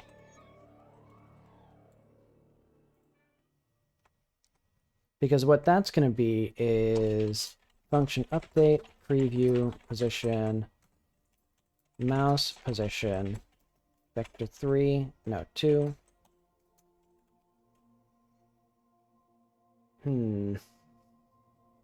So I need to check if the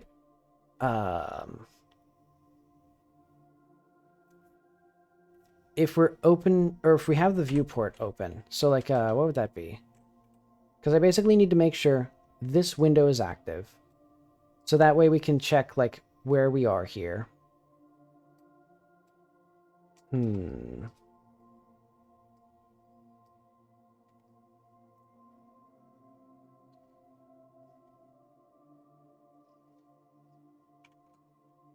Or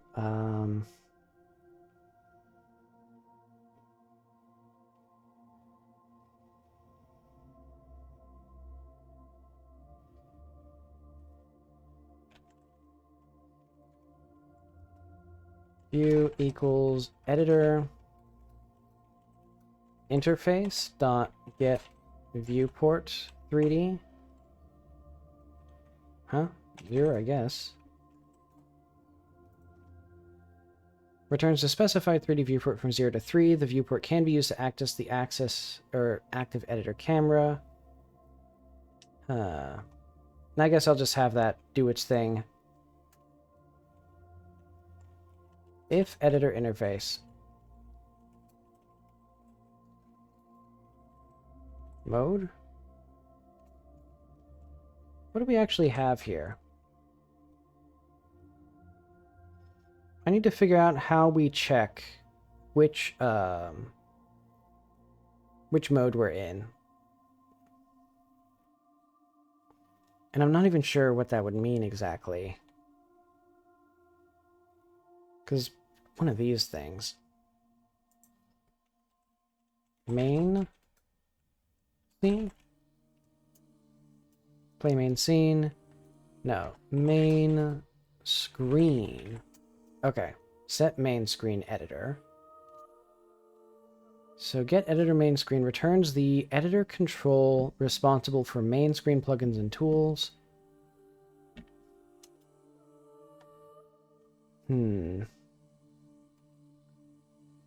So set main screen editor. So sets the editor's current main screen to the one specified in name.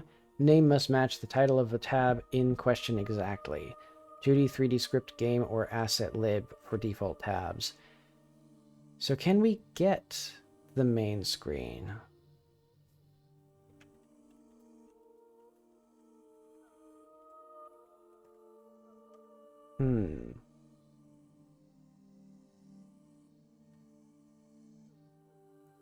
Because we can get this.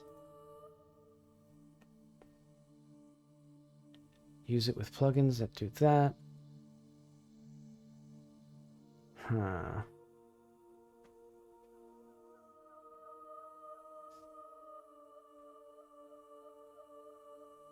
I guess for now I don't really need to have that. What I'm going to do is just do var c equals view dot get camera 3D.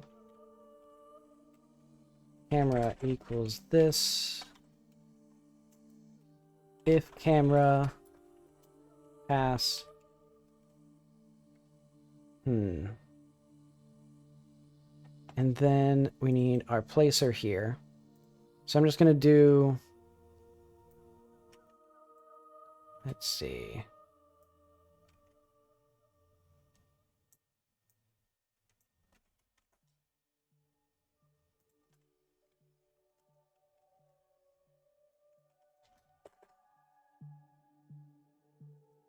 I guess I'll just name this the same as here. M position. So basically what we're doing is we're getting the position in 3D of the camera. And what I'm going to do right now is I'm just going to have a preview box. No, paint mesh. No, preview paint dot global position equals from +2, I think. I think that's correct. No. We just have that. And I think that means that as well here. We need to get our sub viewport container or something like that. I think I can just do position here.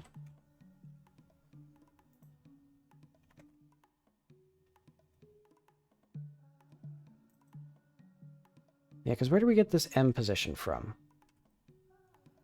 I guess that should be exactly the same as here. Yeah, we get that here. Forward 3D. Oh, we could do forward 3D GUI input with that camera.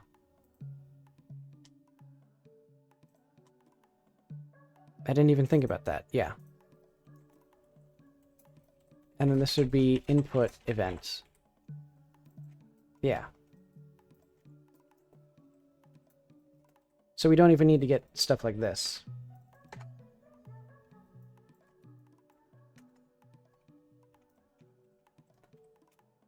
That's what I get for copy and pasting things while forgetting what they actually did. Okay. So what I can do now is I can go... Oh, not that. I can do project settings, enable, disable. Go back to test.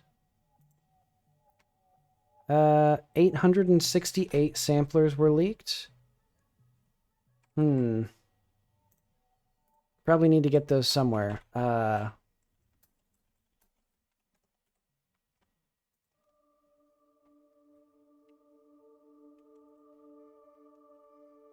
Sampler cache. Okay, what I'm going to have is just allocated samplers, or, yeah, var updated samplers array RID. Or like result samplers. Because basically what I need here is from result image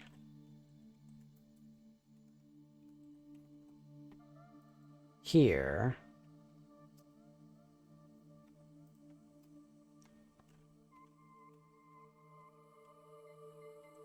There we are. And then what we do is sampler, or like a 3 buffers or something like this. Yeah. 4 S in result samplers, GPU 3 RDS. That should help a little bit with those.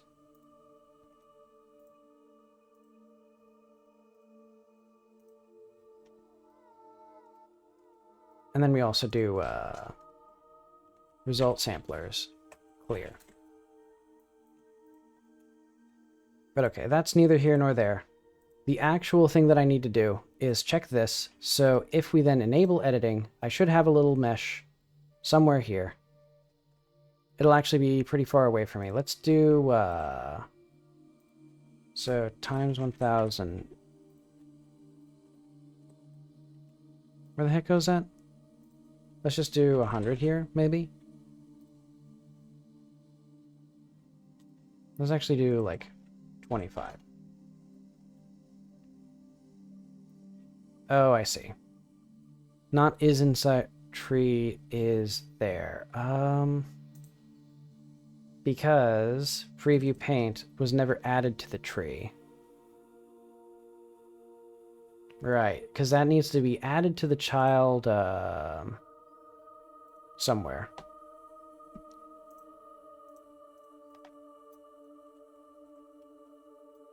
I'll just do like reparent preview paint n.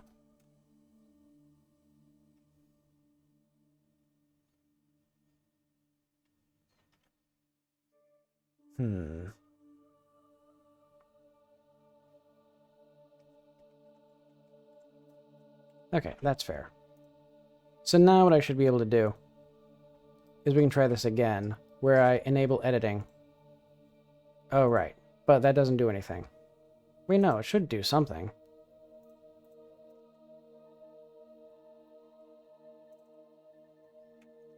Because I should be doing, like, print the, let's say print editing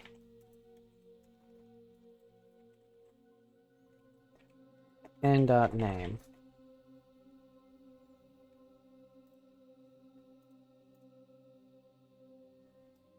And then edit there. Okay. And now we see a little thing. Okay. So now it does its thing, except for the fact that it's invisible. And, of course, the fact that it doesn't actually like go all the way down to the terrain because it doesn't do any physics, because that's too complicated right now. Yeah, and then we remove that.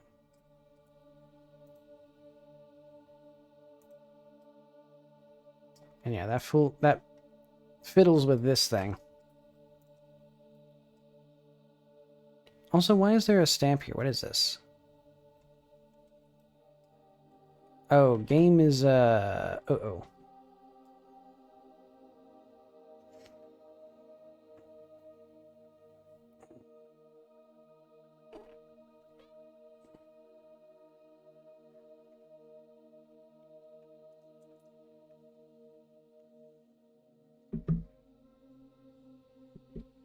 I don't know if I think my computer is about to blue screen.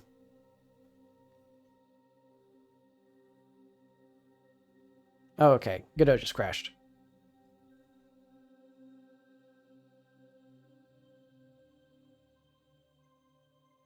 Let's see, is the stream still live? It looks like it's live. Interesting. Usually it doesn't work so hot. But okay, let's kill this, because clearly I did something wrong. Take your time, Task Manager. Is it gonna like... well. While we do that, we don't need these out.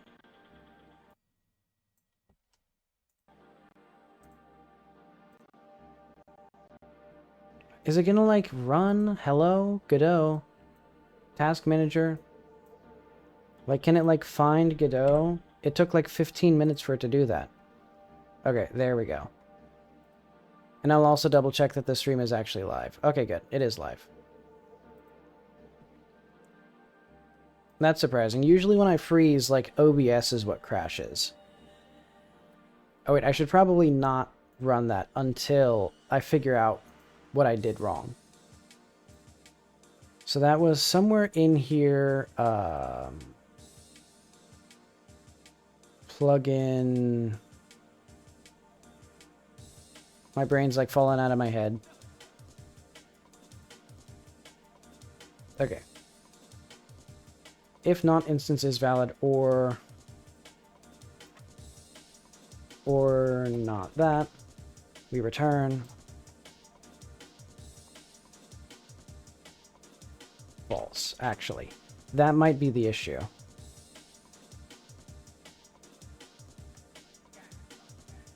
But okay, preview update position. And we don't even need this right now. So I won't fiddle with that.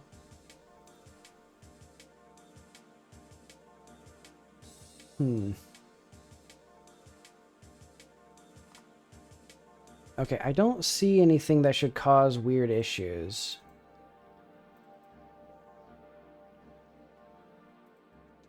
Let's do 250 here, and we should also have preview paint.visible equals true.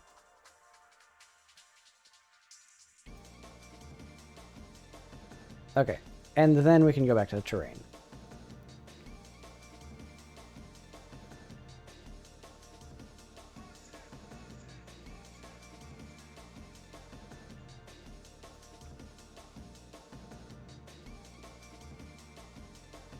Probably should have checked what that meant.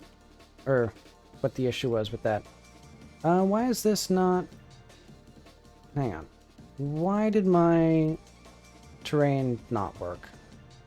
On base of type nil. Hang on.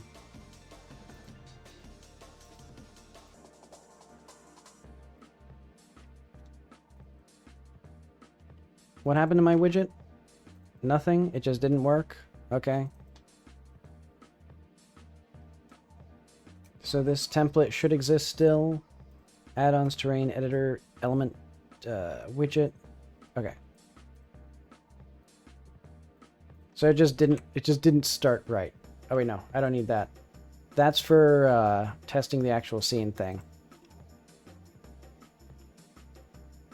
I keep doing it. I keep doing it by accident. I keep running the game. This doesn't even have a game to run. Okay, sampler uniform, attempt to push back object into a typed array of type RID. This is not... Okay. Oh, because this should be sampler dot local, or sampler.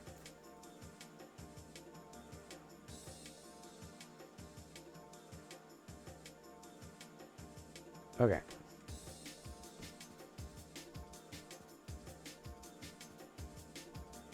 I mean, that doesn't really matter right now, but if we redraw and then save, should be nothing particularly interesting about that.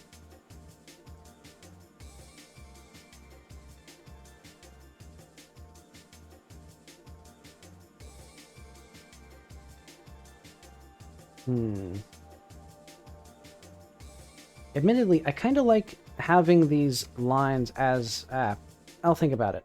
Basically, like having totally non-destructive editing even when you paint. So instead of like actually painting on there, you paint kind of like vectors.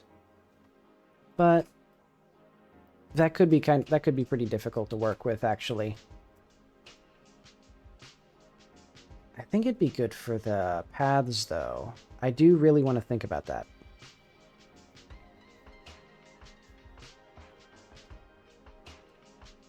But okay, let's ignore that for the time being. Because my next challenge is, whatever the heck I was working on. Editing things. Editing things and not crashing the game. Okay, so now there's a thing here. And we can see that we have this beautiful little circle. However, we now need to figure out how to make it collide with the mesh without colliding with the collider, because we can't rely on the collisions as we edit the terrain, since they take like 5 seconds to save.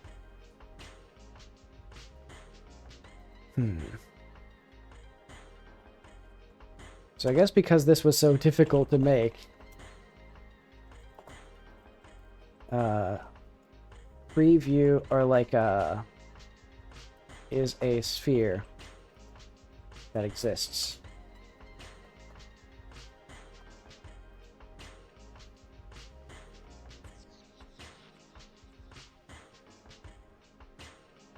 And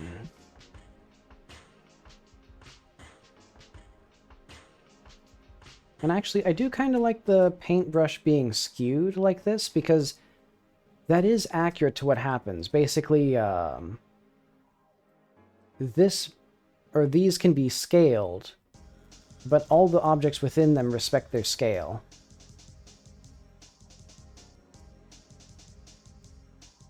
Yeah, so I guess I'll keep that as it is.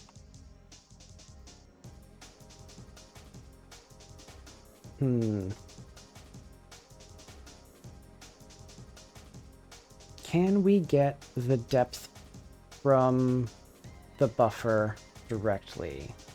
If I did, how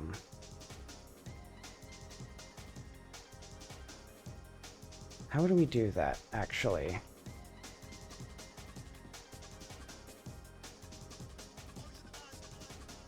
Compute shader to CPU.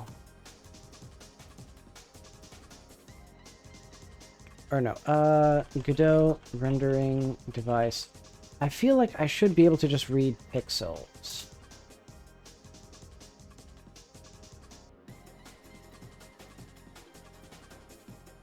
Let's say Vulkan.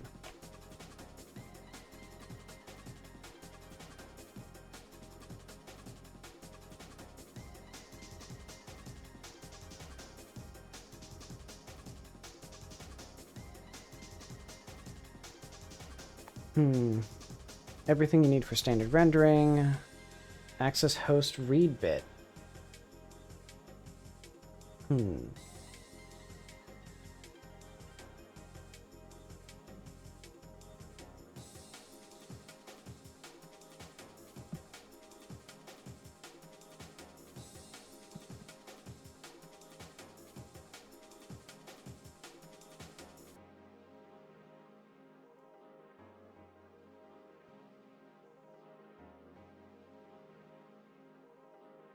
Yeah, I think I know what to do here.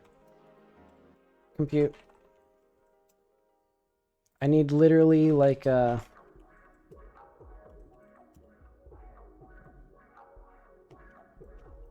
think I just do like 1 here.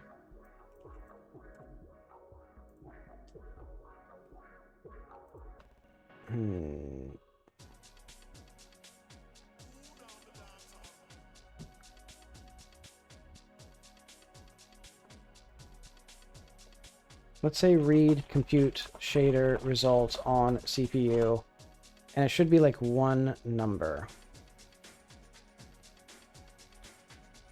Let's see how it works in Godot, or Unity. Read write texture that, id.xy equals that.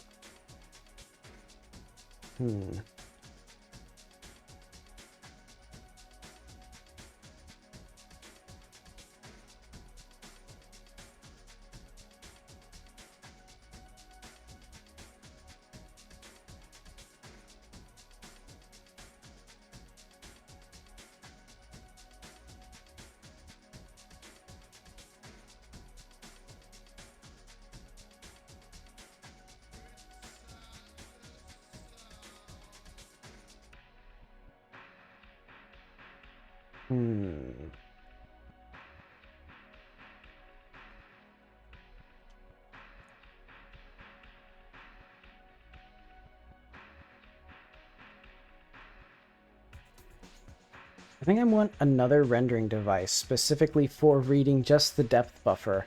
Or maybe I just get the main GPU. Yeah, because I think I have to use the main GPU anyway. I'm going to test that by just doing a var rd equals rendering, or no, device. Let's call it this. And we're going to do rd equals rendering server dot get rendering device. Thank you, Godot.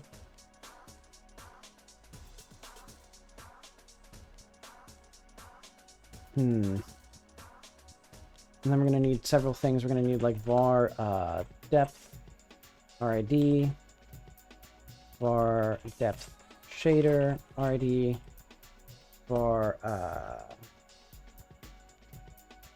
current depth, RID.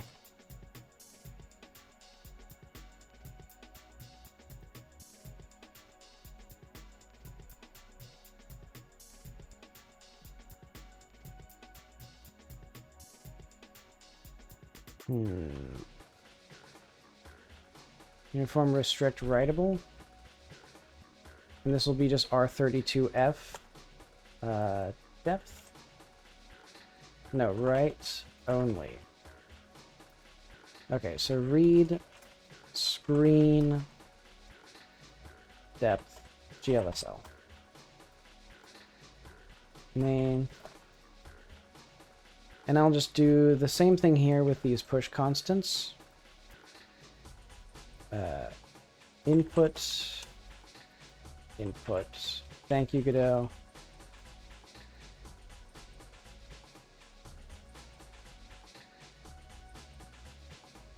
Because we literally just need a vec2 screen coordinates. Oh wait, no, we also need to have read-only depth buffer.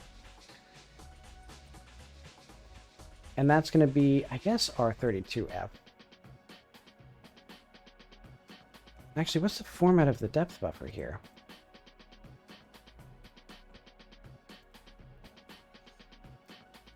Godot depth buffer precision.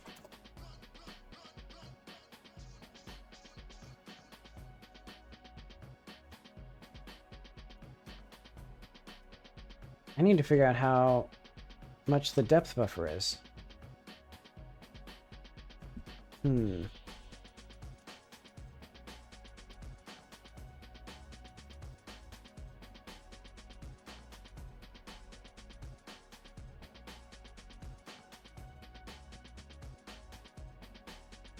because this isn't going to work. Well, it's going to be very hard to figure out what this is supposed to be. I think it might be R16F.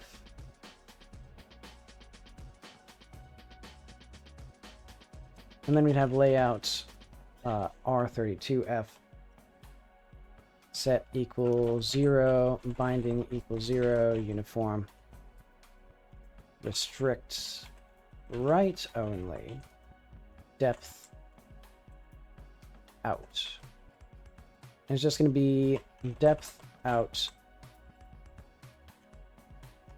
vec2 0 0. Oh wait, no, image store.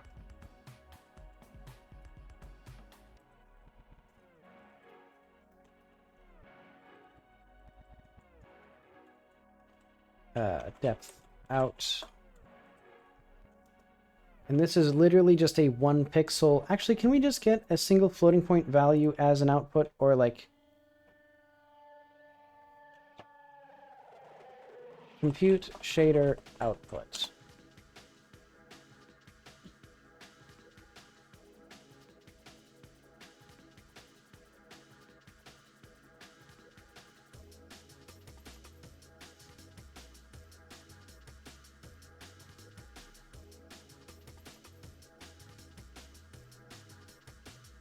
So compute shaders do not have output variables. If you wish to have CS generate some output, you must use a resource to do so.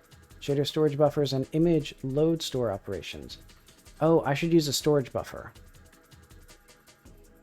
Yeah, because we literally have the concept of buffers here. If we go back to my mix, should be somewhere in here. Render? No. Shaders. When we mix, we literally have this here as a restrict buffer. So this will be like output. And this will just be float depth.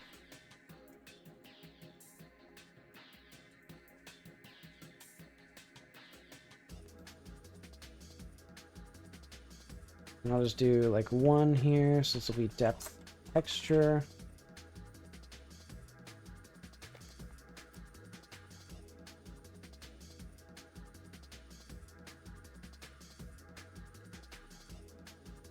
And image load, depth, texture, screen, coordinates.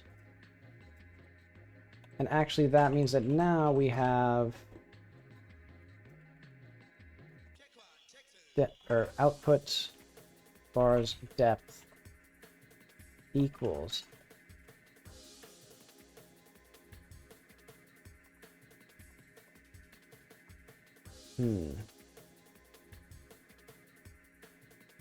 So restrict. Must assume you would access the same thing through separate variables.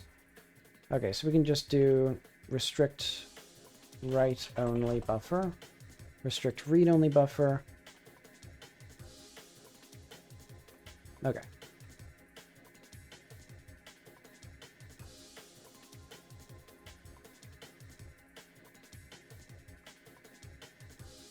Oh, and this is supposed to be an image 2D.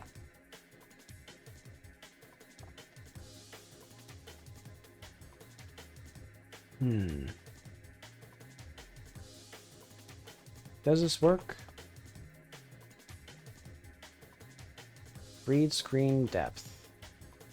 Does not quite work. Assign. Cannot convert from const2 component vector of whatever. Oh yeah, because I'm stupid. This should be .r. Screen coordinates, undefined identifier because it's in vars. Image load.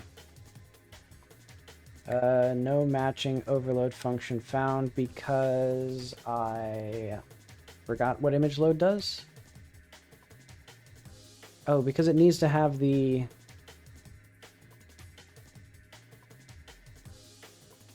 Am I dumb? Height map coordinates. Oh, IVEC2. There we go. Okay. So I believe what I would do is I would just get this buffer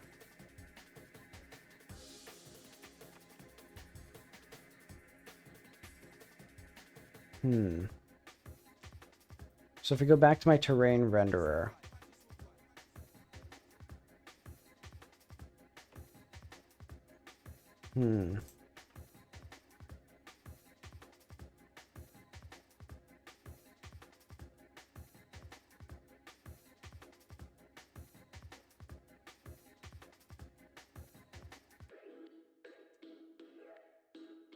let's do like var, or like depth shader equals how does load shader work?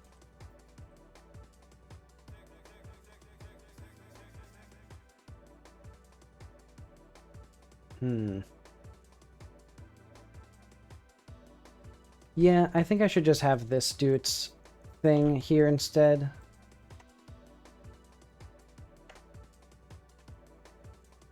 We're just gonna have like this have a separate thing where it's just like I'll just put it in here.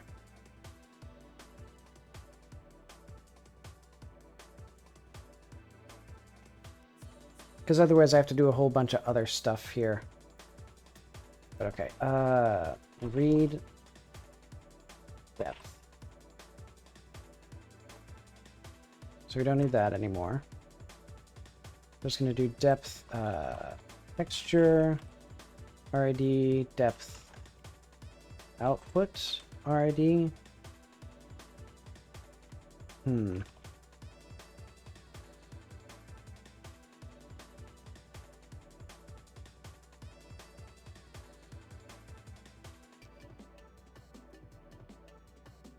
Texture, or what am I looking for? Preview?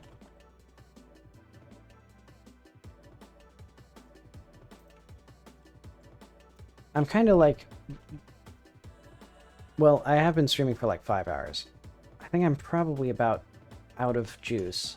But I can try var e equals editor interface dot get editing scene. If E is NP terrain. Wait, what the heck is this called? NP height map. Okay. Then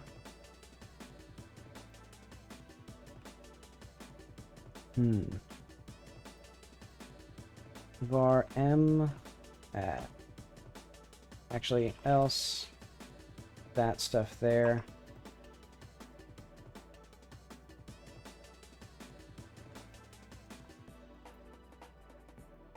Okay.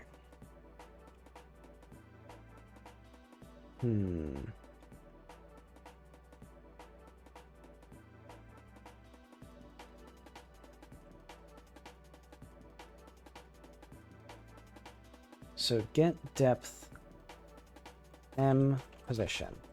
So what I'm going to do now is I'm just going to assume that I can implement a function called get depth. So when we do function get depth, float mouse position, position, vector 2i,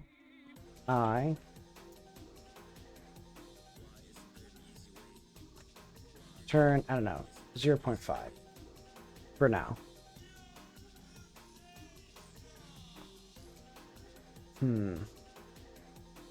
Because what I now need to figure out is, I think that means,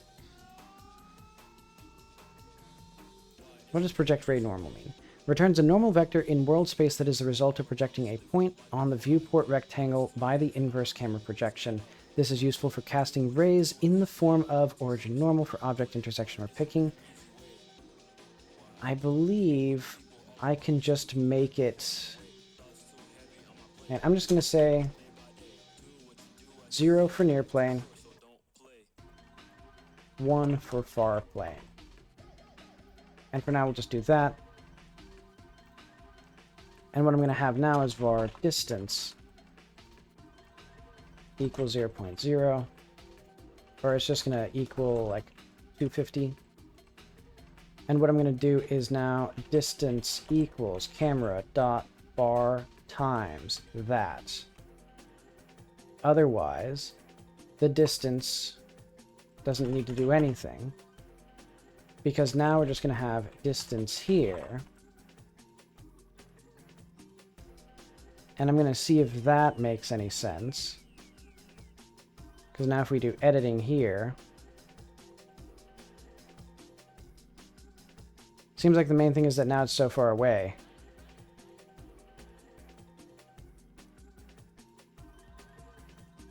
Oh wait, turn that off.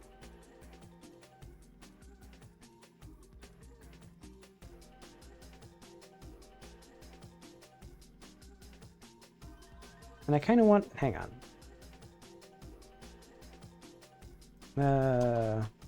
Check button. Actually, I'm going to call this like editing. On-ready var editing check button equals editing.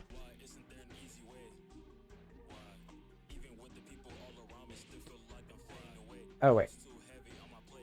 Edit button.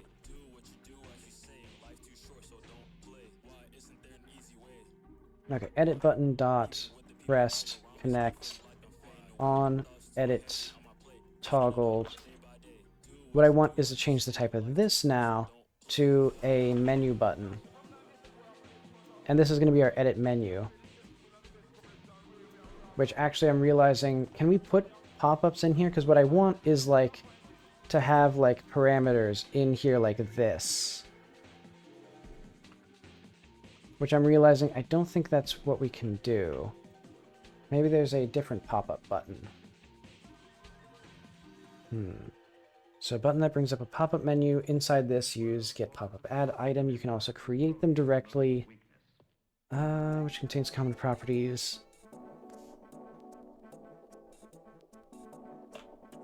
Pop-up.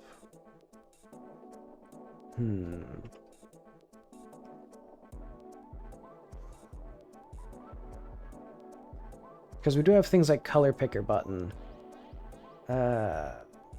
option buttons and stuff like that.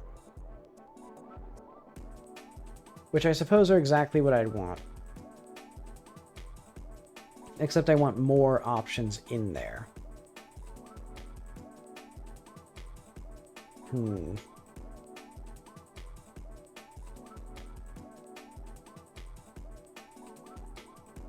I'll figure that out at some other point. Basically, I'm going to have onReady var edit menu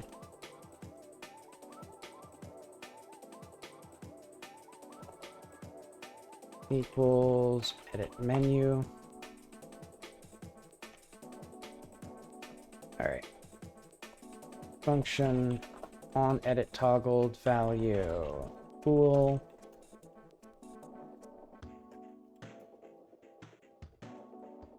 Disabled equals not value. Okay.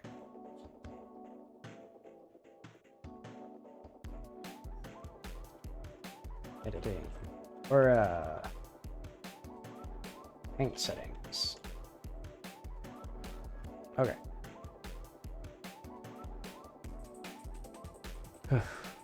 Basically, I wanted this to make it just a little bit easier. This is supposed to be disabled when this is here. Is there no property disabled? Oh, pressed to callable. Called with 0. Oh, because we can just do not edit button dot value or button pressed. Oh wait, we have. I knew there was a button.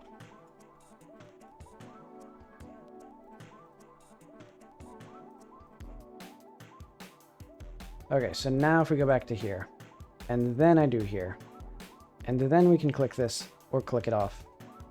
And that means that when we're ready, we should actually do on edit toggled, edit button dot button pressed. There we go.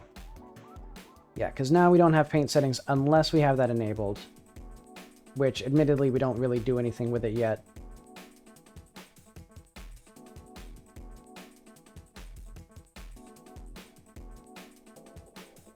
Because yeah, eventually what I want is instead of all these properties here, we have them in here, so that way I can paint dynamically.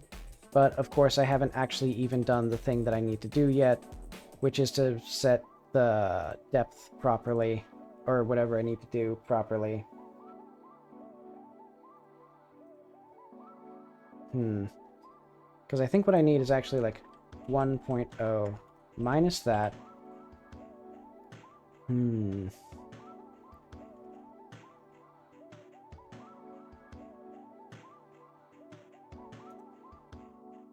Okay.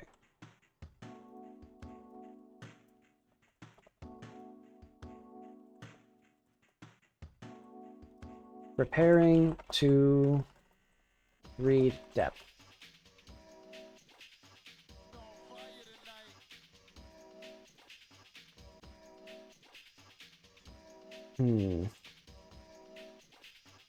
Yeah, because now what we need to do... Let's go to depth. How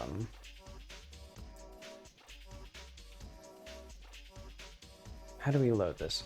Well, depth shader. Load shader, res, add-ons, np terrain, shaders, read, screen, depth, JLSL.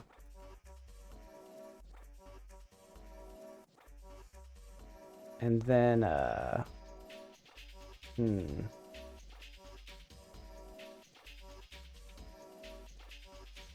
let's say if we don't have our depth yet. Shader uniform, buffer uniform, get depth.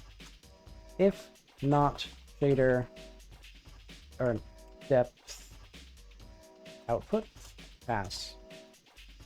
We'll create it there. If not depth texture. Let's see how to fix this. This would be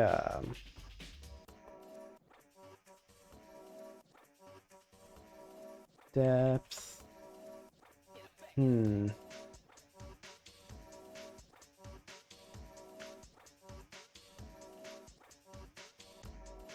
How do we create shared textures?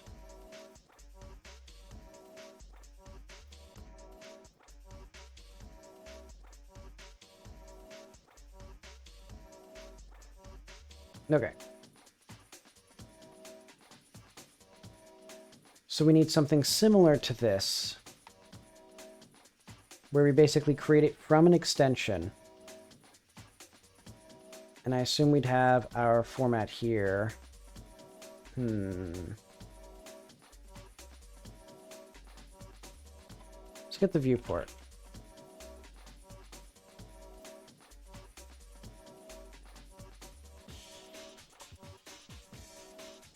Viewport dot... Huh? Am I stupid?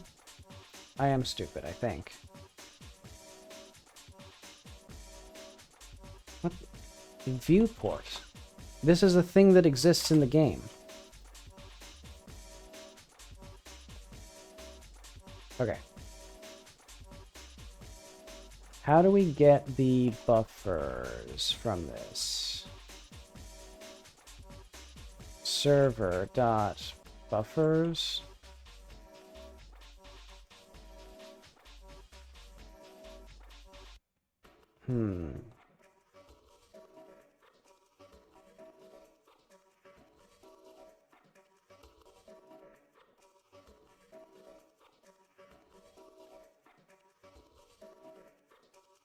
No, we can't get any of that there.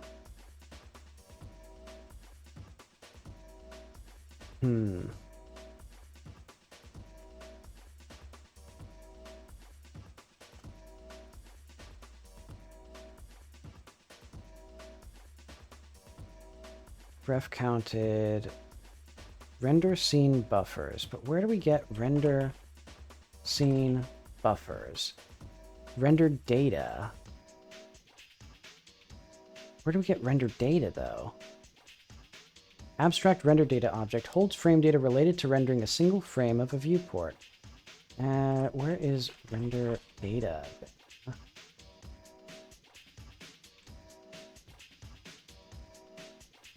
Hang on, I think I need to actually just go into Godot now.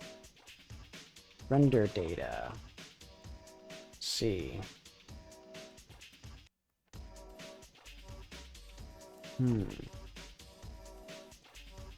Maybe render data RD.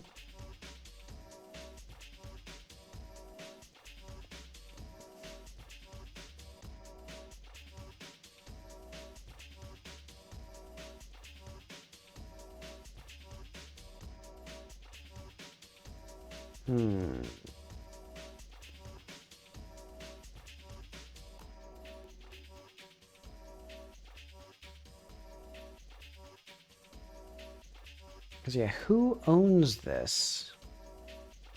How do I access this? Let's take a look at this issue. We assume that everyone is seeing the world exactly as it is. And this has profound implications for how we think about the world around us. Despite differences in our knowledge and our beliefs and our expectations, we feel like we're seeing the same thing as everybody else. Internal rendering server only exposed for GD extension plugins. Render data extension. Allows for render data implementation to be made in GD extension. Okay, so this is probably not what we need.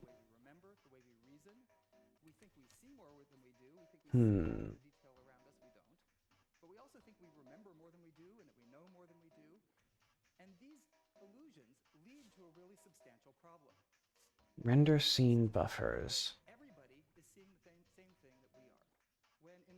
Get render scene buffers.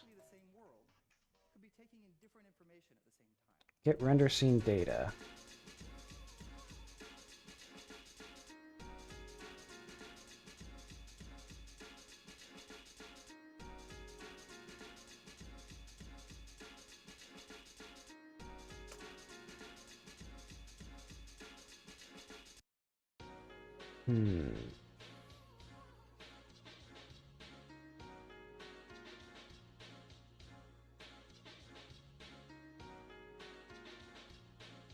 I don't think this even actually exists in the thing. Depth buffer.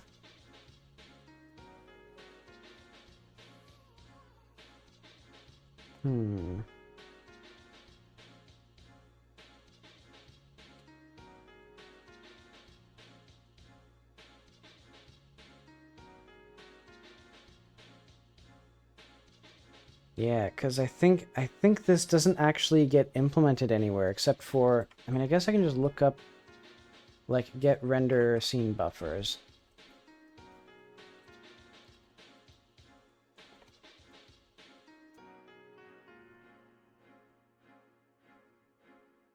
Because, yeah, otherwise my best bet is to just straight up try to do all of this on the GPU.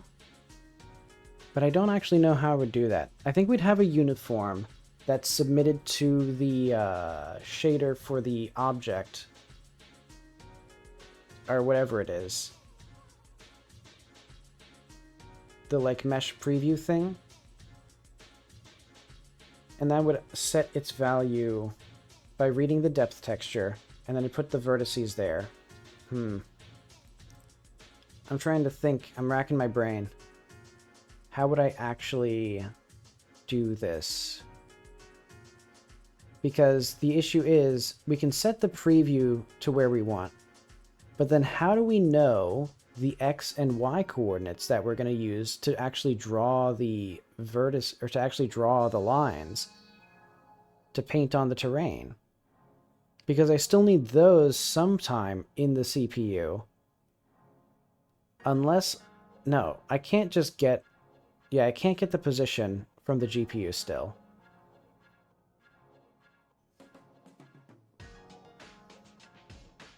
Unless I could just get the depth.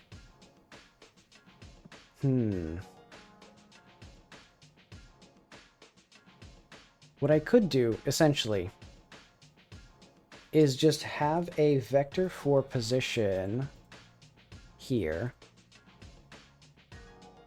So basically we do a vec for position. And we can actually read this buffer somewhere else.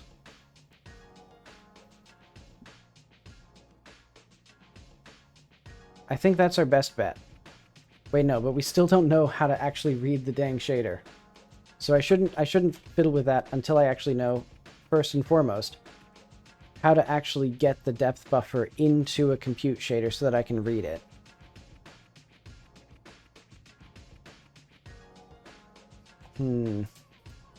Godot depth buffer compute shader.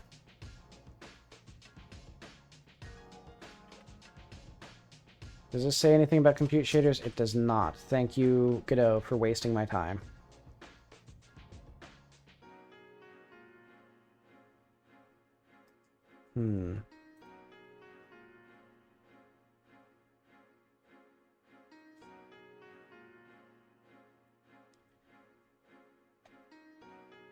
Since the depth buffer of a sub-viewport can't be accessed by another viewport currently in Godot, the depth buffer of depth buffer viewports are encoded to a color image.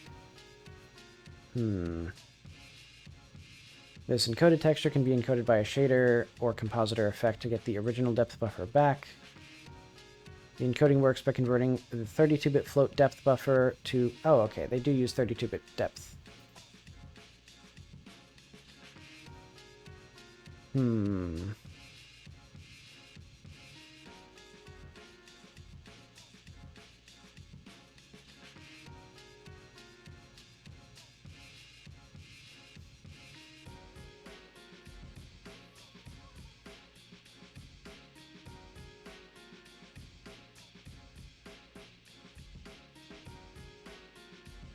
Requires a new compositor effect.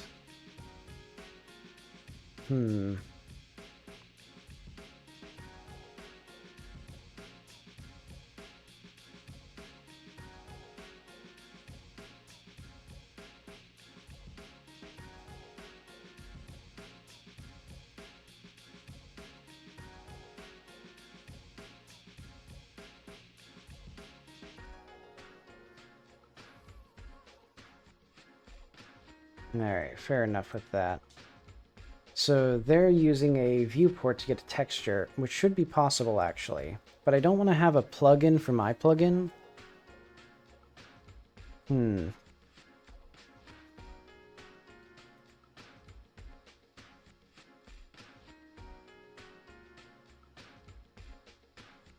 I guess what I could do is actually just do another depth buffer. Basically, like, get my actual compute shader and stuff. And then, like, just sample the whole screen as one compute shader. Wait, no, but that'd be too difficult. Because you'd have to do, like, full-on ray tracing.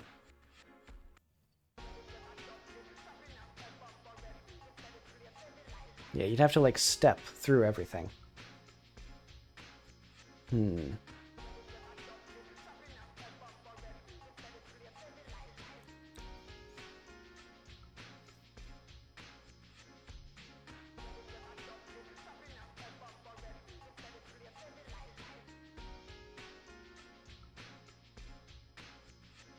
Okay, can we... I really feel like there should be a way to, like, Godot read depth buffer.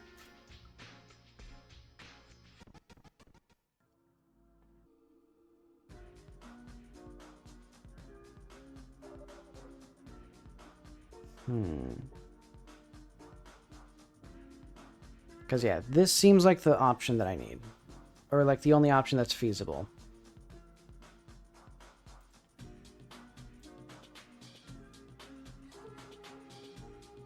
No built-in way. And, of course, this has probably been here for, like, 17 years and is not approved yet. Yep, it's 5 years old. Actually, 6 years old now.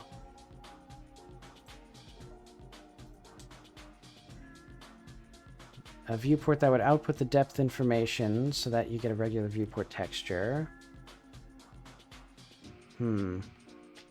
Okay.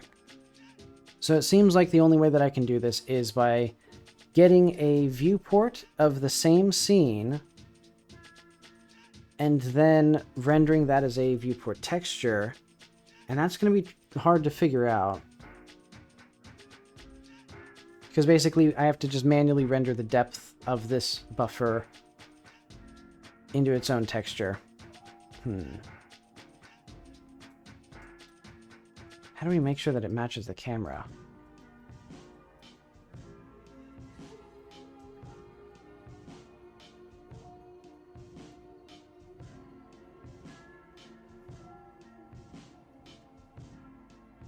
Oh, well.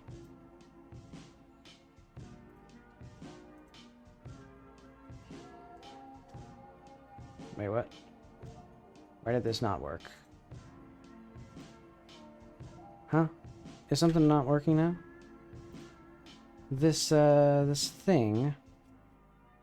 This line isn't working anymore.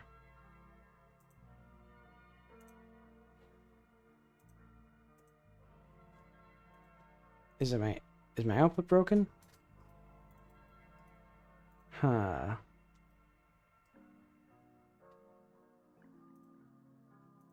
If we did like 80 here, what would happen if I then redrew? Non-existent function get result on base nil.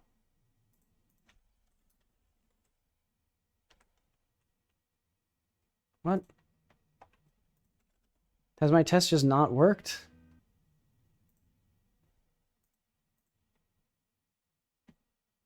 So if I redraw now... Okay, it just didn't work temporarily.